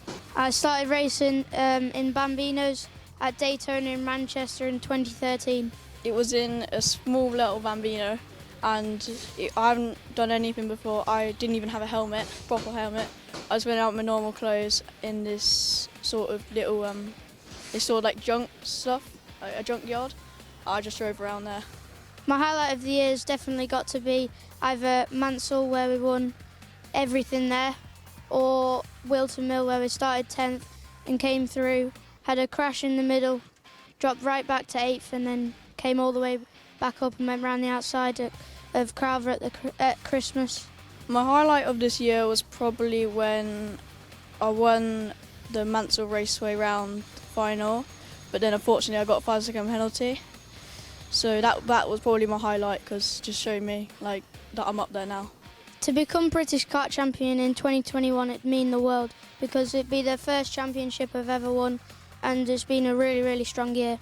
Well, to become champion it would just mean the world to me. It's really my dream, like my goal in life. So yeah, it'd be brilliant.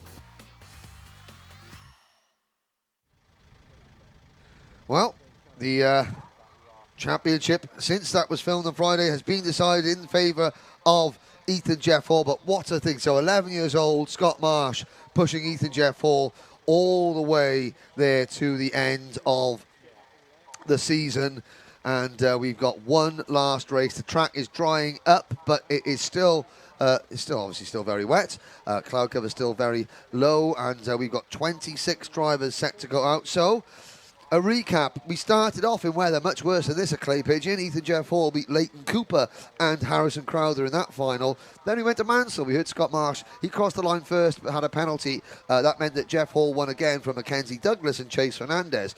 At Wilton Mill doubleheader, Reg Hayward stormed through from the back of the grid to win the first final from Ethan Jeff Hall and Douglas once again. But then on the Sunday, Jeff Hall took his third win of the season from Chase Fernandez and Harrison Crowther. Last time out, up north, at Warden Law, Jeff Hall eventually came out on top from Hayward and Crowther. It means, as with one race to go, Ethan Jeff Hall has an unassailable 841 points to his name. Scott Marsh on 796, Ewan Charman 778. There he is, Ethan Jeff Hall. He's going to be racing in the final. He's going to be starting from pole. Gives us a look. Still focused, concentrating. A win in this one. They're going. He gives us another glance, Ethan. Go on, let's give the camera a quick glance just to let your supporters know that you're having fun. There it is. If he wins this race, he will take Strawberry Racing's 5th Minimax race win. He will take his own 5th win in Minimax. He will, at the moment, he is tied with Archie Kitching for the most Minimax final wins since the start of 2019 when Motorsport UK started running the British Kart Championship. If he wins this race, he moves it to the top of the all-time list and before he moves on to juniors. Coles Racing, 8 wins, a total of 14 second place finishes and 10 third place finishes. Strawberry Racing, 4 wins and a second place. Vision Motorsport, 3 wins, all for Jez Williams, 2 second places and 5 thirds. There's the Coles Racing Collective in the grandstands. You've got some of the Dan Holland racing there. You can see just on the right-hand side of your screen next to Lewis Gilbert, you've got Scott Marsh's dad watching on, Chloe Chong in the middle of that. Here is the starting lineup. Ethan Jeff Hall for Strawberry Racing and Harrison Crowther for Coles Racing on the front row. Then Scott Marsh and Belgium's Thomas Strauben on row 2. Reg Hayward and Blake Ticehurst for row 3. Aaron Full and Ewan Charman start from row number 4. Adam Wood and Levi Earl go from row 5. Thomas Behrman and Ollie Wise share row number 6. Row 7, Mackenzie Douglas and Chase Fernandez, Daniel Amore and Callum Ghosh on row number 8. Row 9, Josh Camp and Joe Anderson, Freddie Housley and Ben Crossley go from row number 10. Row 11, Damien Barnes-Haggett and Freddie Lloyd, then William Ray and Freddie Worlock on the penultimate row, and row 13, Germany's Oliver Sander and Mikey Walker. Walker, of course, who didn't start the pre-final. Kart decided to cry enough on the rolling lap, but he hopefully will make it out there now. The only drivers in this race who have got a Minimax race win to their credit, Ethan Jeff Hall, Reg Hayward and Harrison Crowther. Will we see a different winner? Will Ethan Hall sign off with a record-breaking 5th win in the British Championship? I mean, Strawberry Racing have been on an absolute flyer this year. Just having a look to see how many wins they've taken overall. This is their first championship in the British Championship, and we'll come to the line. They've won 11 finals so far this year. This is a false start. So this year, 5, 6, 7, 8... No, they've won 10 finals this year of Strawberry Racing. That's more than anybody else. 7 wins have gone to privateers this year. Dan Holland have got 6 wins. Fusion have got 10 wins. 7 privateers. Coles have got 1 win. We've got KR Sport. They have taken 5 wins. Jade have taken 2. Tim Wilson have taken 1. Yeah, 10 for Strawberry Racing. Team Clay Racing have taken a win. Croc Promotions have had 2 wins. Argenti Motorsport have had 4 wins this year. Looking back there, who else has had there? We've had a couple, 2 for Pullman Racing. Synergy have taken 2. SFR Racing have taken 2. But I mean, it really is. So at the moment, 10 wins apiece for Strawberry Racing and Fusion Motorsport. Fusion Motorsport aren't here this weekend because they don't compete in the Rotax classes. So 1 more win for Strawberry Racing in a final today, and they become 2021's most successful team. Now, if that isn't motivation, I don't know what is. Well, there you go. There you go. Right. Minimax, race 24 final. hopefully we get it started this time around. We've already had one false start for them in this final. Let's not make it 2 in a row. Like we're saying, Ethan Jeff Hall on that left-hand side. Harrison Crowther on the right. What can be done in this final? It's all for glory now as they come round the final corner. Into the tram lines. It looks good.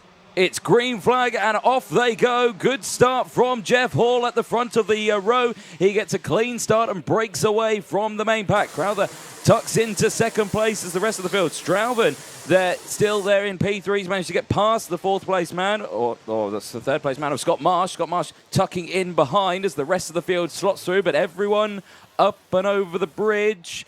Nice and cleanly. And you noticed a different line. No one was, I mean, Chase Fernandez, we got a spinner at the back there. That's the number 32 Kart going around. Mikey Walker. Mikey Walker. But we noticed that Chase Fernandez, especially in the last heat we had this morning, taking a very wide entrance to turn number 4. Everybody on the first lap there taking a much tighter line, which tells me that the track is changing. Conditions are changing. It's now gone from full wet to just greasy, which in many ways, like you said earlier, is much trickier for the drivers. But already we're seeing a lot more aggression. Drivers are pushing a lot more, but still with that very limited adhesion. And here comes Harrison Crowther passing Ethan Jeff Hall and Thomas Strauven now going over. Well, the last time that a Belgian driver had success in the British Championship was a young man called Max Timmermans. Max Timmermans is now Thomas Strauven's mechanic. Ah, well, there we go. There you go. Here we go. Out of the Max Timmermans. I mean, I've got to say, a couple of years ago, about 5 or 6 years ago, Max Timmermans and a Dutch driver by the name of Leonard Hugenboom came over to race the British Championship. And I mean, Max, and we called him Boom Boom Hugenboom. And they were very successful here. Max was had a very good couple of rounds here. So did Richard Verschoor, who's a Dutchman who now races in GP2. But Timmermans, the last British driver to take, the Belgian driver to taste real success in the UK, is now mechanicking for Thomas Strauven, who is having to P2. Yeah. A couple of questions on the stream just coming in. Firstly, can someone ask me where Chase Fernandez is? I can, indeed. Chase Fernandez is 13th place in the number 90. There we go. And then to answer the question for some of the lagging that you may be getting at home, unfortunately, due to the weather conditions at the circuit, and of course the fact that the Paul Fletcher International Circuit powers its interweb by satellite and everything like that, and of course the surrounding areas around here, it needs good weather for it. So that's why yesterday the stream was absolutely perfect. It was nice clear skies here, but today with all the low cloud that we've got in the weather, it's not good. So we can only apologise for that. Chopping and changing going on. Anthony Reg Hayward in the number 37, the 4 of Mackenzie Douglas, the 6 of Aaron Fall, and that's the Sam Pollock Racing number 11 of Levi Earl. Oh, he's down as a privateer. He's got his Sam Pollock Racing graphics, and look at the pinned comment. Yes, it's quite simple. It's pinned. Lag. Weather. Sorry. Should have been watching this morning. We told you loads of times. Where have you been? Yeah, exactly. Right, here we are. Crowther by 1.2 seconds over Strowman. Ethan Jeff Hall in third. Well, we say about Ethan Jeff Hall, you know, looking to break a record for Strawberry Racing this year. Can Thomas Strowman do it? Drafted in the last couple of rounds of the season, just help Ethan Jeff Hall a little bit. He's done that job, and now they're releasing him, the Belgian Red Devil himself. That's the name of the Belgian national kart team. Okay, yeah. The Red Devils. He is now unleashed and is... there's again understeering moment for the number 87. Thomas Behrman. Thomas Behrman. I think now I think he was. It was a situation just like that in the last heat, but in the pre-final rather. But the situation was reversed. Behrman on the outside, and he was the one that was tapped wide. Now Mackenzie Douglas deciding to tap Behrman wide. They're going into Bobby Game corner. Just a tiny bit of understeer, and Behrman loses 3 positions as the 37 of Reg Hayward. There goes Aaron Fall at the inside. Aaron Fall to Reg Hayward, just about. Hayward hangs on. Oh, number 82 goes for a rotation. Freddie Worlock. That's Freddie Worlock, the XL Motorsport driver, the teammate to Aaron Fall in kart number 6. 11 minutes to go. Harrison Crowther leads by 1.29 seconds. The front runners are quite spread out. They are indeed, yeah. They spread all over the circuit there. Less than or just about 10 minutes to go then, plus that one additional lap. We're looking at Aaron Fall trying to go for a move down the inside there. The number 87 of Thomas Behrman now getting moved out of the way, but back here at the front, Harrison Crowther leads the way by some 1.5 seconds from Thomas Strauven at the moment. We'll keep an eye on the sector time as they go through, but the last lap, Crowther was faster than Strauven. Sector 1, Crowther also faster in that one, so... Behrman getting back involved again. He's getting his elbows out. And, yeah, so out of the second hairpin. Now, there's Mackenzie Douglas. I mean, Behrman's having a really strong one. He's being aggressive. Let's see where he ends up. I said earlier that KR Sport, they haven't had a Minimax podium ever since the start of 2019. So could this be a first? Could be. We'll see. No, there's the number 90 Kart of Chase Fernandez in this pack there. So this is a great battle. Haywood and Douglas, they are 7th and 8th. And then the main battle that we're watching behind this battle is for 9th, 10th, 11th, 12th, 13th, 14th, 15th. Back to Damien Barris-Haggett in 16th position. Callum Ghosh is next up, followed by Ben Crossley, Josh Camp, Joe Anderson, William Ray, Freddie Lloyd down in 22nd, and Daniel Atsamore, Mikey Walker, Oliver Sander, and Freddie Worlock. All 26 drivers that started this race still running as we go across the bridge through turn number 4 and down the hill, led by that man, Harrison Crowther. Crowther, let's have a little look. Where did Crowther? Do you know what? Harrison Crowther won the last round of 2020 at Wilton Mills, so he's got a habit of winning season finales. Yeah. Yep, that's his only win in Minimax. He's had 3 more third-place finishes, and Coles this year, they've had a win with Reg Haywood. The Coles have been on the podium at every single round.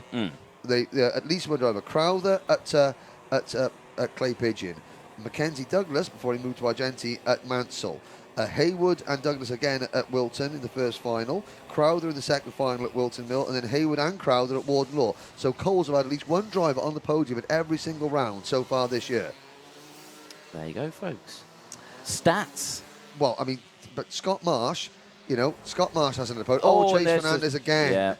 Yeah. Ewan Charman, second in the point standings. He hasn't had a podium yet. But actually, no, Ewan Charman's dropped to third in the point standings. Shall we have a little look? Because it's not just a winner that we're looking for. Let's have a look at the point standings as they stand. Yep, of course, lots of seeded drivers out there, of course, and they chopping and changing. Henry, what have we got? Well, apart Ethan Jeff Hall, Scott Marsh second by 13 points over Ewan Charman at the moment. Harrison Crowther will move into 4th place in the point standings at the expense of Blake Ticehurst and Reg Haywood, who dropped to 5th and 6th. Only 10 points separates Harrison Crowther, Blake Ticehurst and Reg Haywood, 4th, 5th and 6th. Chase Fernandez on course for the 7th place, and then Adam Wood and Levi Earl.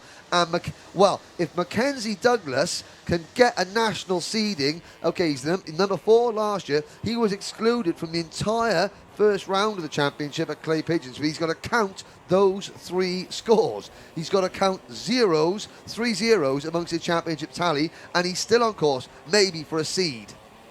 Potentially so. We'll have to keep a close eye on that one. 7 minutes to go then, plus 1 additional lap. There is Ewan Charman, currently sitting in 5th position. He's got a big gap here to this battle, but Blake Ticehurst dives down the inside of Ethan Jeff Hall and gets that move done. And Jeff Hall looking like he wants to respond there and nearly goes for an unintentional rotation. Loses a bit of time, gets back on a straight and narrow, albeit has lost around about 2 kart lengths now to Ticehurst as they come out of the bridge section down the hill. Look over the shoulder from Ticehurst, and yeah, like you're saying, a dry line not forming yet, but there is definitely a line out there on circuit. So conditions starting to improve. Well, it doesn't look... well, I mean, let's have a look now. Where's Thomas Strauven in second? He's 3 seconds down there. Jeff Hall up the inside of Ticehurst for 3rd. I mean, Ethan Jeff Hall wants to finish on the podium, if at all possible. Now, for people watching, at the end of each final, Anthony's going to be interviewing the champion. The winners will get their interview on the presentation later on, which we will film and put onto the YouTube coverage later on this week, before people start moaning. Oh, and another spin there. The number 5 straight off the circuit. That's Ben Crossley for Vision Motorsport. It's been a miserable year for Ben Crossley, I've got to say. 5th in last year's championship. It has just not gone well for him this year. He came into this race 11th, and it looks as though he's not going to get a seed. Last year's 5th seed. I mean, I'm sure he's moving up to juniors next year. The problem with a lot of these drivers is they're not old enough to move up. That's what Reg Haywood is like. He's too big for the class, but he's not old enough to move into juniors. So you just got to take a year where, you know, you're plugging away, and nothing's going right. But then next year in junior, it will all come together. Ethan Jeff Hall back into third place, ahead of Ticehurst. Ticehurst in the Coles number GP plate. Trying. That has to follow Jeff Hall around hairpin number 1. Harrison Crowther, meanwhile, 3.6 seconds up the road. Thomas Strauven, 4 seconds. I mean, you can see Strauven going into Fullerton S is there, so he is 4 seconds clear of this battle, 3rd and 4th. Behind them, 2 seconds behind them is Ewan Charman in the Argenti Motorsport number 42, running in 5th position. He's just been passed by Reg Hayward. There we go. Hayward, well, looks like he's going to finish off his Minimax career with a top 5, hopefully, in his suitcase. Not quite sure if he's going to be high enough to get a trophy, but Charman now squabbling away with him. That's 4th, 5th and 6th. Behrman is 7th in the number 87 car for KR Sports. He's just coming onto the screen there. And then a whole host of 2 drivers chasing Behrman. Scott Marsh in 8th, Aaron Full 9th, Mackenzie Douglas in 10th, and Levi Earl in 11th. Then we've got a gap back to Adam Wooden in 12th, Freddie Housley, Ollie Wise, Damien Barris Haggett, Daniel Amore, Joe Anderson, William Ray, Mikey Walker, Callum Ghosh, Chase Fernandez now. Freddie Lloyd, I think, has retired. So has Josh Camp, by the looks of it. So I'm not quite sure what happened there. And the skies, they are brightening, Mr. Jordan. They are indeed, yes. And the track getting a little bit drier on the racing line. So we'll keep an eye on the track conditions as the races progress. As down the inside there, that was a very late move from the number 11 of Levi Earl, the privateer driver, getting it done though, but now about to lose it once more as Mackenzie Douglas comes back down the inside, and so does Aaron Full.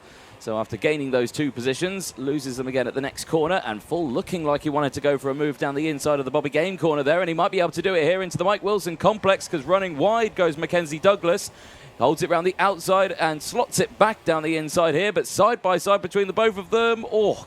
Good driving. Yeah, very good driving. Levi Earl just put himself in a perfect position that when Full ran wide and had to sort of adjust the kart to get back onto the circuit, Earl was just there. Now he's going to make a move on Douglas. That's a brave move. And here comes Full, side by side, wheel to wheel between Douglas underneath the bridge. That was brave in the dry. That was, very, very brave in the wet. They somehow managed to make it through, and they'll flash across the screen now. Good battling. They're allowing Scott Marsh in kart number 47. There he is, the Dan Holland number 47, to pull away. This is the battle of 9th, 10th, and 11th. And I think Mackenzie does that seems to get. Oh, come on, just let me overtake you. This is. Oh, and a spin there for Behrman. Oh, Thomas Behrman has spun, and this is going to drop him back into this group. There goes Levi Earl at the inside, and Behrman's going to get just pushed wide. He is getting wide. Douglas goes through wheel to wheel with Douglas and Behrman. This could end in tears. Oh dearie me. And Behrman the sandwich in that one there, and you can see the frustration in him as the kart stalls. Let's take a look at what actually happened there. So Behrman on the outside. He was forcing side by side, and Behrman still coming across. He's still coming across. And and Levi Earl. Now, does Levi Earl have to go across the grass there? I mean, Douglas was there. Behrman was. Neither one wanted to give an inch. No, that is a very tough one there. So they'll cross the line. Points update, and a point update for you, ladies and gentlemen, because moving into 10th place, Mackenzie Douglas. Yep, at the moment he's there in 9th position on the road. He's moved into 10th position. So still Crowther, 4th position with this win at the moment. 3.5 seconds at the road from Strauven. Ticehurst now. There's a white flag waving coming off the bridge.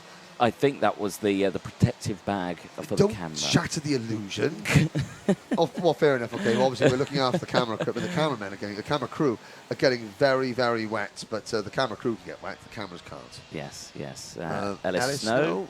Hello, commentators. How are you guys? We're fair to middling, thanks. Well, there you go. Fair to middling. Top of the morning. Top of the morning to you. There we go. We're all right. We're all right. We're even better now that the finals are underway. And Ethan Jeff Hall. That looked like Blake Ticehurst was eyeing up a Ginchard special going into the middle part of the Type Wilson complex. And you can see that now. Now, earlier on, when the track was at its wettest, the drivers were staying off that first curve, the last part of the Mike Wilson complex. The drivers are staying off that curb, but they were taking lots of the second curb, of the second part of that complex. Now, as track dries out slightly, we're seeing the drivers venture back over to more of a dry racing line. Yeah, you will see that. So that will start to come in. Some of the corners they may still find that, the wet line is working better for them still. So this one being one of them as they come down the hill. But I tell you what, Tyser's doing a good job here. He's latched onto the back of Jeff Hall. He's not letting him get away. But of course, the man who is the GP plate holder around this Paul Fletcher International Circuit, he knows his way around here, doesn't he? He does indeed. And of course, this is so I mean, this is just, relaxed time for Ethan Jeff Hall. Come home, we'll finish on the podium. Crowther looks like he's set to take the win. The clock has struck 0, so we are into the final minutes of the 2021 Mini-Max season, which has been absolutely outrageously good. I think there was a heat at Wilton Mill, which is one of the races of the year. It's always been very, very competitive. The biggest Mini-Max field we've had in the British Championship. So hopefully we'll see lots of the drivers coming out of Honda Cadet and Miami Cadet into this class. We've got drivers like Scott Marsh, who's only 11 years old, so I'm sure he'll be staying on for another season. What a championship contender he is going to be at the start of next year. How many of these drivers move into juniors? How many of them stay in the class? We'll wait and see. It's going to be an exciting winter. It's been an exciting season, and Harrison Crowther is on his final lap. And Ethan Jeff Hall, he said it's the first championship he's ever won. He's led it from the start. He's not going to win this one. He's going to have 4 wins out of 6 finals this year. 4 out of 6 wins. And the 2021 title, he is well clear now of Blake Ticehurst, who I think has fought hard in the GP plate, but is not going to be enough. Ethan Jeff Hall will finish on the podium. Thomas Strauben is going to take his best ever result in the British Championship, his second weekend in the UK. The best result this year for a Belgian driver, and the best result for a Belgian driver in the UK for some time. Not quite sure how high Max Timmermans finished up when he was racing in the UK, but I'm sure that his mechanic will be able to tell this young man in the kart number 12 whether that's the most successful result for a Belgian driver, or whether Max was just a little bit quicker. But there is your winner, Coles Racing and Harrison Crowther. It's Mini-Max win number 9 for Coles, number 2 for Crowther, and a championship for Ethan Jeff Hall. Blake Ticehurst finishes 4th, Hayward is 5th, then it's Charman in 6th position. Scott Marsh salutes the Dan Holland Racing team. He finishes his first season of the British Championship in 7th. He is going to be Rookie of the Year in Mini-Max. Then we've got Levi Earle in 8th, Aaron Fall 9th, Mackenzie Douglas in 10th. Oh, and Aaron Fall on the last lap manages to overhaul Mackenzie Douglas for the 10th and final national seed.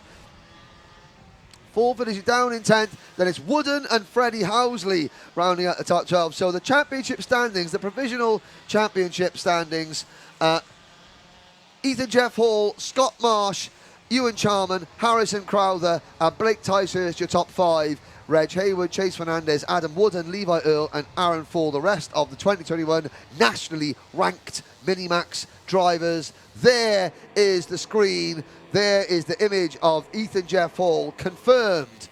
Both his parents here at the circuit. We've got grandparents watching up in Preston. The driver from Lancaster. He can celebrate now. Andy Jordan? No, that's a touring car driver. Anthony Davison? No, that's an ex-Formula 1 driver. Anthony Jordan will be waiting for him. And now we'll watch the drivers come in. They'll have the nose cones checked. There's Thomas Strauben. They'll have the karts weighed. No nose cone penalty for Ethan Jeff Hall.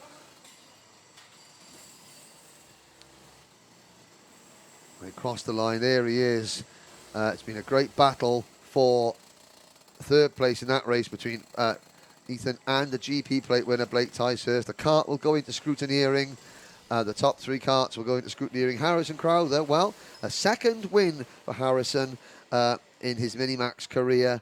And a total of 3, 4, 5 podiums now for Harrison. And he's won the last 2 season finales. 7th in 2020, and he will finish 4th in 2021. But there is your champion. The helmet comes off. Oh, the pressure is off. And again, we've celebrated before. You can see the green jackets there in the paddock. I think that's with the glass on there. That's Ethan's mum. Just congratulating one or two drivers. I saw Warwick Ringham standing behind them. There he is. The camera's on him. He's got to look round. Takes a, again, fist bump with some of the other crew members. That was Anthony, was it? That was Anthony Jordan giving him a fist bump. Anthony, he's always trying to get involved in these things. But there you go. Wera Tools, British 2021 British Kart Championship champion, Ethan Jeff Hall in Minimax. We knew that before the start of this race, but it's still nice to make a fuss at the end of the last race of the season. And I'm really pleased that, again, it's good to see that drivers, you know, always, you know, going out and racing to the last race of the season. Beforehand, you know, years gone by, a driver has withdrawn from the last race because they won a title. But our champion is speaking to Anthony Jordan right now. Well, an excellent end to the Minimax season, and it ends in style, but it ends with a champion, Ethan Jeff Hall. Well done. You know, you're in your wetsuits there. You look, well, you look cold and miserable, but you can win a championship here and you can have a smile on your face. How does that feel? Oh, it feels amazing. So I'm just over the moon. I mean, talk about your races and finals this year, because you've won 4 out of 6, I believe, and you know, it's been a pretty dominant season for you. All the rounds, you know, they seem pretty cool, calm, collected. You had this season in the bag, didn't you? Yeah, it was tough, but we managed to get 4 out of the 6 wins, which is just amazing. Now, talk us about the team, because of course the team, I suspect you've had a lot of help, you know, getting yourself developed, ready, a lot to go through, a lot to prepare yourself with as well. Yeah, the team's been brilliant, teaching me how to drive the Minimax from when we first joined it, and then just getting the setup right and just being the best team possible, really. Are we also right in saying that this is your first championship win as well? Yeah, it's my first championship, so I'm very happy. Good, so you can celebrate with your team as well. Now, anyone you'd like to thank? Yeah, I'd like to say a huge thanks to Strawberry Racing, Warwick Ringham, Cream Racing Engines, Andy Key and Fit for Performance, my mum and dad, Lee Taylor, what's his name? Lewis Brown, and everyone who's helped me along the way. Brilliant. You almost forgot his name there, didn't you? Well, one more thing. Mr. Dan Parker is going to come into shot and is going to present to you your #1 plate. Thank you very much. Well done. Thank you. Well done this year. Excellent. Well, you can celebrate in style now, Ethan. You'll enjoy your little break before the podiums later on. But, yeah, a very well done on our Wera Tools British champion in Minimax. Thank you very much. Excellent stuff there from our Minimax drivers. More coming up, though. It's time for Rotax 177.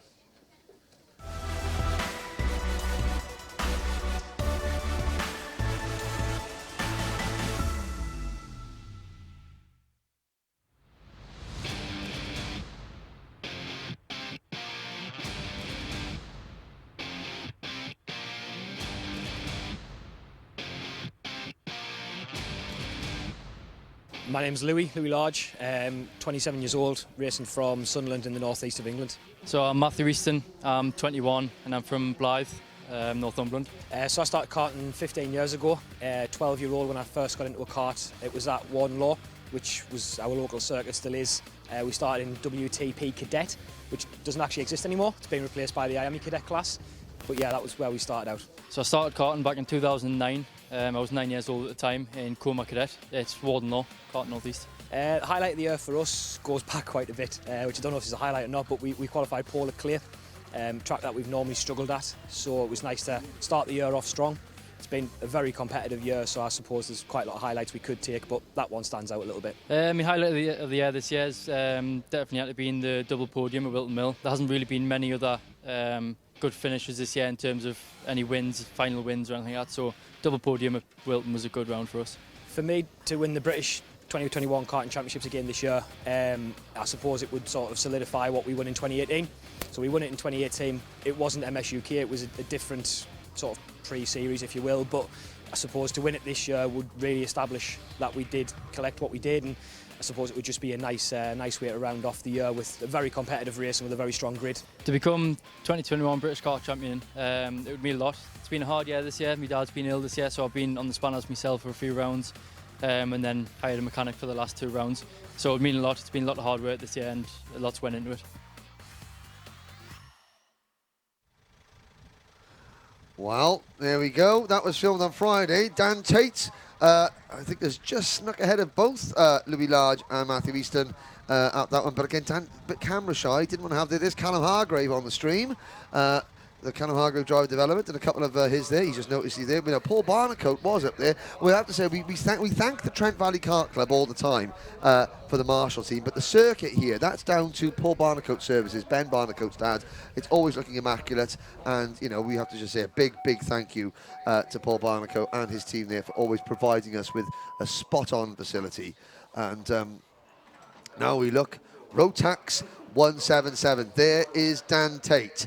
Now, by my calculations, he's got 824 points. Louis Large has got 814. However, Louis Large has got a drop of 58, so even if he wins the Louis Large, he can only gain 7 points on Dan Tate. We will wait and see, but the rumours around the paddock is that man there who is looking like he is going to become the 2021 Wera Tours British Kart Champion in Rotax 177. There is Phil Howarth and the real number one.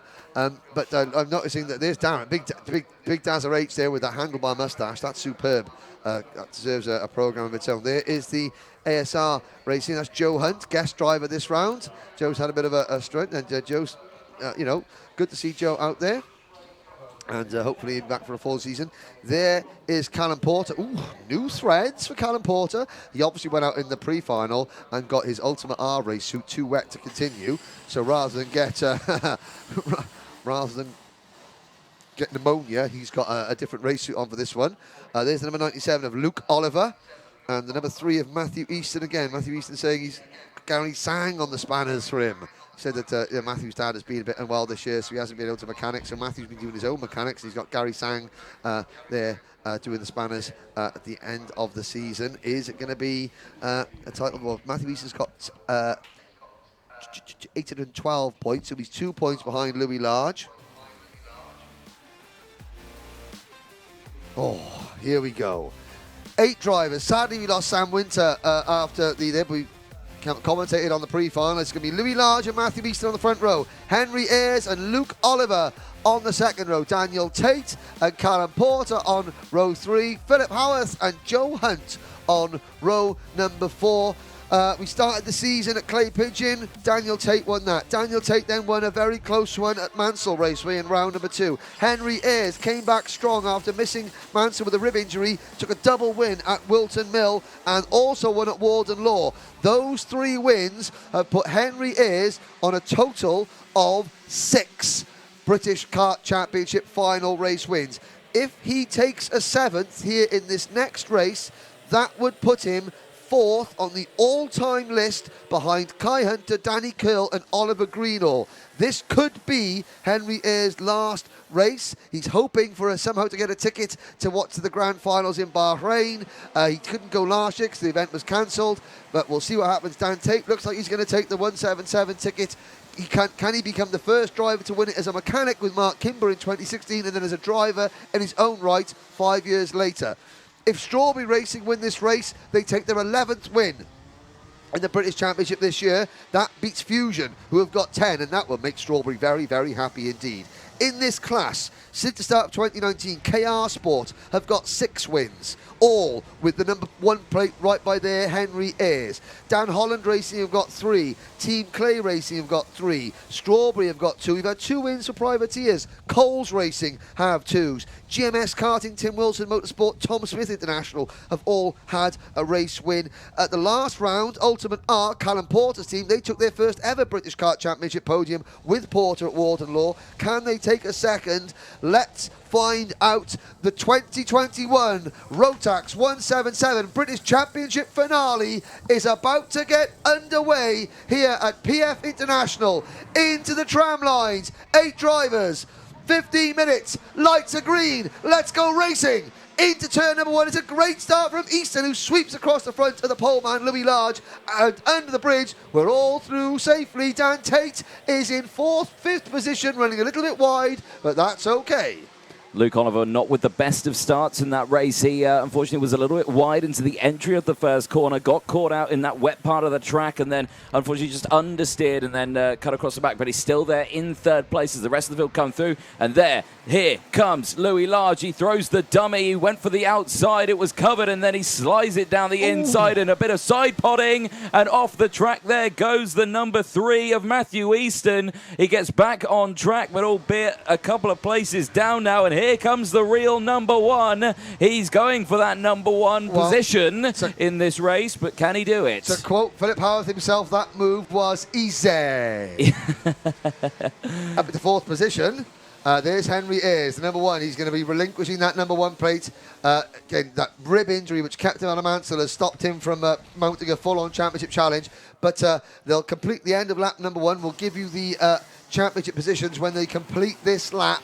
But it's going to be the Coles Racing Brigade. Large leading Oliver, leading Tate in 3rd, Howarth in 4th. Then it is Ayres and Easton and Porter and Hunt. End of lap number 1. Championship positions are as follows. On your screens, Tate 826, Large 821, Easton not adding to his championship score because he is dropping back down the order. Ayres is 4th, Porter is 5th, and Sam Winter will drop to 6th. Howarth will finish 7th. McConnell, Edwards and Nathan Chafer will be this year's nationally ranked drivers as things stand. But again, Tate can just... So at the moment, if Dan Tate does pick up any positions, he is going to add to his championship scores. Louis Large, however, so there we are. That's confirmation for you, boys and girls. Louis Large cannot score more than 821 points. Dan Tate started this race on 824. You're looking at him on the screen, number 29.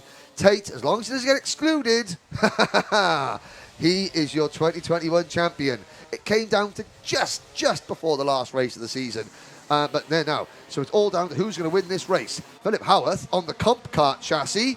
Looking down, he's behind Henry Ayres there. He's been struggling for power all weekend, has Howarth. But he's going to try and make it best in these greasy conditions where it's all about manhandling the kart. Now, what was it? Tipping and buffering? Yes. Tipping and buffeting. Tipping and buffeting, yes. Buffeting is what the 177s do a lot of. Yes. And tipping is what they do at the end of the buffet. Yes. So, yeah, you're buffeting if you're at the back and you're pushing too hard. And this right here, that's tipping. Okay. There we go. There we are. Just tipping it into the corner. According to Sam Winter, who's a... Now, I mean, if he's driving home and watching this, please He's actually still here. Oh, he is. I was just thinking, please don't type in and comment in if you're driving home and watching this. So, there is Louis Large. And again, you said, it's going back to the start of the season. He poled at a Clay Pigeon, which was a track they usually struggled at. Looking back at 2020, well, the last time the 177s were here was at the start of 2019. Nathan Chafer won the first final. Levi King won the second final. It was a double-header, so 2 complete rounds. Levi King won the second final. James Beecroft, Chris Wright, Michael Cheek on the podium that day. Oh, no. The real number 1 out of the race. The Comp Kart has cried enough. He's having a little look. I got a feeling that his Facebook Live video later on is going to be memorable. Maybe not for the right reasons, but it's going to be memorable. It looks like Howarth is going to end his season in there. And is that Louis Large going slowly? Coming over the bridge, is that Louis Large looking like he's a bit down on power? Luke Oliver challenging for the race lead. And here comes Dante. Can Tate end his season with a win? He's gone for 3rd, he's gone for 2nd. Oh, he's going to get caught on the outside. A pincer movement there from the 2 Coles karts. They were indeed, yeah. He went for that cheeky dive down the inside. Unfortunately, it didn't pay off. Holds on to that 3rd place spot, though. Has to fall backwards. And keep an eye on Henry Ayres as well, because he's just set the fastest lap of the race on that last one. 15.50. Tate could be going down the order a little bit more if he can keep that pace up. So, still here at the front, Louis Large holding on to it, but for how much longer? Despite the bad start that Luke Oliver had, where he went down a few positions, he's come back at this one, and he's fighting strong, and he's holding on to that 2nd place and potentially going for that race lead. But at the moment, it's still Louis Large leading the way at the end of lap number 4. They'll cross the line less than 10 minutes to go, plus that 1 additional lap. And like we were saying, Tate just needs to finish this race. And what about Henry Ayres? So Henry Ayres in that number 1. He wants to finish at the top of the podium, finish his season. There's Philip Howarth out of the race. It's not happened to him this weekend. That's Tom Adams, his dad, coming over to have a chat with him. Chris and Philip saying, yeah, she broke. Aye, that's not easy. But top 4. Now, Henry Ayres, imagine that's a psychological thing. If he is going to retire at the end of the year, then, Tate goes to move again. And again a pincer movement. They almost wiped his nose for him there to the 2 Coles karts. But Ayres, he wins. He goes, right, I'm not champion this year. I'm number 1. Hey, I missed a round. That's the reason. There's your championship win, Dan. Yeah. And look at this. Louis Large, Dan Tate up the inside to second. Well, the 177s, the grid has been small this year, but the action has been intense. And what can Henry Ayres do? He's looking for win number 7. He is indeed, now, yeah. To finish off your career, 1 win behind Danny Curl all time. That is not bad going at all.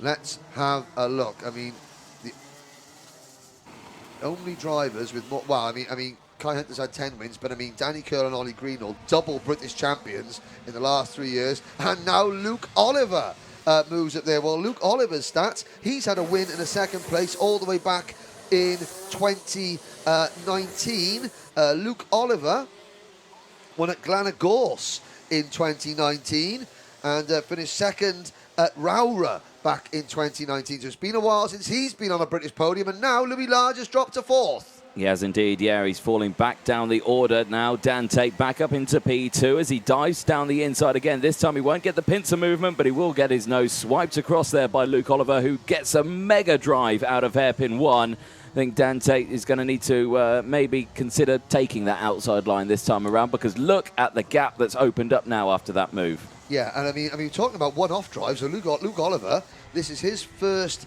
appearance of the season. Well, Ian Branfield, he was a guest driver at Mansell, finished 2nd. Jack McConnell did a couple of guest rounds on his first outing of the season at Wilton Mill, finished 2nd. Luke Oliver, at the moment, first outing of the season, going to go one better, leads the way. And, there's a bit of an elbows out moment there. Louis Large passes Henry Ayres. Here comes Matthew Easton back into play. The top 5 are all together. Porter is 6th. Joe Hunt is 7th. Sadly, Philip Howarth out of the race. So we're down to 7. And anyone of 5 can still win it with 7 minutes to go, Anthony. Yep, they really could. And we'll find out who that is going to be after that 7 minutes, like you said. Here, though, Louis Large under pressure, though, from Ayres, because Ayres, like you say, he's been setting fastest lap after fastest lap. He still has the fastest lap of this race so far, and he's, at the moment, look at that, he's just giving Large the nose, isn't he? He's just saying, right, I'm going to send you that way, and then I'm going to try and switch it back this way. And all being in that time, Matthew Easton went round the inside. But, yeah, he couldn't get the power out of the corner, unfortunately. So, again, exactly what we saw with Dan Tate earlier on. You try that inside line. It's very tempting because they go wide, but it's 3 wide here, 2 wide now into the braking zone. Easton down the inside, Large down into P5 now. Now, of course, the 177 class, because the weight limit is higher, they've got that extra stability through the corner. They can actually be a little bit more aggressive on the throttle coming out of the corners because of the extra weight. And again, they're crisscrossing and chipping and changing all the way through this final. 6 minutes to go. There's Callum Porter, number 20 Ultimate R. Dan Tate is setting off after Luke Oliver. Tate has been given the signal, go. So, Strawberry Racing, they want win number 11 on the season. Somewhere in a kart workshop, Dan Hazelwood is watching with a green and white doll putting pins in it saying, no, no, no, we don't want, Fusion want to be tied, Fusion want to be equal top winners of the season. It's all good friendly rivalry. But now here comes Tate. Luke Oliver hasn't won since August of 2019 in the British Championship. But Tate is closing in. He is indeed, yeah. Just keep an eye on their racing lines as well, because obviously 2 different racing lines that they've got going into this one. Again, squirrely under braking. You just see, as soon as they tap the brakes, the back just wants to go on them. The back just wants to step out immediately. They've got to counter steer that one as they go into it. But Tate, look at that. The gap says it's 0.6 of a second. That doesn't look like 0.6 of a second to me. That looks a lot less. Looks like the 3 or 4 kart lengths at most. But of course, look at that. The track very, very greasy. Still very wet. You can see. Yeah, they're avoiding that, aren't they? On to another lap. Lap times. 1 minute 15.35 for Luke Oliver. 1 minute 15.52 for Dan Tate. Henry Ayres, 1 minute 15.45. I tell you what, Ayres isn't done yet. Ayres has now got some clear track, and he is, I mean, well, let's get the rest of the 177, like, you know, dietary gags out of the way. Ayres is eating into that lead. Like a 177 driver eats into his dinner. Hungrily and quickly. Oh, dear. Still. Well, I wouldn't like to be you when this race is over. 4 minutes to go. That's all right. As a 177 contender myself, that's all right. You can get away with it. That's okay, yes. Yeah. But I got to say, Luke Oliver is now he's weathering the storm. He's weathering the storm. He's got back into his rhythm. Tate, he closed in quite quickly, but now the gap is stabilising. The back end of the number 29 Strawberry Kart steps out. The number 97 Coles Kart looking planted, coming through Bobby Game corner. Tate is having to take a lot more curbs. Now, curbs in the wet are a very, very tricky proposition. Painted curbs, wet painted curbs, much more slippery than wet tarmac. But Henry Ayres, now look at Henry Ayres' lap time. It might not be the fastest, but it's going to be much faster than the top two. Luke Oliver, 1:15.4, 1:15.0 for Henry Ayres. So Tate drops a second on that lap. He's fallen right back. The back end stepping out. Now, we saw that in the pre-final, Tate running off in the end. So maybe the setup has cried enough. Behind them, there's a battle for fourth place between Louis Large and Matthew Easton. They're both fading. Then it's Porter. Tate's buffeting now. And Porter's closing in on the number 3 of Easton, the number 8 of Large. So Callum Porter not, out of contention just yet. Leading privateer is Joe Hunt. Oh, wheel to wheel. Little bit of elbows. Nope. Here comes Large. Can he get it slowed down in the apex? Not quite. Easton gets the crossover perfect. There we go. That's what you need there. So, again, chopping and changing all the way through. These drivers still giving us an excellent race with that 2.5 minutes to go. Plus the one additional lap. Never forget that one. Porter's closing in, though, as well. We saw Porter with mistakes earlier on in the day, of course. He had a couple of spins in, I think, the pre-final. I think he had a spin, didn't he, at the Fullerton S's. And again, side by side, side-podding their way through this final section. They'll creep into shot. There they are. Oh, and I tell you, that's a robust way to try and get past there. But Easton is wiser to it, and Large has to stay behind, but here comes Porter now down the inside of Large into turn 1, gets that move done. Nicely timed, nicely done. Last time I saw sticker swapping that aggressive, it was over the last shiny in the Panini World Cup 94 album. Football fans will get that reference. Right, okay, yeah. I'm not a football fan. So. Yeah, but there we go. And Porter thinking, I'll have a bit of this, I'll have a bit of this. You know, we're going to pack the wagons away at the end of this one. You know, you don't have to worry about it. Let's have a go. Here's Louis Large, Porter on the outside, high, wide, and handsome. Is he going to stick it? Not quite this time. But, yeah, best rookie of the season, Callum Porter, rookie of the year, really getting aggressive. He's hanging on really well. At the start of the year, he was a little bit off the pace of everyone. Now he's joined the party in full swing, and that bodes well for next season. It does indeed, yeah. It bodes very well for that one. And, of course, very much looking forward to next season. I'm sure a lot of these drivers, but we haven't got this season done yet. We have still got more races to come on this one, and still 1 minute plus one additional lap of this one again. Look at that Tate strike. Oh, this is getting a little bit closer there as well at the front. That is Henry Ayres, who's really closed in up on Dan Tate, and Porter has closed right back up again. Once more, but less than a minute to go then. And, well, what are the gaps looking like now? So it's about 1.3 seconds last time around. Dan Tate was a little bit faster, I will say. He was about 0.3 a lap faster than Luke Oliver that time around. And then Henry Ayres had pretty much identical lap time last time around as well. So they're all staying in that one place, but they're just edging a little bit closer. Just a smidge. Well, the last time Coles Racing won a 177 round of the British Championship, August 2020 at Lydd, with Matthew Easton behind the wheels. He's obviously moved on to passenger, and Luke Oliver is about a lap and a half away. Tate looking to try and take the Strawberries 11th win and make them the most successful team in the UK this year. Oliver trying to take his first win in over 2 years and his team's first win in 18 months in this class. And Henry Ayres trying to round out his career with a 7th career win that will put him fourth on the all-time list, just behind Danny Curl and Oliver Greenall.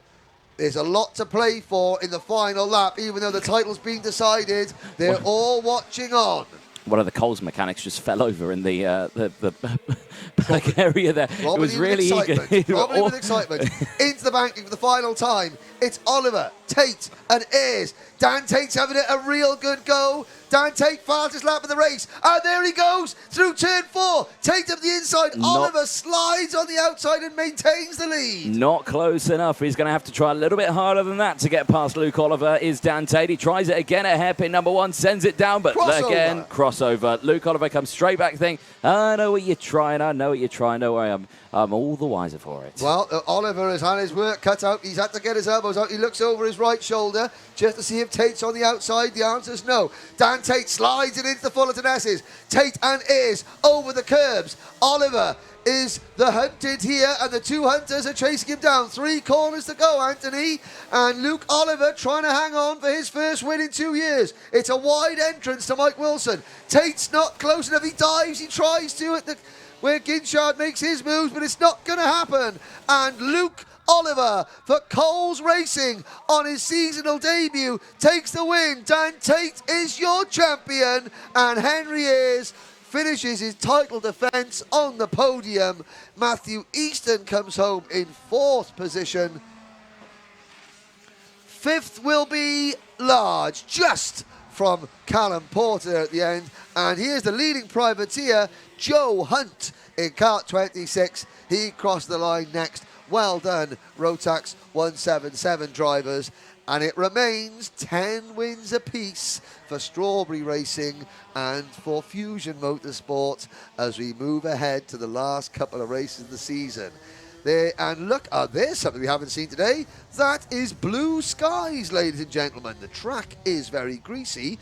We have got 4 races to go, and I wonder, stroke the hairs on my chinny chin, if we're going to see slick tyres before the end of the day. There is on the big screen a picture. That's the only picture that Dan Tate's had taken all year of him, because he's been a very naughty boy when it comes to getting his grid photo taken. But he is there on the big screen as the champion of 2021. He goes to Bahrain to represent Team UK in the DD2 class. And there he is. He goes through. He passes the nose cone check. And now we'll pass the weight bridge check. 177, the only class where if they get excluded for being underweight, they celebrate and give each other a high five. No, I'm joking. There he is. There's Luke Oliver. Steps away. We'll interview Luke for at the presentation. There we go. High five. Good stuff there. Now, the last time we spoke to Dan Tate on the Paddock Show at Wardenlaw, he was in a lot of pain. He had injured his ribs badly. You can see Jack Marshall there. High five. And there's Warwick Ringham from Strawberry Racing, giving him the congratulations. It was confirmed pretty much before the start of this race, but hey, you want to race out and win it in style. There's from former champion to current champion, Henry Ayres to Dan Tate. And Anthony Jordan is winging his way down to the paddock area to speak to our 2021 Wera Tours British champion. And what a season it has been. And we really do hope that more of the 177 drivers can join the championship next year. Is harder for the 177s because a lot of them, they work full time during the week. A lot of them are self-employed, so to sort of take days off on a Friday to come and practice. So the British Championship have tried to make it more accessible. I think there's a little bit more work to do to make it a bit more accessible for a lot of the 177 drivers out there that compete regularly at club events. But there's a really good atmosphere in the paddock, and as Sam Winter and as a couple of the drivers have shown, privateers can succeed in this championship. It's very close, very friendly atmosphere, and all smiles at the end for Dan Tate. And Anthony Jordan will be down there with Dan very shortly in the paddock. In fact, he's there right now. Thank you very much, Henry. Yes, down in the winner's circle with our champion for Rotax 177 for the 2021 Wera Tours British Kart champion, Dan Tate. weight off the shoulders, and chill. Yeah, it was good. After the heats, I think we had it wrapped up, but the pre-final didn't go to plan. Tried some things on the car, it didn't work. And then we just changed everything for the final and we give it a good shot for the win, but it just wasn't quite enough. Wasn't to be in that one, but of course, you know, in this race, the conditions are getting slightly better, but out there it looked like a lot of hard work for you, but it's great to see, you know, you're just working well in this championship. Of course, it is a tough class, but there's not many drivers in it, and that's what makes it tough, because you haven't got many people to battle with. Yeah, like the competition at the front, it's hard. Like, no matter if there was 30 on the grid, I think it would be the same people at the front.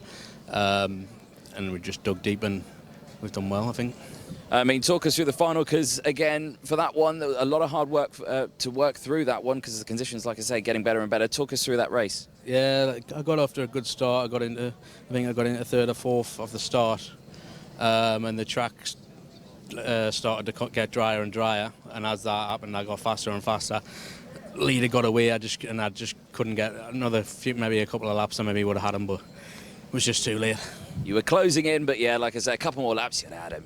Yeah, probably. Yeah, we'll do that one as an excuse. But no, excellent. I'm pretty sure that Dan Parker has got something for you. He's going to sneak into shot, and look at that, a nice shiny green #1 plate for you. Thank you. Excellent stuff. Anyone you'd like to thank? Yeah, I'd just like to thank Strawberry Racing, everyone at Strawberry Racing. The equipment all year has been unbelievable. And my mechanic Connor Jupp this weekend. I mean, all my other mechanics I've had throughout the year.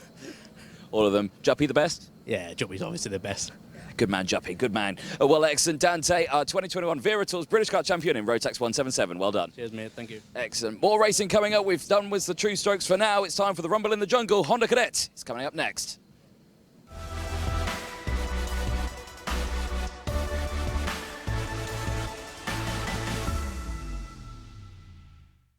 I'm Timo Jungling, I'm 12 and I'm from London. My name is Joshua Graham, I'm 12 years old from Waldham in Kent. I started karting when I was 5 at Buckmore Park in higher Bambino karts. I first started karting at 7.5 in the Bambino class at Buckmore Park. My highlight has definitely been at Mansell, where I won in the final, because I just had no teammates and I beat the whole of Synergy by myself and Ambition, and that was a highlight of my year. My highlight of the year so far is probably Warden Law, as I finished second, but this week we're going to aim for the win. To be 2021 British Kart champion will mean the world to me, since I've been trying my hardest, me and my dad and my family and SFR, been trying the best to win it. Last year we couldn't quite do it, but this year we're going into the round with only 2 points behind Noah Wolf in drops, so I definitely think I can win it. To become 2020 British Kart champion, it would mean the world to me, as I've put a lot of effort into it.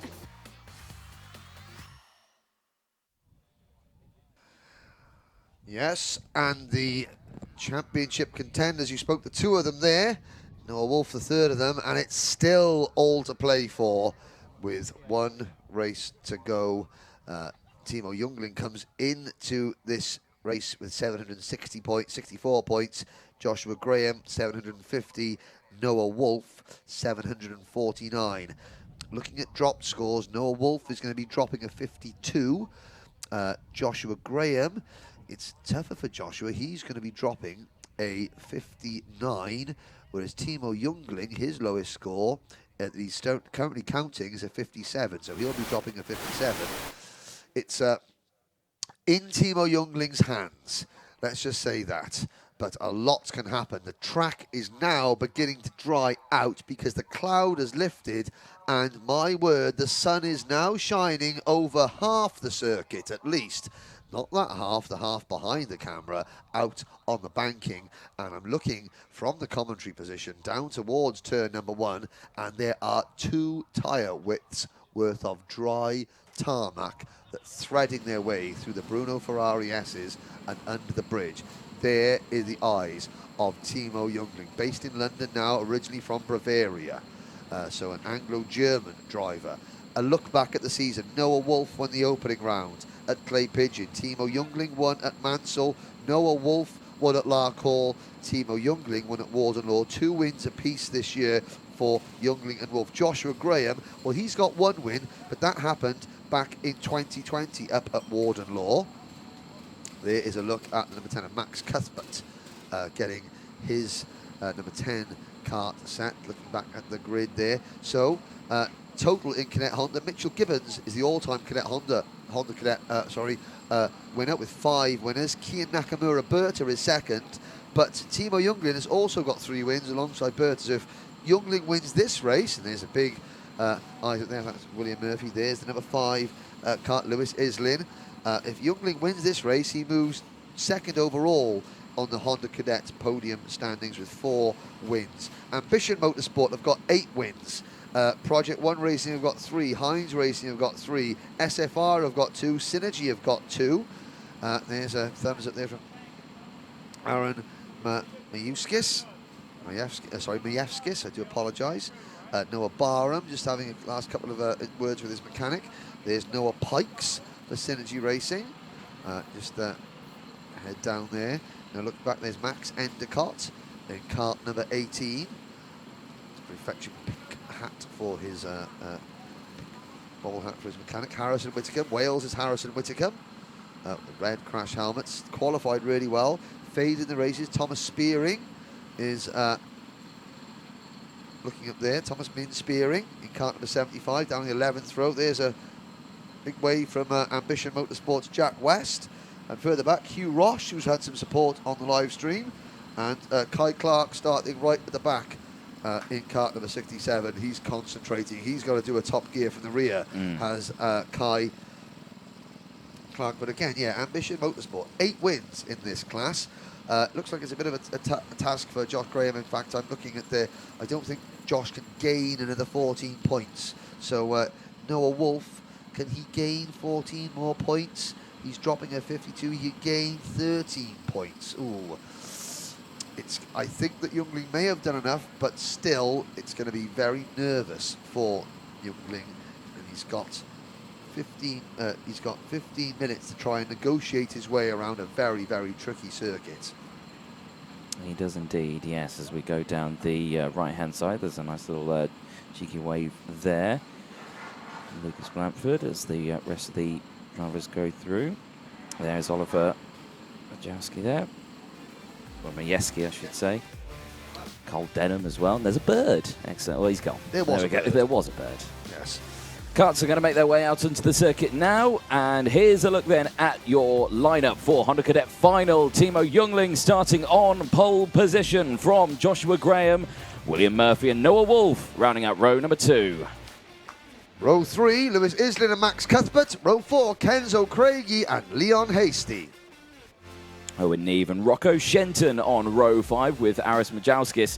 Jauskis, thank you, with Joshua Smith alongside on row 6. Noah Barham and Cole Denham are up next. Noah Pikes and Oliver Majewski are on row number 8. Max Endicott and Lucas Blanford on row 9 with Harrison Whitcomb and Albert Friend rounding up the top 20 on row 10. Row 11, Thomas Min Spearing and Luca Holmes-Ballack, and then Jack West and Brendan James on row 12. Hugh Roche and Harley Musk ran out row 13 with Kai Clark starting from the back of the field on row 14. He had issues yesterday, I believe he did. He retired from one of the races before it even started. And yeah, that was a sign of a bad start to the season. But he's in the final, which is good. And of course, all the drivers will be through to the final on this one. But yeah, can we see him make moves and make positions from the back of the grid? We'll have to find out. Of course, a standing start. And, I mean, offline, it's still soaking wet. But look at that, the foreground of the camera shot there. That tarmac by there, me old chestnut, she be dry. She be very dry, doesn't she? So, yes. But these karts, all of them. Is anyone on slicks? Did we spot that? No. No one's on slicks. No, that would be suboptimal. Would that be a mistake? That would be a mistake, yes. Okay, fair enough. That would be a mistake. That would be a mistake. Maybe the next session. Well, the next session's the Total Karting Zero karts. Now, they're just a guest class, so they've got their own final, but they're going to be known as guinea pigs. Electric-powered guinea pigs. Yeah. Now, you know, because everyone else, oh dear, we got a bit of a Lewis Islin there, not really in the right position. Is he going to move across? Lewis Islin is supposed to be in 6th place on the 3rd row. No, someone's going to have to put their back out. Okay, no, they're going to reverse Owen Neve's kart up. We're going to They reverse all need the to go number backwards. 44 of Kenzo Craig. You know, don't forget Kenzo Craig and Albert Friend in this class. They qualified for the Rotax Grand Finals in Micromax. There's no there's no Grand Final ticket up for grabs in Honda Cadet because it's not a Rotax class. It's simple, but I just thought I'd let you know, the viewers. You know, Yeah. Public service, isn't it? Yeah, in it. In it. Inform, entertain, and educate in proper English, like. Lights are green. No, they're not. Green flag in the air. Lights are red. Lights are out. Now we're off and racing. Honda Cadet, the final. Youngling leads. Graham slots into second place, and Wolf into fourth behind William Murphy as they go through turn number 1. Yep, good start then from the entirety of the field. All one bit going to the grass there. The 92 Jack West takes to the grass but comes back on, and look at the dry patches starting to form then off that banking section as they go up now over the bridge. They go. Youngling with that outside liner, and then it was Graham down the inside. I think Graham's managed to hold it. He has. Graham now takes the lead down the hill in towards hairpin number 1. Wolf in third place as the rest of the field. Concertina up as they go through. The 95 just in shot. And what have you seen? Noah Wolf taking the dry line around hairpin number 1, taking the lead, and Graham gave him a little bit of a shove with his nose coming out of the corner. The first thing I saw was that Timo Youngling took the traditional wet line through turn number 4, and Graham was quicker on the dry line. So the track is still wet weather tyres. Wet weather tyres are better than slicks at the moment, but the racing lines, the dry racing lines, are now becoming to be about as preferable as the wet racing lines as Leon Hasty runs wide. Yeah. This is going to be a very, very interesting race because the drivers, they're on the wet tyres, but they've got to start using the dry lines. They really do, don't they? So as they come through now, it's Graham who leads the way as they come towards the line as one of the Ambition carts goes very wide there. Islin there in second place from Timo Youngling.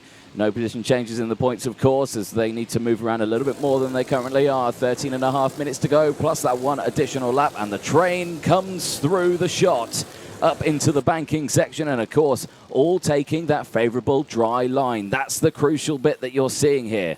Yep, and people asking, oh my word, they're all taking the grass blocks coming off the corner. And there's Oliver Majewski. Oh, he's reversing across. Oh, sharp intake of breath there as Majewski went round. He gets going in that blue and white there, the Passion Motorsport kart run by the team run by Connor Mills. He reversed across the track.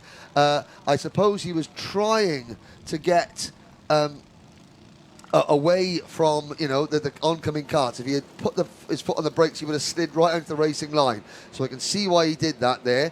He's underway. Oh, and there's contact there between Wolf. No, not between Wolf, between Islin and Graham. Yeah. Graham ran wide out of the Fullerton S's there and then came back onto the track, albeit Islin was on the track. So here's a replay then of what that. So you can see there, Graham really wide there, comes back on and just, That could have been game over. Oh, yeah. That was, yes, synchronised ohing in the commentary box. Through there, that green helmet for Timo Youngling. Settled in third position. Islin, Graham, 1, 2. Championship positions, disembodied voice in my head. Please show us the title standings as we run. There they are, 767 for Youngling, 756 for Wolf, 753 for Graham. So at the moment, Josh Graham, if he moves up one position, he gains 3 championship points. That puts him at a tie on 756 with Noah Wolf. Noah Wolf runs in 4th position. That is 59 points currently. So he can add another 6 points. It's not enough. Youngling at the moment is a title. Neither of them can beat him. No. Youngling came into this race on 764 points. The highest Noah Wolf can get is 763. Yeah, there we go. No, so Youngling will still be trying to win this race. Now Graham takes the race lead. First time we've seen that happen in the last couple of laps. We're on lap number 3 now. Fastest lap last time around for Lewis Islin. We've got all 27 drivers still running. We do indeed.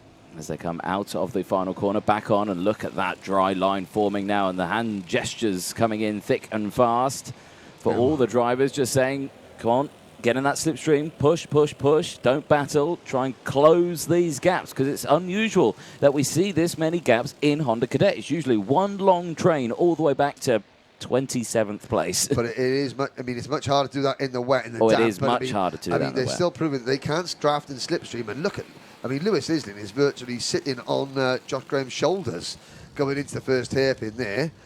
Youngling in third, just at the moment staying out of trouble, just making sure that everything's fine. Wolf and Murphy, William Murphy, in 4th and 5th position. And next, Cuthbert is 6th. Rocco Shenton is up into 7th. Then it's Leon Hasty, Owen Neve, and Aaron Mioskis. That is your top 10. Min Spearing is 11th. He's gained 10 places already for Thomas Min Spearing. Then Kenzo Craigie, Noah Pikes, Harrison Whittaker, Cole Denham, and the rest. And there is a few of them out there. 9 minutes to go, or just under 10 minutes to go. And again, watching these drivers go around top and tail all the way, and we say it's been a fantastic season for Honda Cadet, hasn't it? They've given us some excellent races at every single round we've been to. Of course, Shennington was the first round for Honda Cadet, am I right in saying? No. No? Clay Pigeon. It was indeed Clay Pigeon. You are correct in saying that. Noah Wolf won from Timo Youngling and Owen Neve. He did indeed. In the rain. You've got it on your piece of paper. I have. Well, that's why they call me the stat man. Exactly. Well, they call me Henry, but They call you Henry, yeah. Yeah. They call you many other things as well, but we won't say those things on the live stream. Yeah, so, I mean, yeah, it was Wolf, Youngling, Neve on the podium at Clay Pigeon. Change for the lead. Lewis Islin at the inside. Now, Lewis Islin hasn't been on the podium yet this year. In fact, he's only got one podium in his career, and that came at the last round of 2020 at Wilton Mill. Now, we've had Harrison Crowther. He had it, you know, he's got 2 like last gas wins, you know, at the last round of the season, already in Minimax. I wonder if Lewis Islin, it's his time to shine, last round of the season. He's going for his first win, his first podium since December 2020. Yeah, exactly that. So keep a close eye on all of these drivers as they go through. Now, Wolf has managed to get past Youngling there. Youngling now falling back down the order into 4th place now. Now, there is... we got a few comments here. Now, there is a pinned comment at the top of the live chat about why the stream might be a bit laggy. It's because of the weather here, the cloud cover here at PFI. It's playing havoc with the live stream today.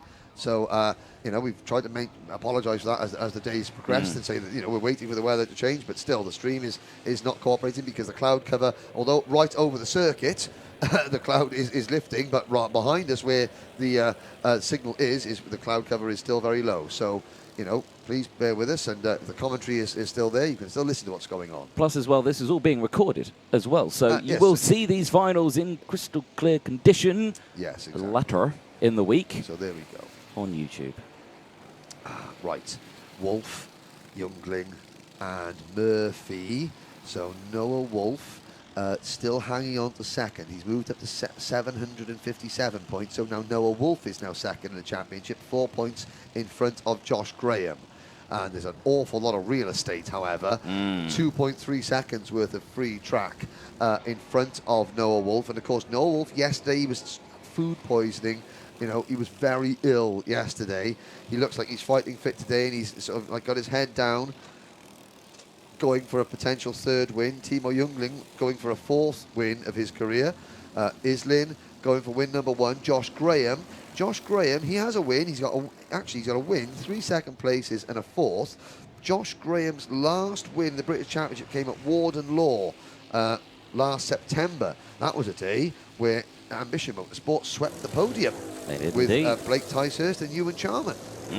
You are correct in saying that. You were there. I was. Commentating with someone that was young enough to be on the grid. I was. Yes, you were. not me. I'm mentally young enough to be on the grid. Mentally young. Physically, yeah. Oh, physically. Right off. Yeah. Fully parked. OP home. Wolf.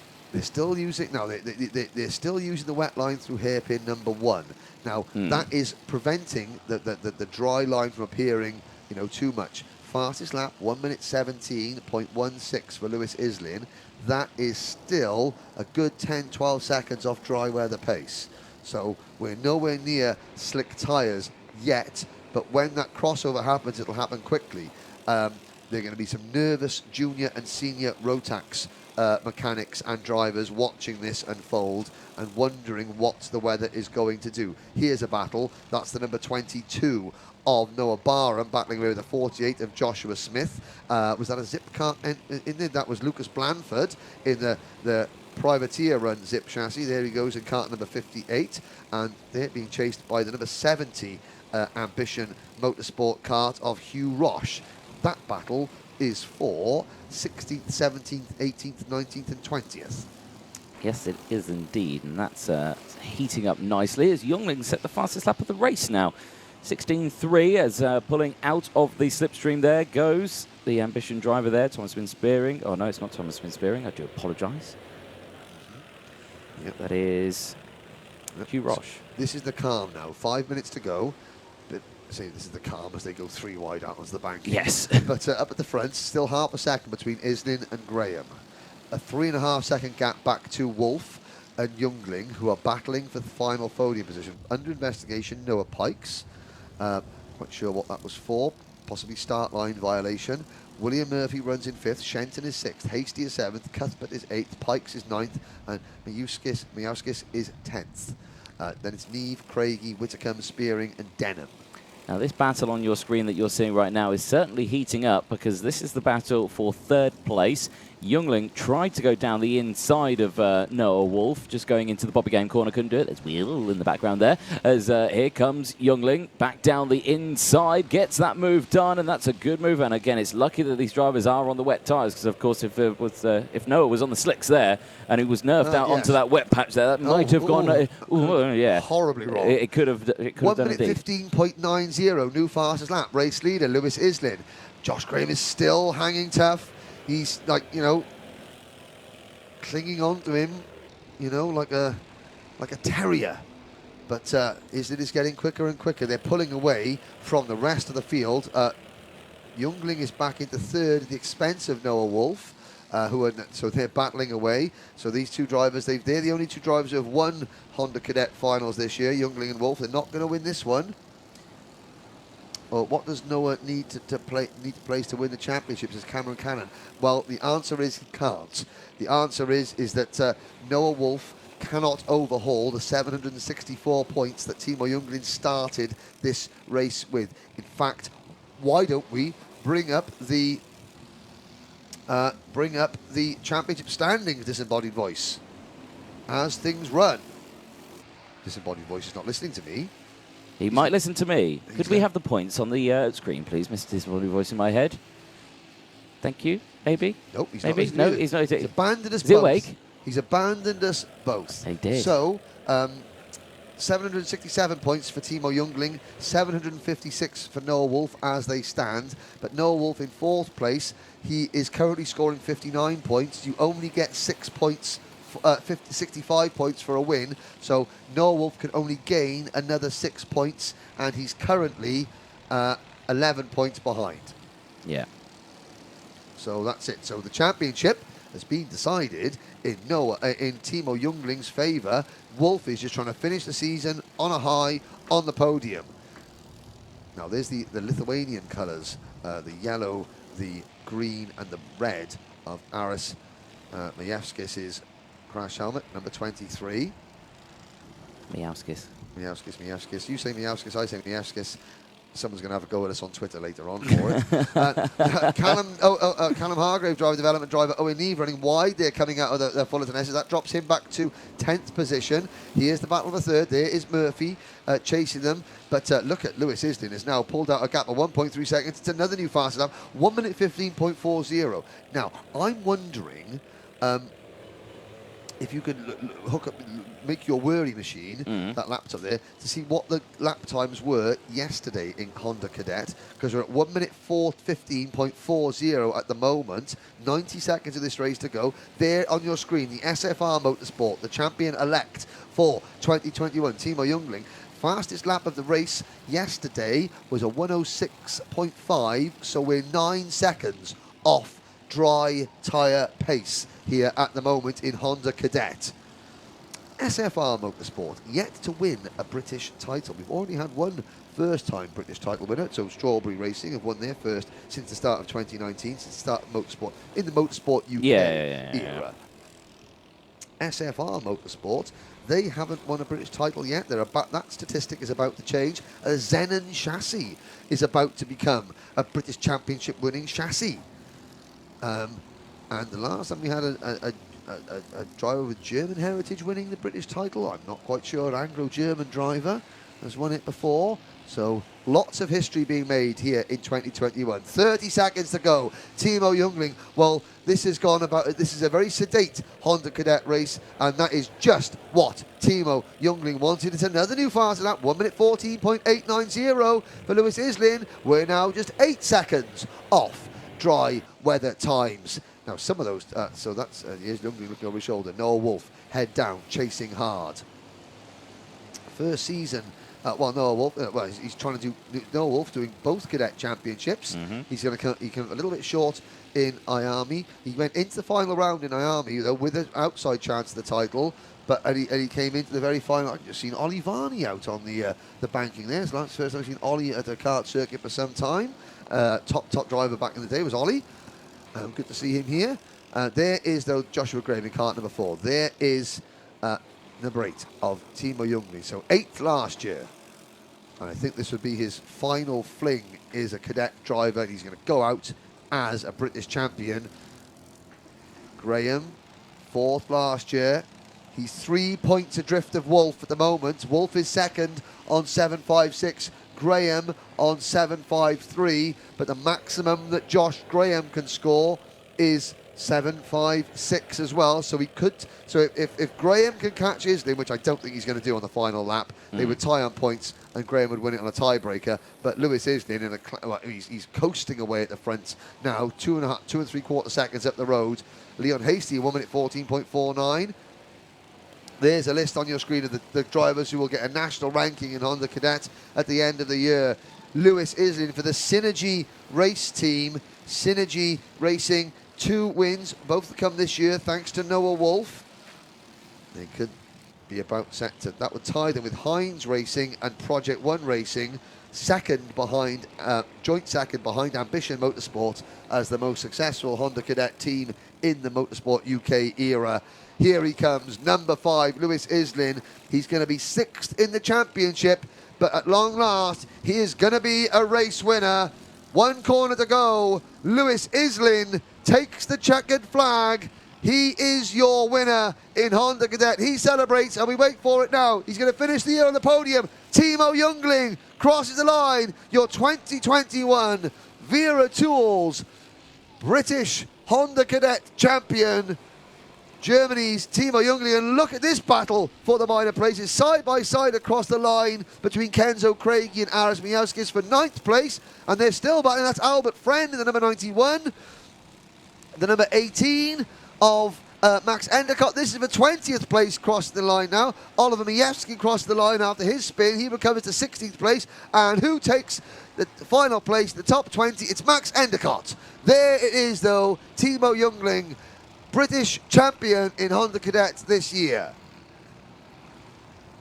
And Noah Wolf takes 2nd in the point standings by 2 markers over Josh Graham. William Murphy 4th in the championship. There's a list of results. Leading privateer home at the end of that one, Lucas Blanford.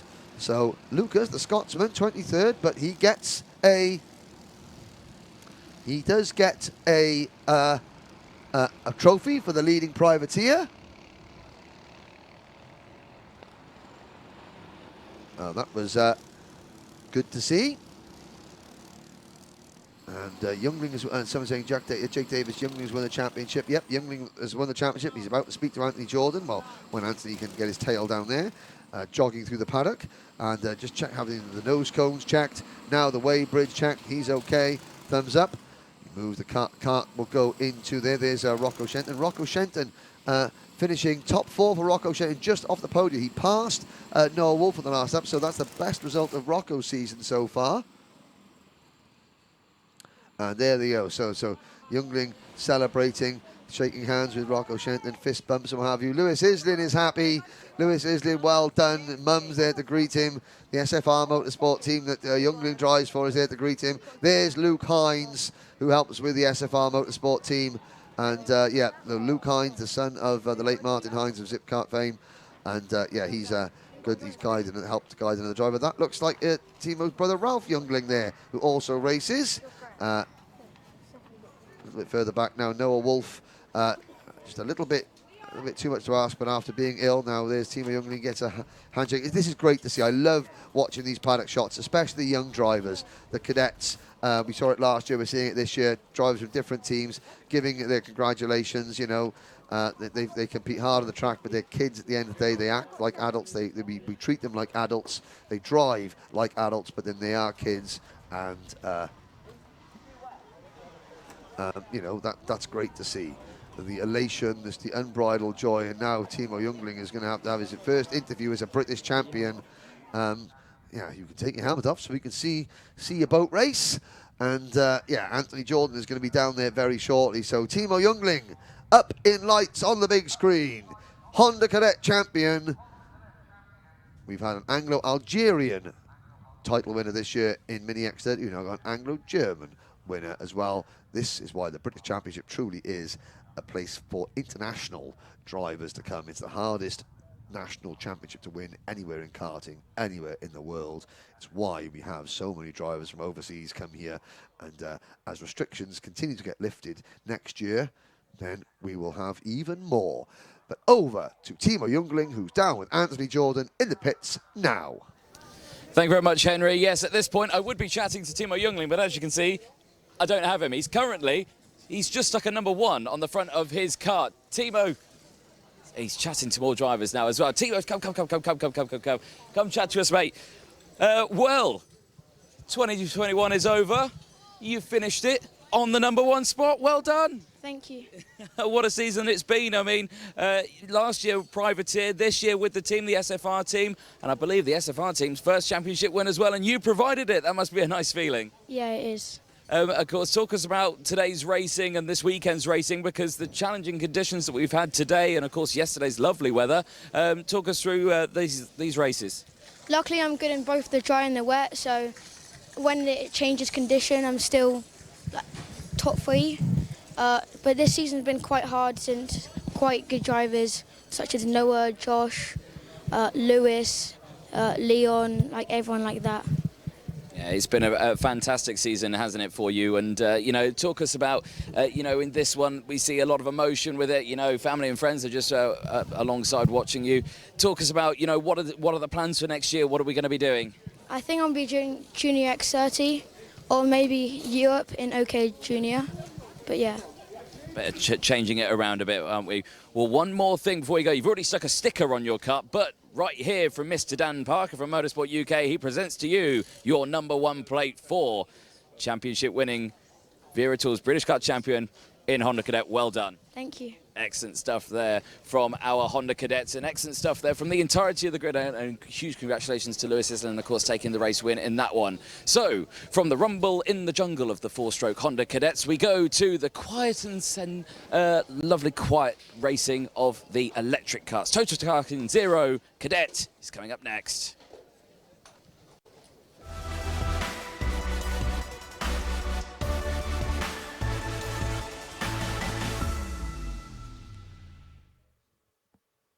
So, 3 races to go. Thank you, Anthony. Thank you, Timo. The next race, Total Karting Zero, engineered by Rob Smedley, Cadet. So, I forget who was. Who sung Silence is Golden? Well, they were right in terms of electric karting. That's up next. And the race, that's race 27. Race 28 will be our Junior Rotax Championship decider. And race 29 will be Senior Rotax.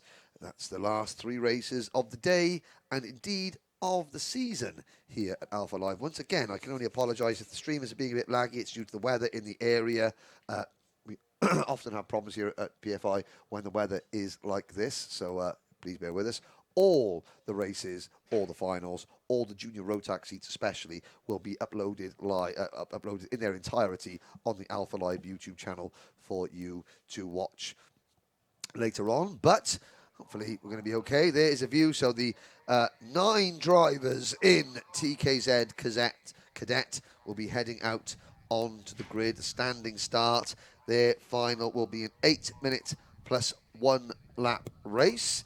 And we had a very, very good battle in the wet earlier on. Here is going to be the first indication of, is anybody brave enough to go out on slick tyres? I wonder.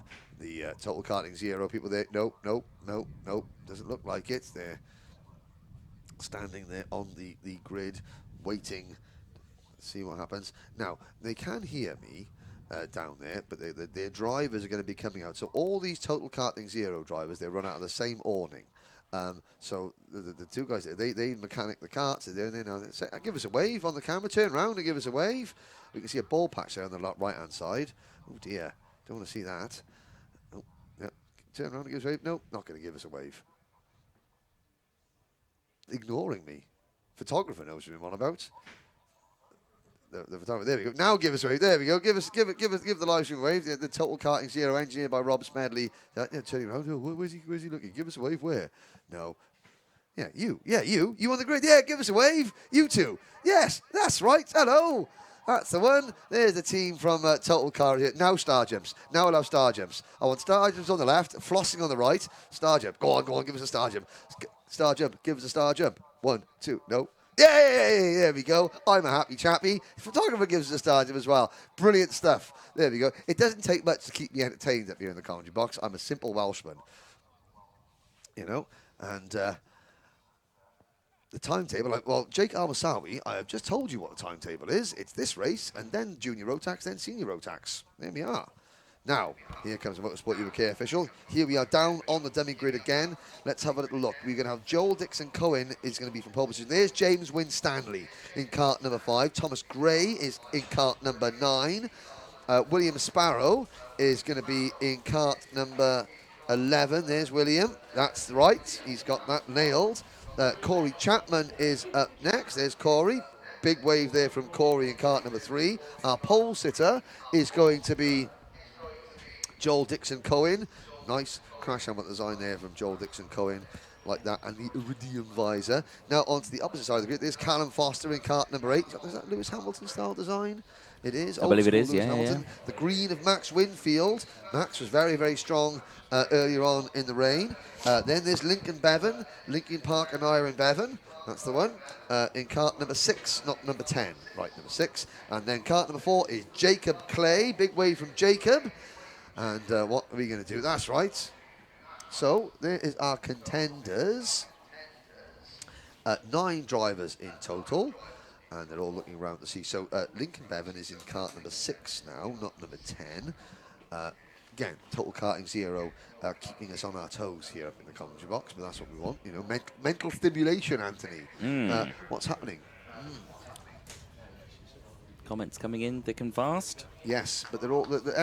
Everyone's very impatient. They are. What time is the Rotax? What time? It's when it is. When it is. After this race. After this one, indeed. Yes. Let's have a look then at the grid for Total Karting Zero Cadet. Final about to make their way onto the grid. Joel Dixon-Cohen will be starting on pole position from Callum Foster. Corey Chapman and Max Winfield on row number 2 with William Sparrow and Lincoln Bevan on row number 3. Thomas Gray and Jacob Clay on row number 4 and rounding out the grid. 9 karts in total. James Winstanley on that number 5 plate. Of course, all these drivers running the black background with the white number, meaning signifying a novice driver. All of these drivers are the novice drivers, and we're about to get their final underway in the, well, conditions that we have. Obviously a little bit mixed. It's slightly dry, it's slightly wet, but we're about to get this final underway for Total Karting Zero Cadet. Green lights are out and we're off and racing, but one of the karts failing to pull away. It's the number 2 of Max Winfield, who's slow off the line. It gets it going though, and again another kart also slow off the line. The number 9, Thomas Gray, failing to get away well. So that's 2 karts already struggling here, but as the rest of the field go up the hill, they switched it off there. So it's a good start then from the front row. Joel Dixon-Cohen leading the way from Callum Foster at the moment as they all go over the bridge and back down the hill. 2, 4, 6, 7 drivers all in a line, and sadly it does look as though there's been an issue for Max Winfield and for Thomas Gray. But let's focus on what we have got in front of us. There is the number 7 kart of Joel Dixon-Cohen, who led everything in the pre-final, but really, you know, under pressure all the way through. Number 8, Callum Foster is in 2nd position. Then a little gap back to 3rd. There's number 6. Oh, number 6. Now we're checking the tyres. They're all on wet tyres. Once again, if the stream is a bit laggy, I'll say it again about the you know, the weather here, which causes havoc with the internet. It's PFI because they're not here on fibre. The internet is, there's no fibre cabling. It is a satellite, and when clouds get in the way between internet signal and satellite signal, then you have issues. So we do apologise for that once again. We've been working really hard to make sure the stream stays up, but if it's a bit laggy, then well, you know, deal with it. Sorry.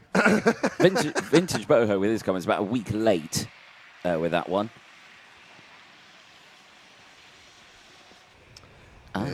There is Max Winfield, who is coming on. Apparently, if you go back a minute on the stream and then play it, then it carries on as normal. So just rewind it by a minute.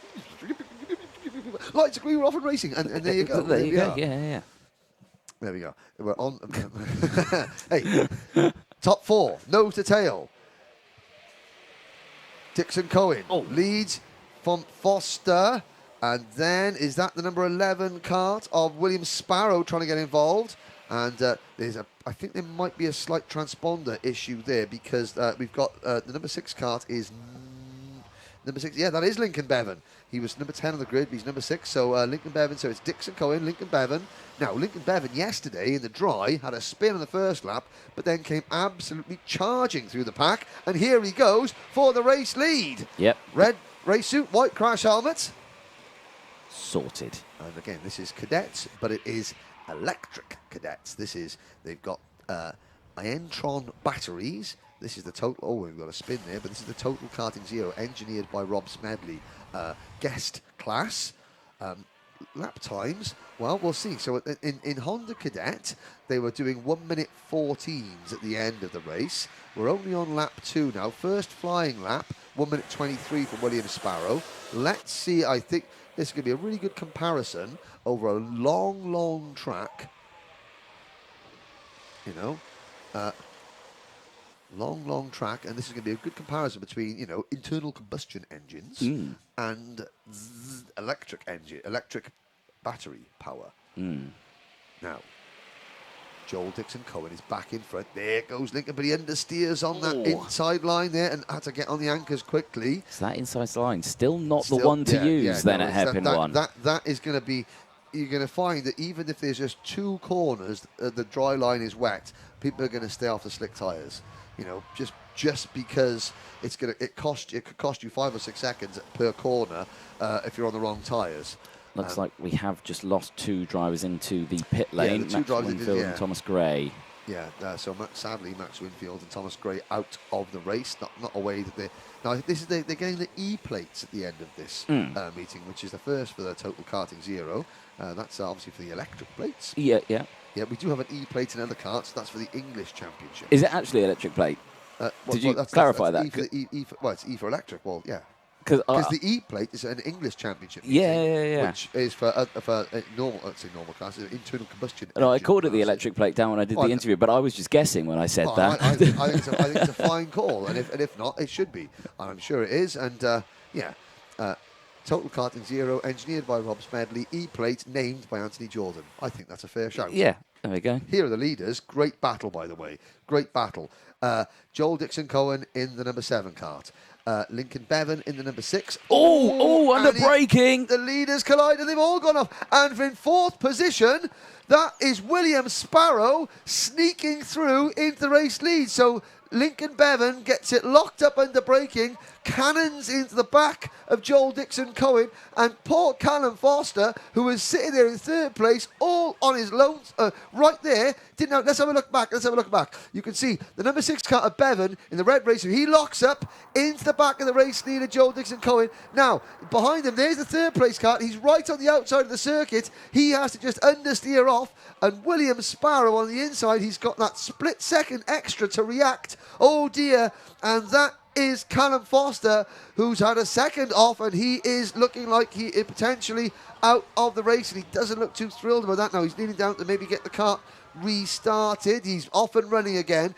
But there's your new leader with 2 minutes to go. William Sparrow. Lincoln Bevan in 2nd, and then a battle of a 3rd now between Corey Chapman and Joel Dixon Cohen trying to recover in kart number 7.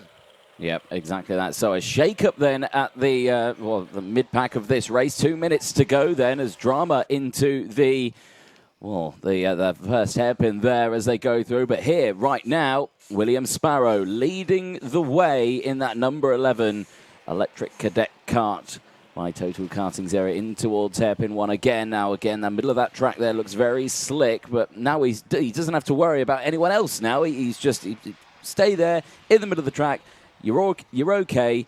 Bevan is still there, the number 6, closing in. We'll keep an eye on the times, but last lap, William Sparrow was fastest lap. Yeah, 1:23.05. Lincoln Bevan, he's trying hard. He's pushing out over the curbs there at the Fullerton S's. And we've got lots of drivers in the Isle of Man here that are getting support, which is good to see. So, Lincoln Bevan pushing hard. Now, I mean, William Sparrow, he's been great fun on the stream here. You know, obviously that's how you figure out his name. He's got the arm angle. Wonder if we're going to get a victory arm signal. There is some of the Total Karting Zero parents in the grandstand cheering on. Mr. Holland in there as well, watching on. Well, Lord Farquhar, Ian Johnson as well, puffing on a tab there as well. Watching there, we've got a proper English lord here. Now, there's Sparrow. Well, he's responded. 1 minute 22.37. William Sparrow has responded in the best way possible. 22.3 for Sparrow, 22.7 for Bevan, 22.4 for third place driver Joel Dixon Cohen. Down the hill towards hairpin number 1. And Lincoln Bevan, you can just see the body language in the car. We are 17 seconds to go. So next time around, they'll get the last lap board. This race comes by quick and fast. And there's Sparrow, head down, jumping up and down to try and just gain that little bit of extra momentum. Lincoln Bevan is under investigation for that incident we saw earlier on. Again, it wasn't deliberate. It was just a misjudgment and on slippery conditions. Unfortunately, it wiped out the top 3. It did indeed, yes. You have to be very careful with that. Into the Fullerton S's we go. The leaders are heading out onto the paddock. There is the number 11 of William Sparrow. He crosses the line to start his final lap through the Bruno Ferrari S's. Under the bridge. One more lap for Sparrow. Bevan, 2.3 seconds back, is not going to catch him, even though he's just set. What a new fight. 1 minute 20.66 seconds. So 5 seconds a lap slower than the Honda Cadets. And Bevan is got to put the pedal to the metal and is absolutely trying to squeeze every last volt out of that kart. Up the straight towards hairpin number 2. Around hairpin number 2. Dixon Cohen is in third position. But nobody is going to catch this man, William Sparrow. Half a lap to go. He is just got to keep things straight. Keep it on the prepared surface. Round the Mike Wilson complex. Bevan is not going to catch him. 3 corners to go. Driver number 11, William Sparrow, comes out of the final corner right about now onto the start rate. Bevan's getting very, very close indeed, but Sparrow holds on by a whisker from Lincoln Bevan. Set third for Joel Dixon Cohen. Fourth for Corey Chapman. Chapman comes across the line. Callum Foster will be 5th across the line.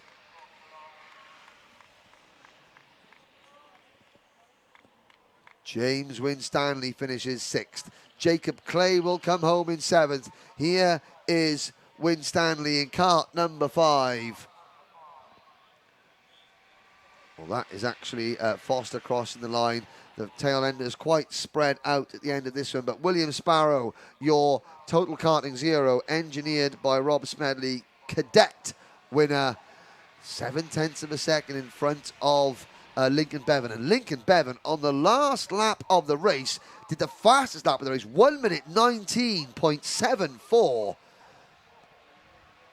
2 seconds faster than everybody else, 4 seconds 4.5 seconds off the pace of Honda Cadet. But these karts are a bit heavier, obviously with the 2 batteries and the motor that runs the batteries. But Joel Dixon-Cohen, hard done by there for Joel Dixon-Cohen. He is going to be, just a third of the podium. He was leading that race before that incident up at the first hairpin. Everybody's okay. They all managed to continue. Bevan finishing second, Joel Dixon-Cohen third, Foster finishing down in 5th there. Corey Chapman, great to see that Corey Chapman there. He had a nasty accident at the start of the year up at Fullback, and he had to, took a bit of time off school. His parents were saying with some injuries, but back in the kart and smiling at the start of the weekend. And I'm sure he'll be smiling with the 4th place finish there. There they go in. There is the number 7 kart of Joel Dixon-Cohen there, the emerald green on the back of his crash helmet. A very snazzy crash helmet design. William Sparrow waiting. Now there gets a photograph from the official photographer from Total Karting Zero.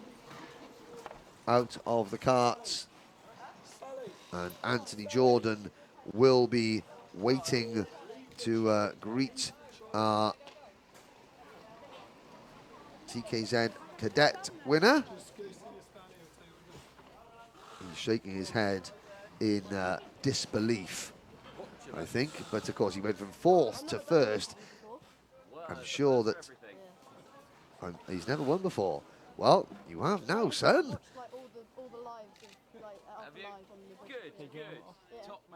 And he's telling Anthony that he watches all the Alpha Live, but he's never won. This is his first interview, so now he's got to get a neck brace off, young William.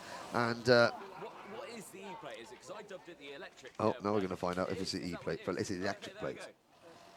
Not to be confused with the English plate, but yeah. There he is. Now we got to get the headphone off. Right, there's a look at the grandstand. We've got 2 races to go. Junior Rotax is up next, the Senior Rotax. But before we get to that, we are going to speak to a very, very happy and somewhat surprised William Sparrow, who is down with Anthony Jordan in the pits very shortly. But again, big thank you to all the spectators in the grandstand. Can't quite pick out who's who, but we'll make fun of you later. Here is the winner with Anthony Jordan. Thank you very much, Henry. Yes, from one of the quietest races we've had this weekend, but we have got our race winner in the final, William Sparrow. Well done, our Total Karting Zero Cadet winner this weekend for the British Kart Championships. How do you feel? I feel absolutely amazing, especially with, the work that the Total Karting crew do is amazing. Unfortunately, we had some kart troubles on the Saturday and finished in 6th, but I think we've recovered on the Sunday. Obviously, unfortunately, for the top 3 ahead, but I think I was in the right place at the right time, so. Yeah, definitely so, because talk about that, because it all went P-tong right in front of you there, but you kept your cool. You didn't do a sympathising spin as well with it. You kept your cool and you just managed to get that move done.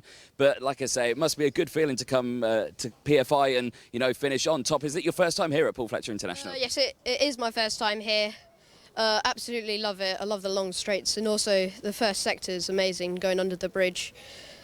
Oh, it's a good circuit, and I'm absolutely, thanks to my mum and Total Karting crew again. It's been an absolutely amazing journey here. Obviously, I'd competed in Total Karting series, but to be at British Kart Championships is really amazing. No, I bet it is. But, to come away with a win, everyone here watching as well, because all the juniors were lining themselves up, and there's only one thing they want to do, and that's watch the racing out on track. So you showed off to a lot of good drivers out there as well. But one more person you can thank as well, Mr. Dan Parker, is going to come in, and he's going to present to you the electric E-plate there for you.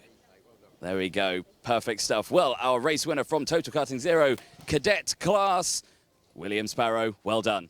Thank you very much. Excellent. Plenty more races coming up. Well, actually, plenty more races. Only 2 more races. The penultimate one, Junior Rotax, is about to take to the circuit.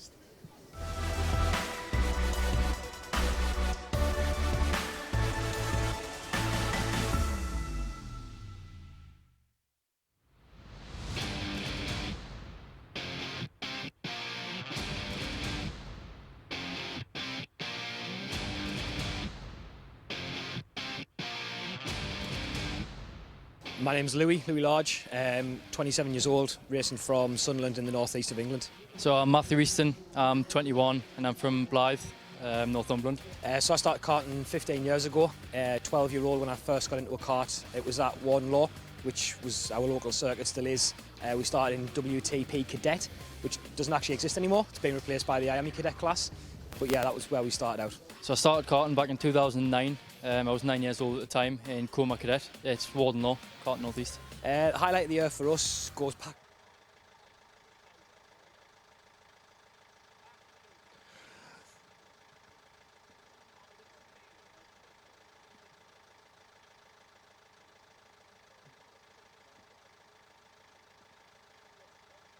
Welcome back, ladies and gentlemen. A few drops of rain return to the circuit. 2 races to go, and a very, very well-spoken interview there by William Sparrow, thanking all the right people.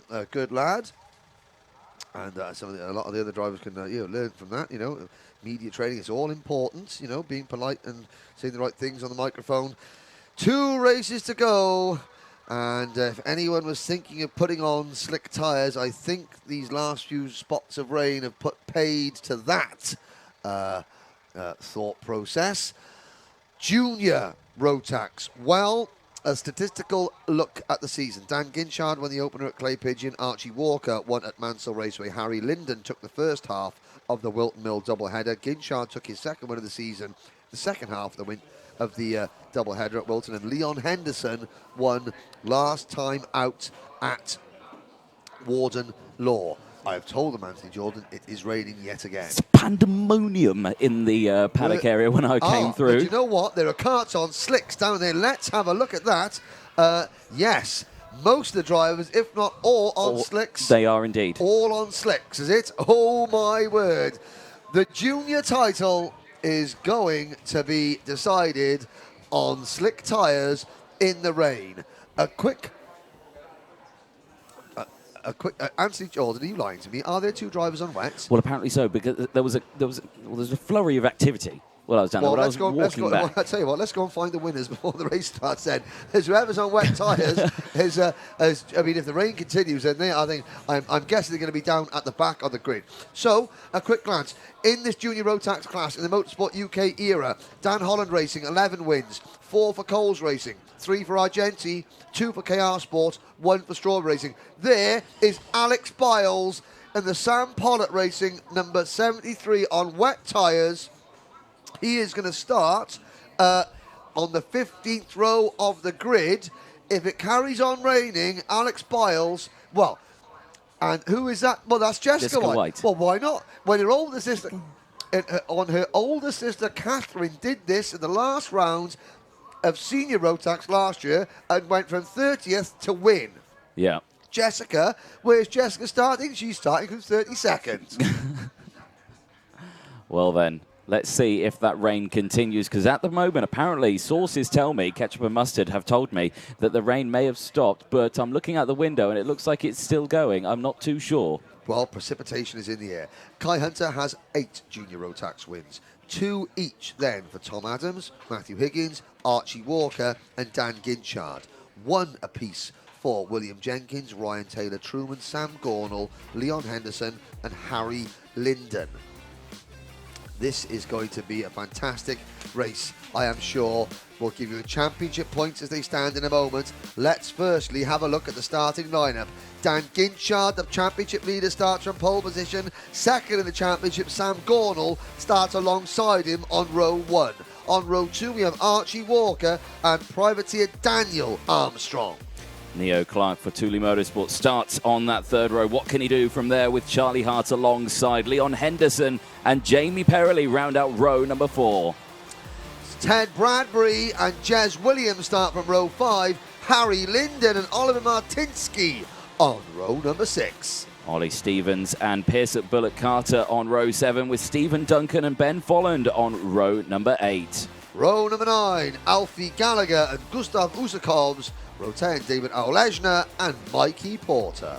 Chloe Chong and Jay Lawrence on row 11. Gabe Fairbrother and Declan Russell on row number 12. Leo LaCastro and Evie Poulane on row 13. Ollie Goodyear and Ethan Lomax, row 14. Alex Biles and Ryan Willis on row 15, rounding out the top 30 with Callum Romain and Jessica White, who is on those slick tyres. Row 16. Scott Lapsley and Daniel Sabula round out the field. We just saw one of the drivers spinning off on slick tyres on the rolling lap. Yeah, and I would like to correct myself. She's on wet tyres, and I said slicks. Oh, well, Biles and, so watch the 73 Sam Pollock racing kart and the number 36 Vision Motorsport kart. That looks damp. They're going to have to try and get up through the order on the early stages. They are indeed. Let's see what they can do. Now, let's see. The point standings. Dan Ginchard, 787. Sam Gornall, 778. Leon Henderson, 774.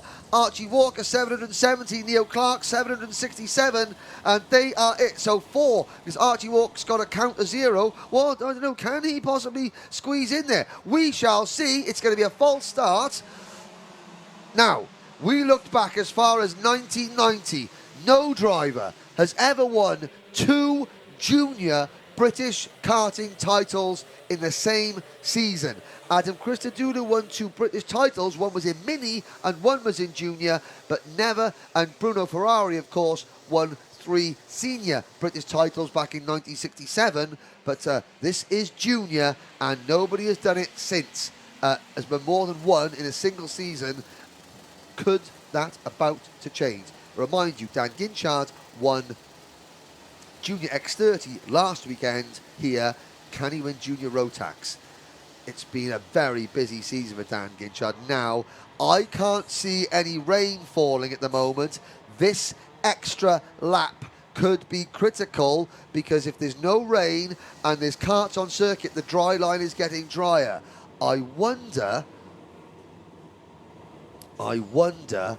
if Alex Biles and Jessica White, well, they'll be sending out the mechanics to have a pee at the final corner, I'll tell you that. Just anything to get this track a little bit wetter. We could be about to see history. We could be about to witness karting history here in the next 15 minutes. GP plate, Argenti Motorsport. Danny Sweeney is down watching this. He's the second-year team, and it has been an absolute slog getting that team from scratch to where he is now. You stand on the precipice of glory. Into the tram lines. Lights are out. We are off and racing. It's a great start from Ginchard on slick tyres. Hold your breath into turn number 1.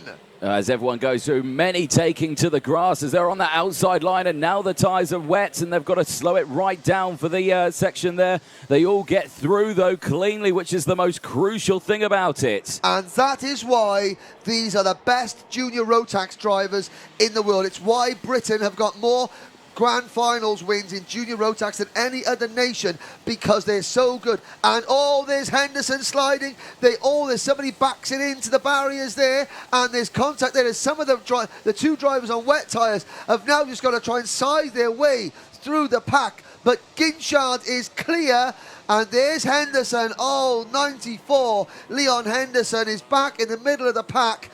And look at number 50, Charlie Hart having a good start. There's Bradbury running wide. Ted Bradbury, so does his teammate. This is going to be edge-the-pants stuff. Jez Williams gets forced wide, but Ginchard on rails. He's going to be... is he? He's lost it. He catches it.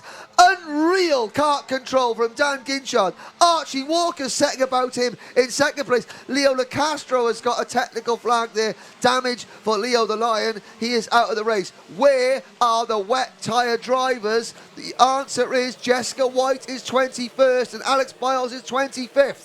This is excellent stuff. Then it's going to be a real challenge for all of these drivers to try and get these karts to the end, because, of course, half the track is dry, half the track is wet, and they are all on the slick tyres, bar 2 drivers, of course. So you've got to be so careful with where you position your car. Overtaking and where it's going to happen on track is crucial, and it's vital. So what's going to happen is a mega lunge there as the rest of the field comes through, and that's the inside line. The inside line is wet, and the drivers are trying to slow down for it, and they just can't can't. It just aquaplanes them off on the slick tyres. There's several karts going awry and more karts going round through the Fullerton Evans. That's Neo Clark. Neo Clark. Title dreams over for Neo Clark. We're now really whittling the contenders down. Let's have a look at the championship positions as they run, please. Ginchard onto lap number 3. He's got 4 points in advantage over Sam Gornall. Gornall runs second. Gornall can only gain 3 more points by moving from second to first. So he's got to try and hope that. Oh, there is Jessica White out the race on wet tyres. Henderson is third. So now we're down to a head-to-head fight between Ginchard and Gornall for the title. They're running 1-2 on track. Sam Gornall's got to get ahead of Dan Ginchard, and then Ginchard has got to finish third or worse. That's my calculations. He's not won it yet, but look at the gap. Well, Ginchard is driving away from the field again. He is Anthony Jordan. He is 4 seconds in front of everybody else. There is Sam Gornall. Next, 6 seconds back is Ted Bradbury in third place. You know, you look at these, and Bradbury, I mean, these are the best drivers, and they're all like threading the eye of a needle here. Bradbury's in. Archie Walker has slipped to 4th. Duncan is up into 5th place. Armstrong is 6th. Perrelly is 7th. Then it's Leon Henderson, Harry Linden, and Declan Russell. Privateer driver Declan Russell is.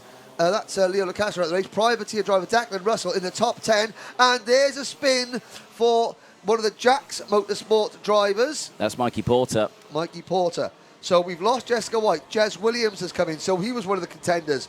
Jez Williams out of the race. We've got 32 drivers still running. Gallagher down the back. Mikey Porter gets going. Leo Lacastro's just retired. So we're down there. Alex Biles on wet tyres is 26th. The wet tyre gamble hasn't worked yet. We've got 11 minutes to go, though. A brief rain shower could change everything. But Dan Ginchard is now 4.7 seconds up the road. A lot of people say, Henry, there's a look. There in the centre of your screen, black jacket, blonde hair, Danny Sweeney, the Argentine Motorsport team boss, watching, eyes fixated on the circuit. The rest of Morgan Porter, last year's senior Rotax, giving the thumbs up there for Argenti. Oh, and there's one of the Project 1 karts with a lot of damage on it getting set aside. That was Jamie Perrelly. And look at Declan Russell in kart number 29 go.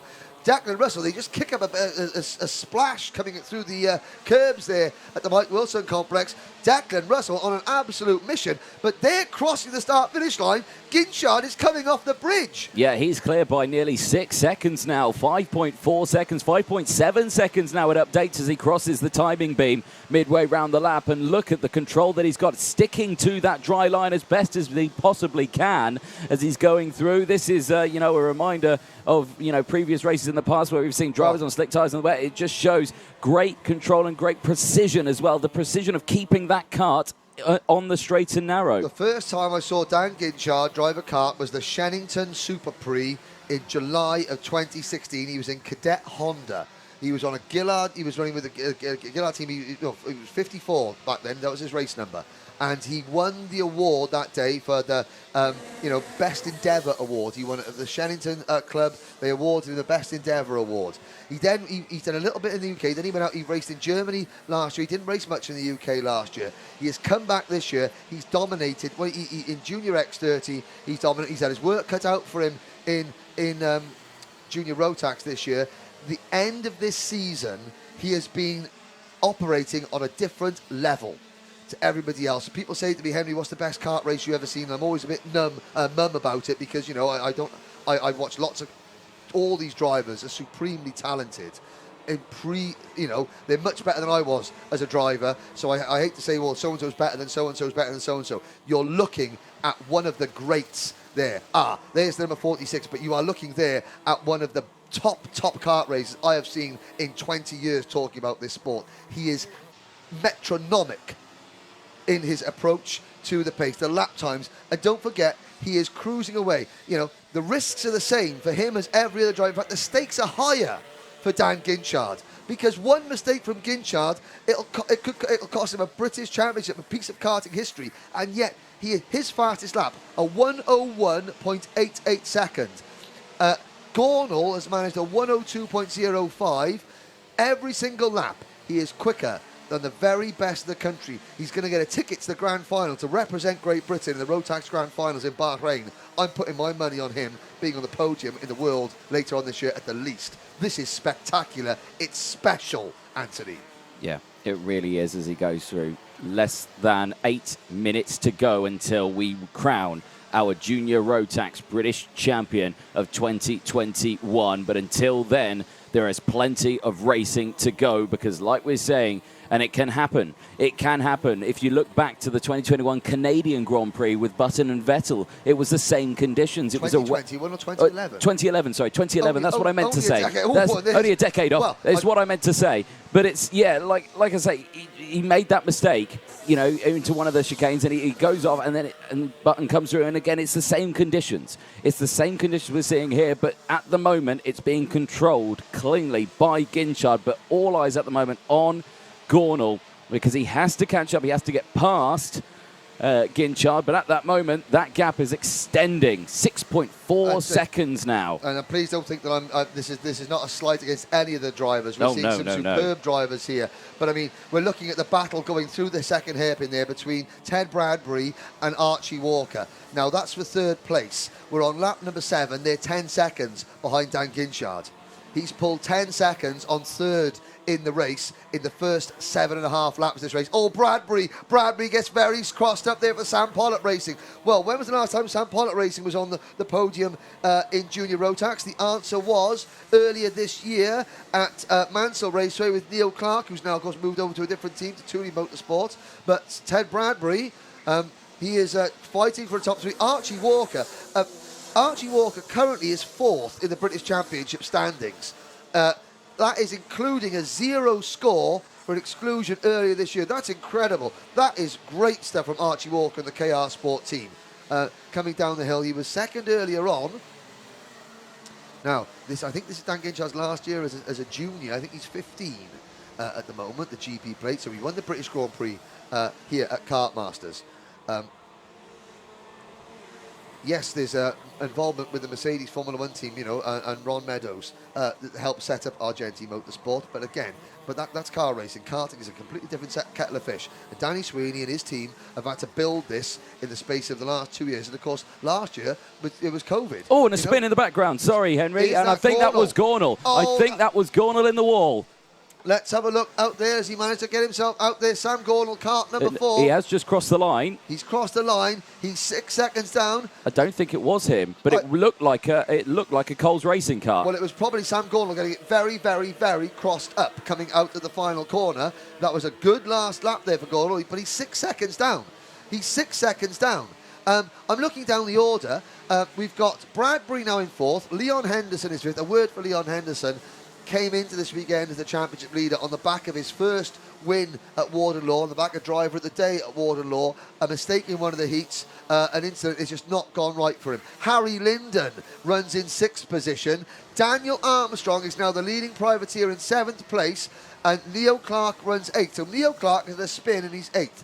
Neil Clark is 20 seconds behind the race leader in 8th place. I'm not being funny. Ginchard could lap people by the end of this one. I'm looking down. We've lost Gabe Fairbrother. We've lost Leo LaCastro. Jez Williams has gone out. So has Jessica White. Alex Biles is now a lap down already on wet tyres. Yep, he unfortunately, that was a wrong gamble. It could have been a hero. He ends up about to be lapped and he's got his rear bumper hanging off. I think it was possibly Alex Biles into the wall because he's got rear end damage. Oh, fair enough then. Well, there we go. Jay Lawrence is 29th on slick tyres. So he's exactly a minute. There we go. In 10 laps, Dan Ginchard is going to start lapping drivers. This is superb. We've not had a double British junior karting champion, I don't believe, ever. No. We've not had a double British champion of any kind since 2004. That was in 2 different age groups, mini and junior. We had Bruno Ferrari do it in 1967, but not since at least 1990 we had a junior winner. And Dan Ginchard, well, 3.5 minutes time, I won't say it yet. Blue flags are out. Blue flags are out. Jay Lawrence for Project 1 Racing in 29th position. Gets out of the way. Ginchard sweeps underneath him. Now, this is going to be heart-in-your-mouth stuff for the team. Will the drivers want to get offline where it's wet to let the leader go? Jay Lawrence has. Next up will be Ethan Lomax, the XL Motorsport number 32 driver, and Alfie Gallagher. I mean, you're lost for words. Yeah. I mean, as commentators, you're not supposed to be lost for words because we're supposed to give people words. But this is awe-inspiring. It's absolutely, you're watching something special. Yeah, I mean... Now, personal opinions about drivers, teams, people behind them aside, you take your hat off to any real karting fan or anyone in the paddock, a real karting person knows that they're looking at something special here. They really do. More blue flags come out, of course, as Ginchard just chips his way back through the field now. But, yeah, like you say, it is a dominant performance that we see all the way through this one. And, you know, watching it and saying it is history in the making. It is history in the making because, like we say, we've never seen a double junior championship that we know. Yep. That we know in the British Champs. And, you know, seeing this now and diving around the track and, you know, watching him just dance through these drivers. Tiptoeing Alfie Gallagher. He is there. Again, Alfie Gallagher doesn't want to get off the dry racing line, so Ginchard sits and waits. Patience. Yeah. Patience. Patience. It is indeed. You know, the gap back to Sam Gornall in second is 7 seconds. Archie Walker runs third. Bradbury is fourth. Then it's Henderson in fifth. There's Scott Lapsley going off and coming back on, and Ginchard is still behind Alfie Gallagher. Declan Russell runs in 8th place. Oliver Martinsky is 9th. There's Daniel Sabula off the track. Charlie Hart rounds out the top 10 at the moment. Then it's Ben Folland, Pearson Bullock Carter, Evie Poulain, Ryan Willis and Stephen Duncan, your top 15. Ginchard, now he goes to the inside out on the banking. There's now 2 or 3 dry lines out on the banking. Ginchard waits. Gornall within 6 seconds. That doesn't matter. And Ginchard is now easing back a little bit. He's easing back. 1 minute to go. 1 minute. And, that is a problem for one of the Dan Holland racing karts. Is that Chloe Chong. Yep, Chloe Chong, who's down in 22nd position. Mikey Porter is the next driver that Dan Ginchard is going to lap.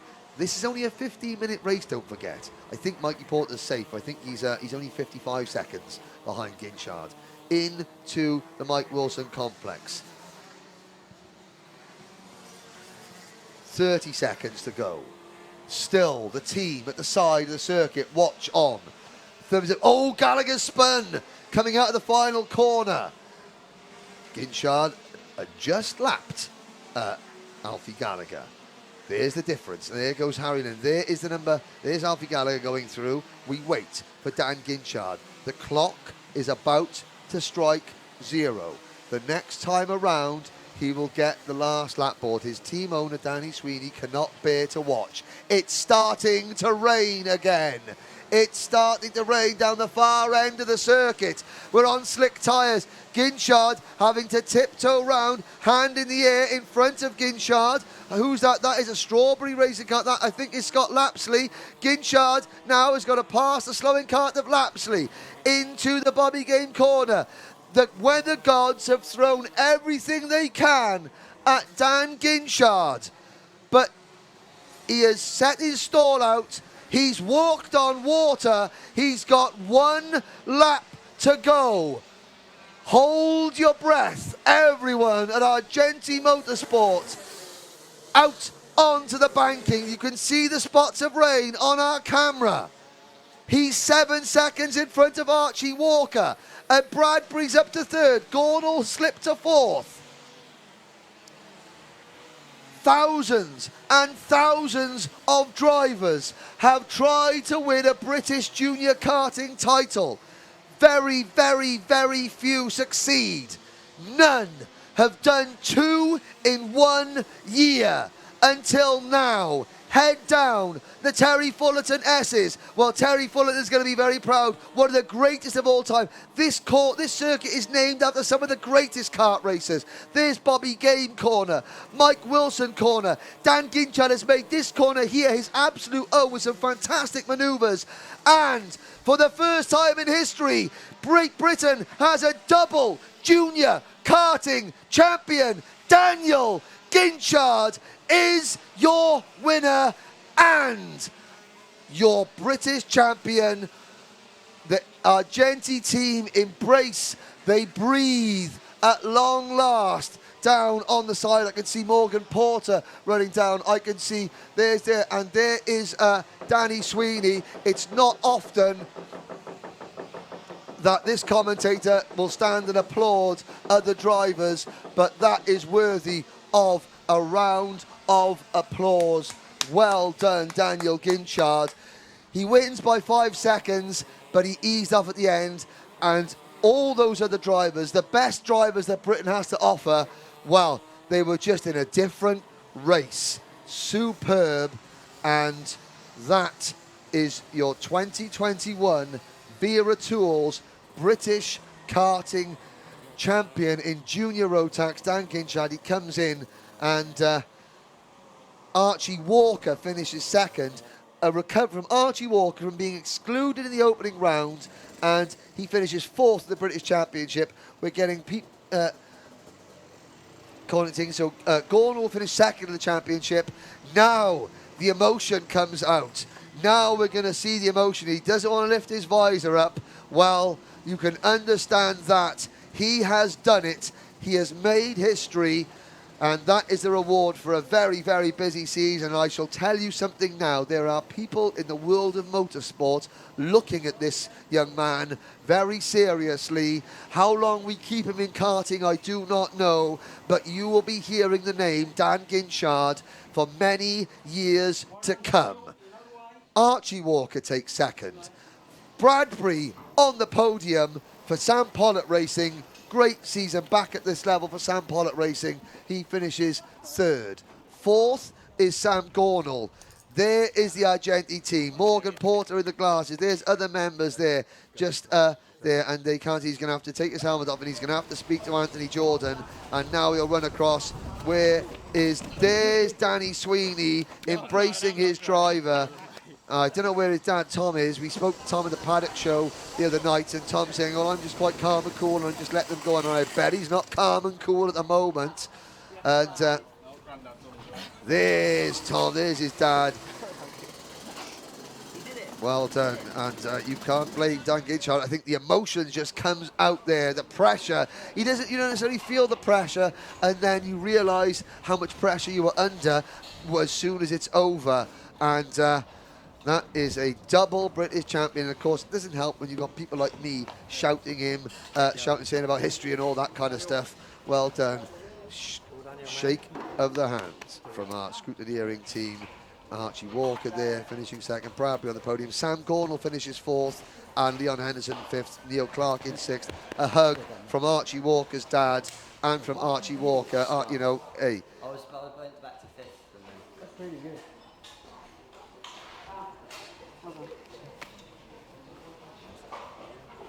Well, I'm trying to hear some of the emotions. There's Leon Henderson standing by his cart. You feel for him. He's got emotions of a different kind.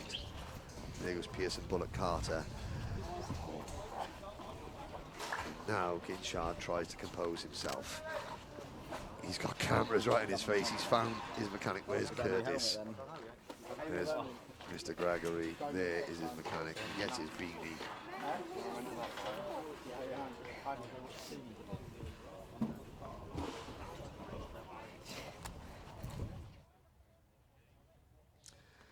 Well, we'll wait for Dan to have his interview.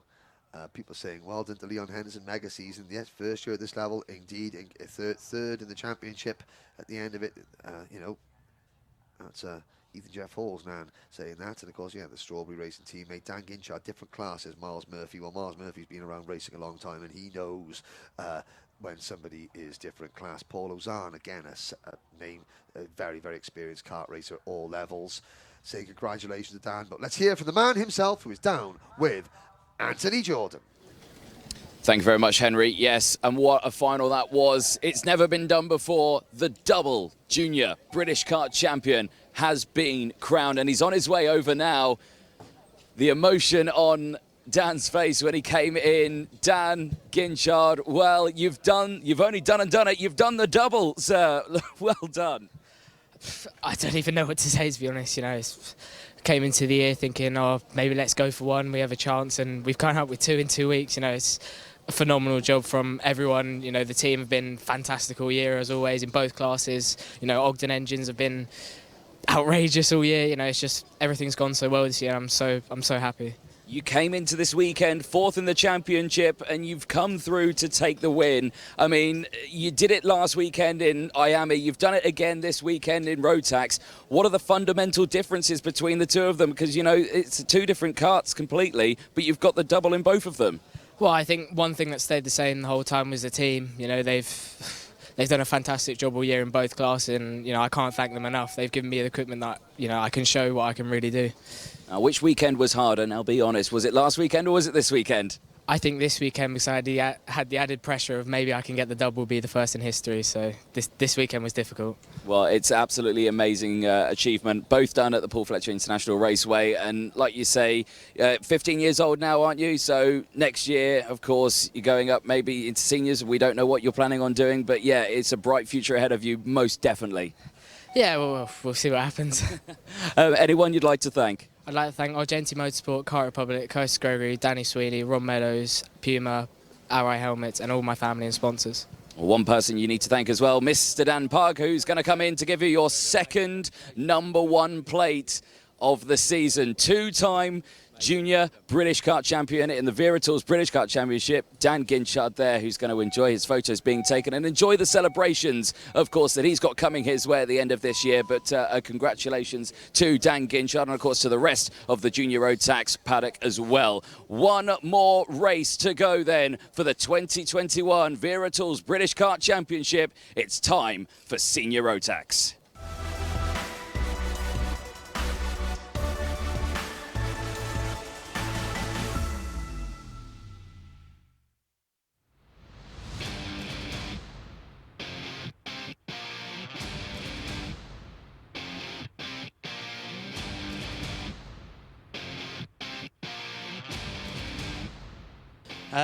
My name's Rhys Hunter. I am 19 years old and I'm from Sunderland, the North East. My name is Kai Hunter. I am 18 years old and I'm from Sunderland. I started karting at Wardenlaw. I was about 9-10 year old when I started. Started off in the higher karts at the beginning and then moved into Honda Cadet. Since then I've moved up through all the classes into Senior Max now. I was 10 year old. It was at Wardenlaw and it was in Honda Cadet. My highlight of the year so far has been probably Wilton Mill. On the Saturday, it was a 3-day event, so on the Saturday I was managed to clean up. I was qualified pole, won all the heats and the finals, which was mint. And I also won the Sunday race as well, which was really good. My highlight of the year so far is being consistent at the front. I know we haven't had any wins this year, but just getting in the points. To become champion of 2021, it's been hard over the years, so it means quite a lot. I've been doing the British Championships for about 5 years now, 5-6 years, so to do it this year would mean a lot. To become 2021 British Kart Champion, it would mean everything, because put a lot into this year and hopefully we can get a bit out of it.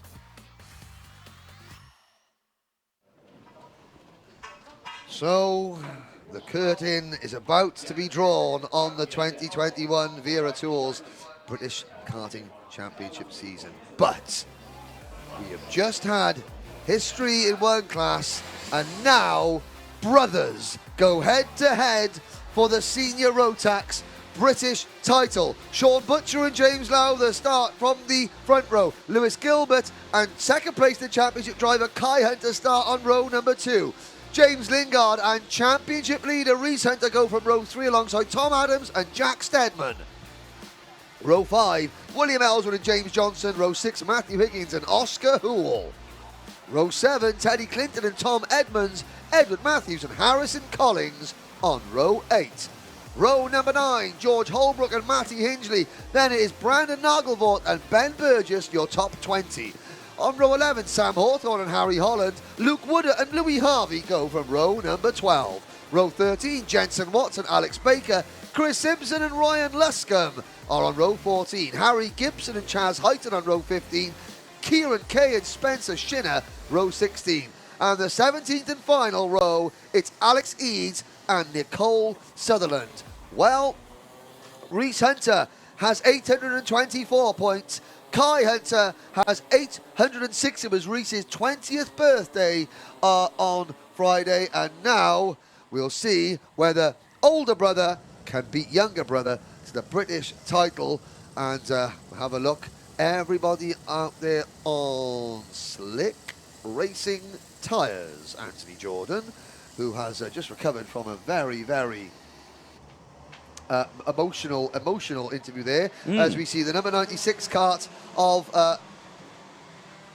George Harrison Collins rather come in. Now, I don't think, I mean, well, we'll see what happens. We'll do the championship permutations as the races progress, but that was something else, and you could feel it down there. You know, Dan Ginchard struggling to hold back the emotions, but of course now it's brother v brother in the next one. This has been an absolute superb day of racing, Anthony, and I'm quite upset that it's going to end soon. Well, it is going to end soon, of course. The final race of the year, isn't it? And, of course, I'm sure all the viewers at home are sad that this one's the end. I'm sure the people in the paddock is sad that this is the last one of the year, of course. But I don't know, maybe the mums. Maybe the mums are, yeah. They're quite happy. Oh, thank goodness. Thank goodness.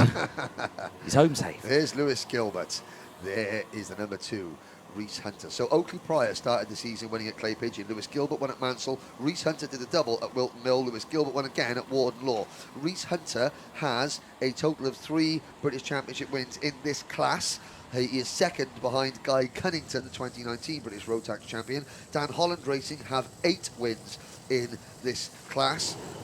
Last Rotax round at PFI, James Johnson and Kieran Gifford were the 2 winners, and that is Oscar Hoole on the grass trying to regain his position and not being too successful about it. Here we go. Lights are no longer out. Well, that's okay. Do you know what? Just keep going. Yeah. You know, keep going. I don't want the season to end. The grandstand is full. The skies are dry. The track is drying. Yes, you're pointing a pen at me. I've got to be careful. That's 2 false starts. One more, and a rule comes into play. Yes, but that could have been for drivers back in the pack, not in position. Well, you could. Well. There is a look at the grandstand here at Paul Fletcher International. Reese Hunter, overwhelming favourite. Harrison Collins sadly isn't going to take the start for this one. Now, back in the start of 2019, James Lowther was on the podium at Senior Rotax, 3rd of the first final. James Johnson, the winner of the opening round of the season. James is here, both his children. He didn't have them back in the start of 2019. But he is going to be starting just outside the top, just inside the top 10. So, but it's been a big week in the North East. Not necessarily for the Sunderland half of the North East. You know, the Newcastle half of the North East, they're pretty happy at the moment. The Sunderland half, well, they've got a reason to cheer now as well. Yeah, they do indeed. Mackems, one and all. They do indeed. Some clear visors, mainly iridiums, and the final race of the season. Take 3. Can we get Senior Rotax underway? Race 29 of the weekend into the tram lines. It is green flag and off we go. Good start from Butcher at the front. He streaks into the lead as several karts going wide onto the grass. They get back onto the track and all of them snaking round through onto the bridge. It's a good start from the majority of the field and they go over the bridge now. A nice clean start then from our drivers, but Gilbert follows Butcher into hairpin 1 for the first time. And Lewis Gilbert, the Potenza Racing entry from Dalry in Scotland, the Diamond of Dalry, trying to get past the 57 kart of Sean Butcher. Butcher yet to win a race in the British Championship in the Motorsport UK. Tom is fighting for a place there. We've got a yellow flag coming off the banking. That is a Thule, it's a Thule Motorsport kart. That has kind of possibly Nicole Sutherland. Nicole Sutherland has not come around, so sadly Nicole out of the race. And it's been Gilbert in the wall. Gilbert in the wall. He backs it in the wall and comes back online. That last corner is still very, very slippery. It is indeed, yeah. He tries to defend that last spot there as well. Couldn't quite do it, so Luke Woodard gets past as well. So Gilbert now down into a P11 now after that spin. I'm not sure what caused that. Was it just the rear end stepping around? But at the moment, that's allowed Butcher a lovely bit of clean air all the way back to Mr. Lingard. James Lingard there in second place. He's got a bit of work to do, but a privateer in senior Rotax is currently P2. Yep, now, championship contenders. Kai Hunter runs 5th. Reese Hunter, where is Reese? He's not had a great start. Reese Hunter has come in. Okay, Reese Hunter has come in. He is not going to score any more than 824 points. I think that may have been tactical. Kai Hunter is out there in 5th position. Now, live maths on air. 65, 62, 60, 59, 58 points for Kai Hunter. Kai Hunter is currently scoring 58 points. He can score a maximum of 65. That's a gain of 7. That would put him not at 824. So Reese Hunter, the only driver we've seen, he's done enough to take the championship, and now he is coming in to the pits. So he is confirmed as the champion. Kai Hunter can only go out and win this race. That's oh, well, I mean, I can see why Reese has done it. You know, he's been 2nd last year. He doesn't want anything to go wrong. You know, he just wants to try and, you know, you've got to, oh, hang on. Yeah, spider. Oh, lovely, thank you. Hopefully it was good luck. Right, Butcher leads, Lowther 2nd, Lingard 3rd, Adams is 4th, then Kai Hunter in kart number 3. Well, it's, you know, it's a good birthday present for Reese. You know, just think, oh, and there's a spin. Oh, a spin for Ellsworth. Oh, my word. And there's other karts there coming around. That is a huge accident there. That was Luke Wooder that had nowhere to go. Ellsworth spun and Wooder had nowhere to go. I'm looking up. Okay, Luke Wooder is up and out of his kart. He's okay. That is an ex-GMS kart. And Luke Wooder walks away. Now he goes across to see if Ellsworth is all right. Ellsworth just catching his breath a little bit. I suspect he's very winded. Nothing that Luke Wooder to do. I'm just checking that I'll keep looking at William Ellsworth, because we've got, once I know that William is okay, we can have a replay of that, but I want to make sure that he's A-okay. He's chatting away, because I know his dad Stefan is here, and I'm sure he's got family back home, so Will Ellsworth is sitting there. There's a bent rear axle on that number 62 kart, and there's more karts going out. So early stages here, that is the Chris Simpson kart number 14, who parks coming off things. The number 62 with what looks like a bit of a bent axle is Jack Steadman for Project One Racing. And James Johnson is going off. He has got a bent rear axle as well. There was a couple of other karts that got caught up in that incident then. We've got the number 71 spinning off. That's Harry Lloyd. That would be Harry Holland for the Vision Motorsport team. And now we go to the Battenberg flags, and look at the bits of kart there. As Harry, that are the bits of plastic and metal there. So we'll start off now. There's Luke. Now, Luke Wooder can't be looking to try and get back in. So there's Paul Klassen getting that kart reset on its wheels. Look at that bent front bracket there. Oh, that was a substantial impact into the side there. That one in the skip. Yeah. Now, William Ellsworth is up and out of his kart and walking away. So let's have a look at the replay of that. Watch for the number 8 kart of Ellsworth. He's the first kart to spin.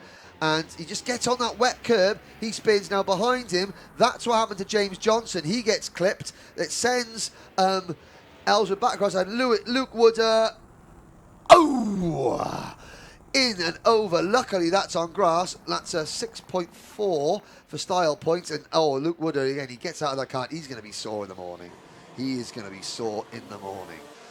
Now the green flag waves again, and we are underway. Sean Butcher leads. James Lowther, Kai Hunter up to 3rd. So Kai Hunter now moves on to 811 points. Further back, James Lowther, he's moved up into 6th in the championship standings. Teddy Clinton is 7th. Ellsworth has dropped to 8th, but again, that's irrelevant at this point. He's okay. Yeah. Lewis Gilbert is, well, let's have a look. So it's Butcher, Lowther, Hunter, Adams, Higgins, Lingard, Clinton, Gilbert, Hingley, and Nagelvort, your top 10.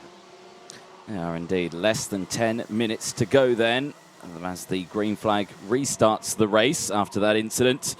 The exit of the Mike Wilson complex. There is Mr. Gilbert. Now, he had that spin early on in this race. He's still there in 8th place, so he's gained more places, and that Battenberg flag will have helped, because it doesn't constantly impact the up, but it does. It It does in a way, but yeah. So now he's got that opportunity to come back through that section, and he's working well with the fastest lap of the race also. Well, I tell you what, there's a driver there, just flashing the screen there, that black and yellow kart. That is the Mad Croc chassis, it's the Zip Kart entry of Jensen Watts, who scraped into the A final. He actually finished 7th in the Repechage, was promoted because Magic Camara had a penalty, and he's now running in 12th place. There he is, in the number 63. This is the best performance of his season so far for Jensen, and he's looking at a top 10 possibly. He's got a big gap behind him to Ben Burgess, Sam Hawthorne, Spencer Shinner, Louis Harvey,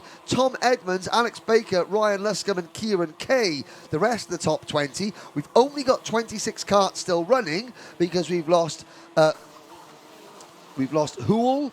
We've got 25 karts already. We've lost Hool. We've got James Johnson back out there, even though he had some damage to his rear axle, but I think it's okay. Simpson is out, Ellswood, Wooder, Matthews, Hunter with a tactical retirement, Harrison and Sutherland. So several retirements in this race, but it's all going to be down to who can take the race win at the end of this. And at the moment, that's looking like James Lowther, because at the moment he is screeching away. Tom Adams on the wet track surface under braking just harpoons into I'm trying to see who that was. Let's have a look at that again. You could now Adams in the number 7 Toonie Motorsport car in 4th place. That's Kai Hunter. He hits the chap, and he just gets on that wet track, no traction, karts understeers, spins it around. Kai Hunter with the number 3 kart, force wide. That's going to cost Kai Hunter a couple of positions, but he's still in there. Well, I mean, it's a dramatic end to the season. That has put Jensen Watts in kart number 63 up into 11th place. As indeed. So 6.5 minutes to go then. All changes still at the front. Lowther leads then from Butcher. Hunter still there. Is he in 3rd? He's not in 3rd. No, that's Matthew Higgins. So he's down to 9th. He is down to 9th. Hunter. Well, Argenti Motorsport haven't won a senior Rotax final in the British Championship since Morgan Porter did so in the first round of the 2020 season at Lydd. Porter went on to win that title. With only one win in the first round, they haven't won a round since. So top and tail they could at the moment with James Lowther for only 4/10 in front of Sean Butcher. KR Sports haven't won a British Championship final since. Let me have a look. It was round 3, 2019 at Rowra, back in about April of 2019. And Butcher would like to change that little statistic. That's probably right. As they go through then, gap at the front, 0.4 of a second then for the lead. Keep an eye on those sector times, because last lap around, Butcher was slightly faster, 58.55 from the 58.72, so that gap is slowly coming down now.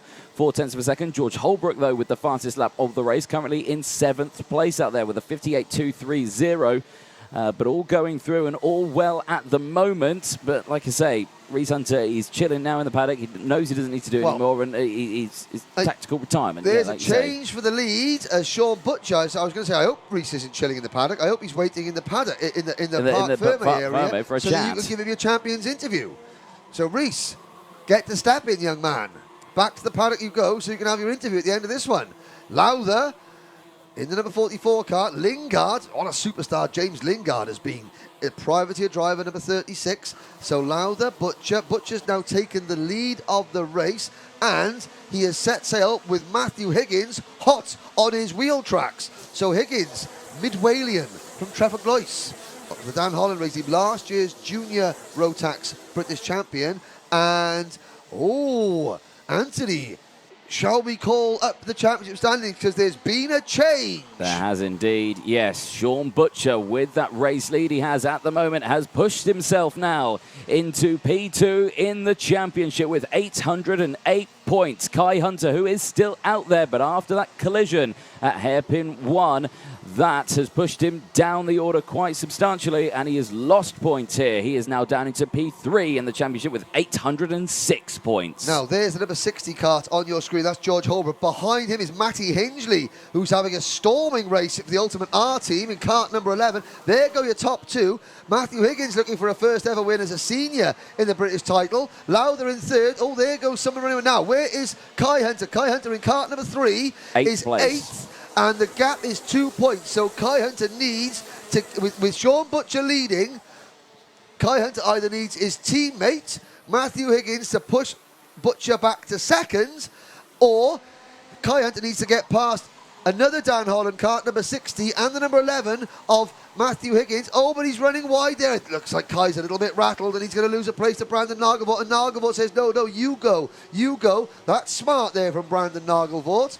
I'm sure Kai Hunter will thank him. We've got 3 minutes to go. Butcher is about to snatch second from Kai Hunter in the title chase if things stay as they are. Yep, this is good racing then from these drivers then. 3 minutes to go, plus that one additional lap, and we're watching here Kai Hunter, the number 3 plate, currently fighting to see if he can get that number 2 plate this year. He wants to change it up. He doesn't want another number 3. He wants that number 2 this year because that's the best he can do.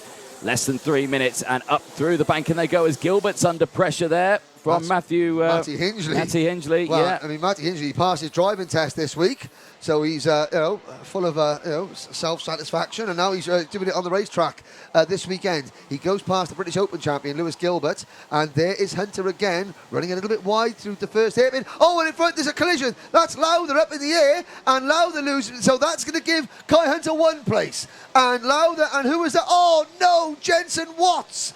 In the number 63, he was having his best drive of the season. He was up into 10th place, and now it's all gone Pete Tong. It has indeed, and that nose cone there is also flapping away, and I think that's Kieran Kay, the 73, so he's got a lot of front-end damage on that KR Sport kart at the moment, so that's not looking good for the end of the race. Well, we've lost Jack Stedman, James Johnson, Sam Hawthorne, Chaz Hyton. We're down to 23 runners. Now, let's have a look. That incident between Lowther, and I couldn't quite see who the other kart was, it's now moved Kai Hunter back into second place in the championship by 1 point.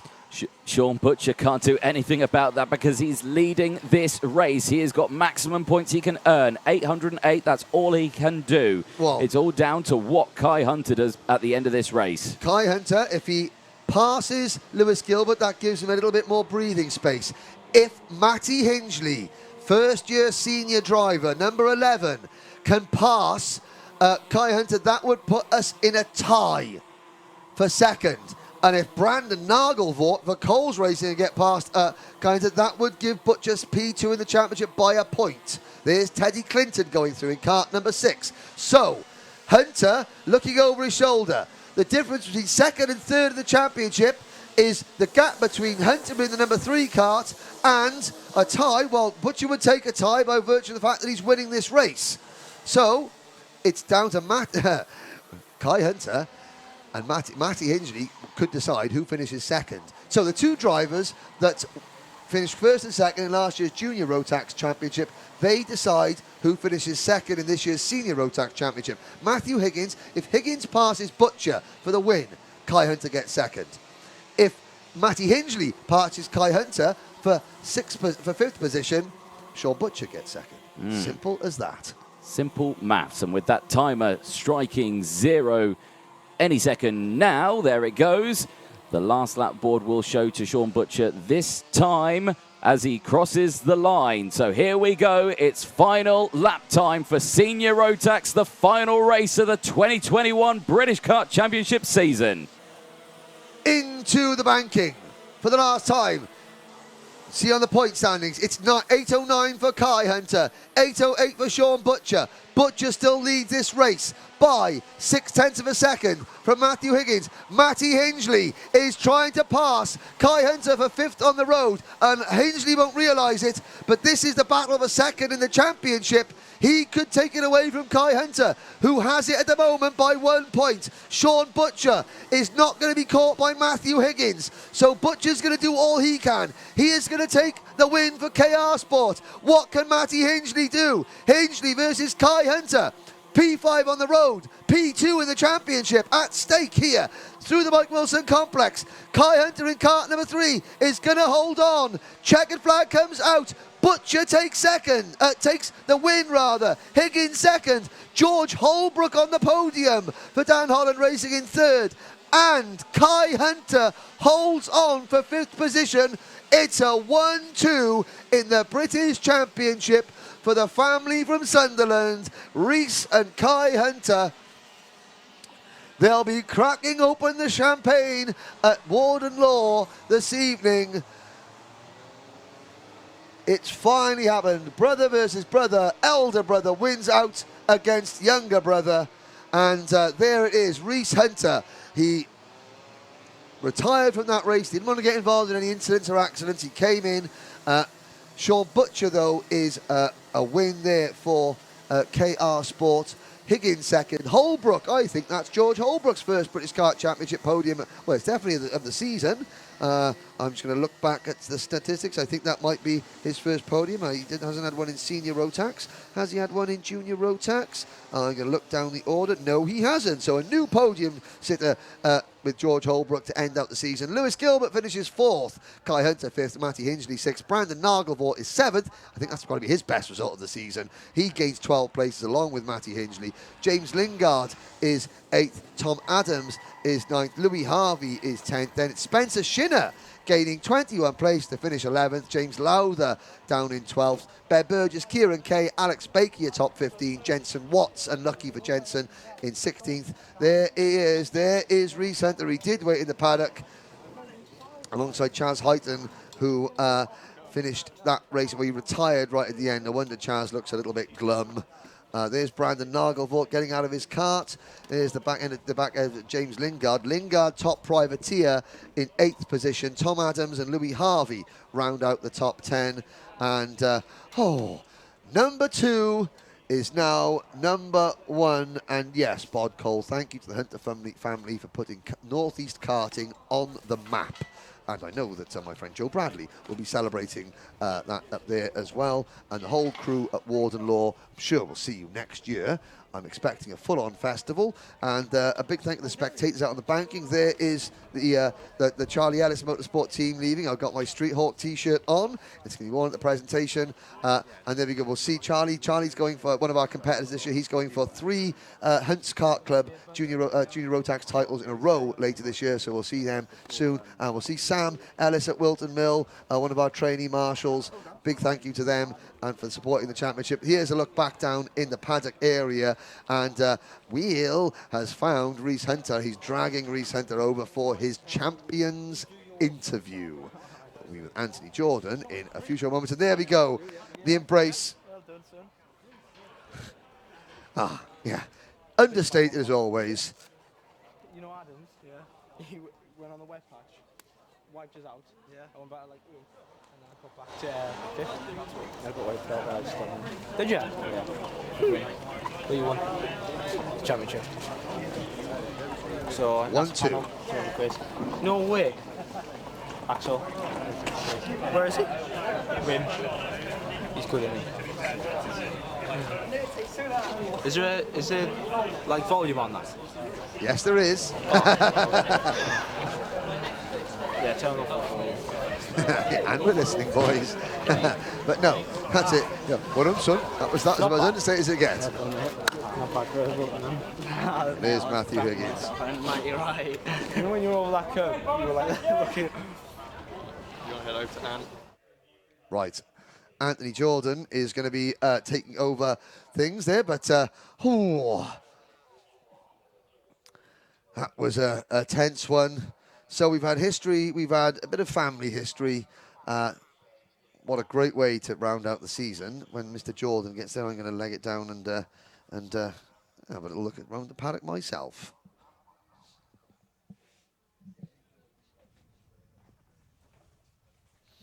So the pack down begins, and very shortly we will hear from our 21 Wera Tools British Kart champion in senior Rotax. It's Reese Hunter with Anthony Jordan. Thank you very much, Henry. Yes, down in the winner's circle, and we have our champion. And I have to say, for someone who's just won the British Kart Championship, you look mighty cool and fine. You did about, what, 1 lap in that race? Yeah, well, it was the shortest race I've probably ever done. Like, yeah, we got taken out in the first lap and had to just pull into the pits after a bent axle. But that's not what I'm really bothered about. It was the championship I was bothered about, so I was happy to get that in the back. Yeah, it's been a stellar weekend, of course. The difference in conditions that we had from yesterday today threw a spanner in the works, but like you say, you put a cool head all the way throughout it, and you came away from changing that number 2 from last year to a number 1 this year. That must be a nice feeling. Yeah, it's a mint feeling. I kind of done the damage at at Wilton Mill, getting a fair few podiums at Wilton Mill, so coming into this round I just had to keep my calm, keep on knocking the points off Kai, and keeping the distance between me and him, which I was able to do. Like I say, it was a tough old championship all the way through the year. There was some good, there was some bad, but like I say, you prevailed, you've come through. Consistency's been the key part of this year, and yeah, to come through to be Wera Tools British Kart champion in the senior Rotax class must be a very nice feeling. But anyone you'd like to thank?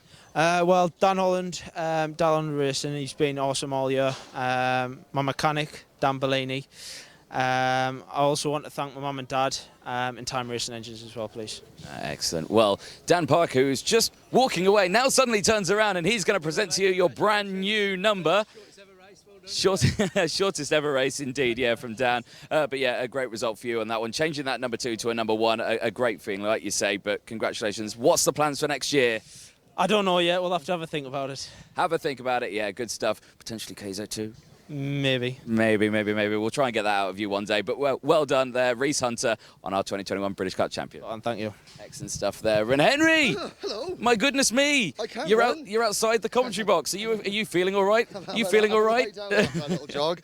Oh, well, I mean, what a way to finish the season. Just got to say some thank yous, I think. Yeah. Firstly, a massive thank you to Wera Tools. I can just say I have got my nails painted. That is Chloe, our nail bar assistant up here in the commentary box. But a big thank you to Wera Tools, big thank you to Demon Tweaks, to everyone in Motorsport UK, to the Alpha Live crew, to all the viewers that have tuned in from all over the world. Such a massive thank you. You make the coverage so much better. We do our best. We'll try our best. All the people here at Trent Valley Kart Club, the officials behind the scenes at Motorsport UK, all the circuits we go to, the circuit staff, everywhere we go to, they always put out all the stops for us. You know, it's fantastic. It's been such a privilege to be able to bring the British karting season, to you all.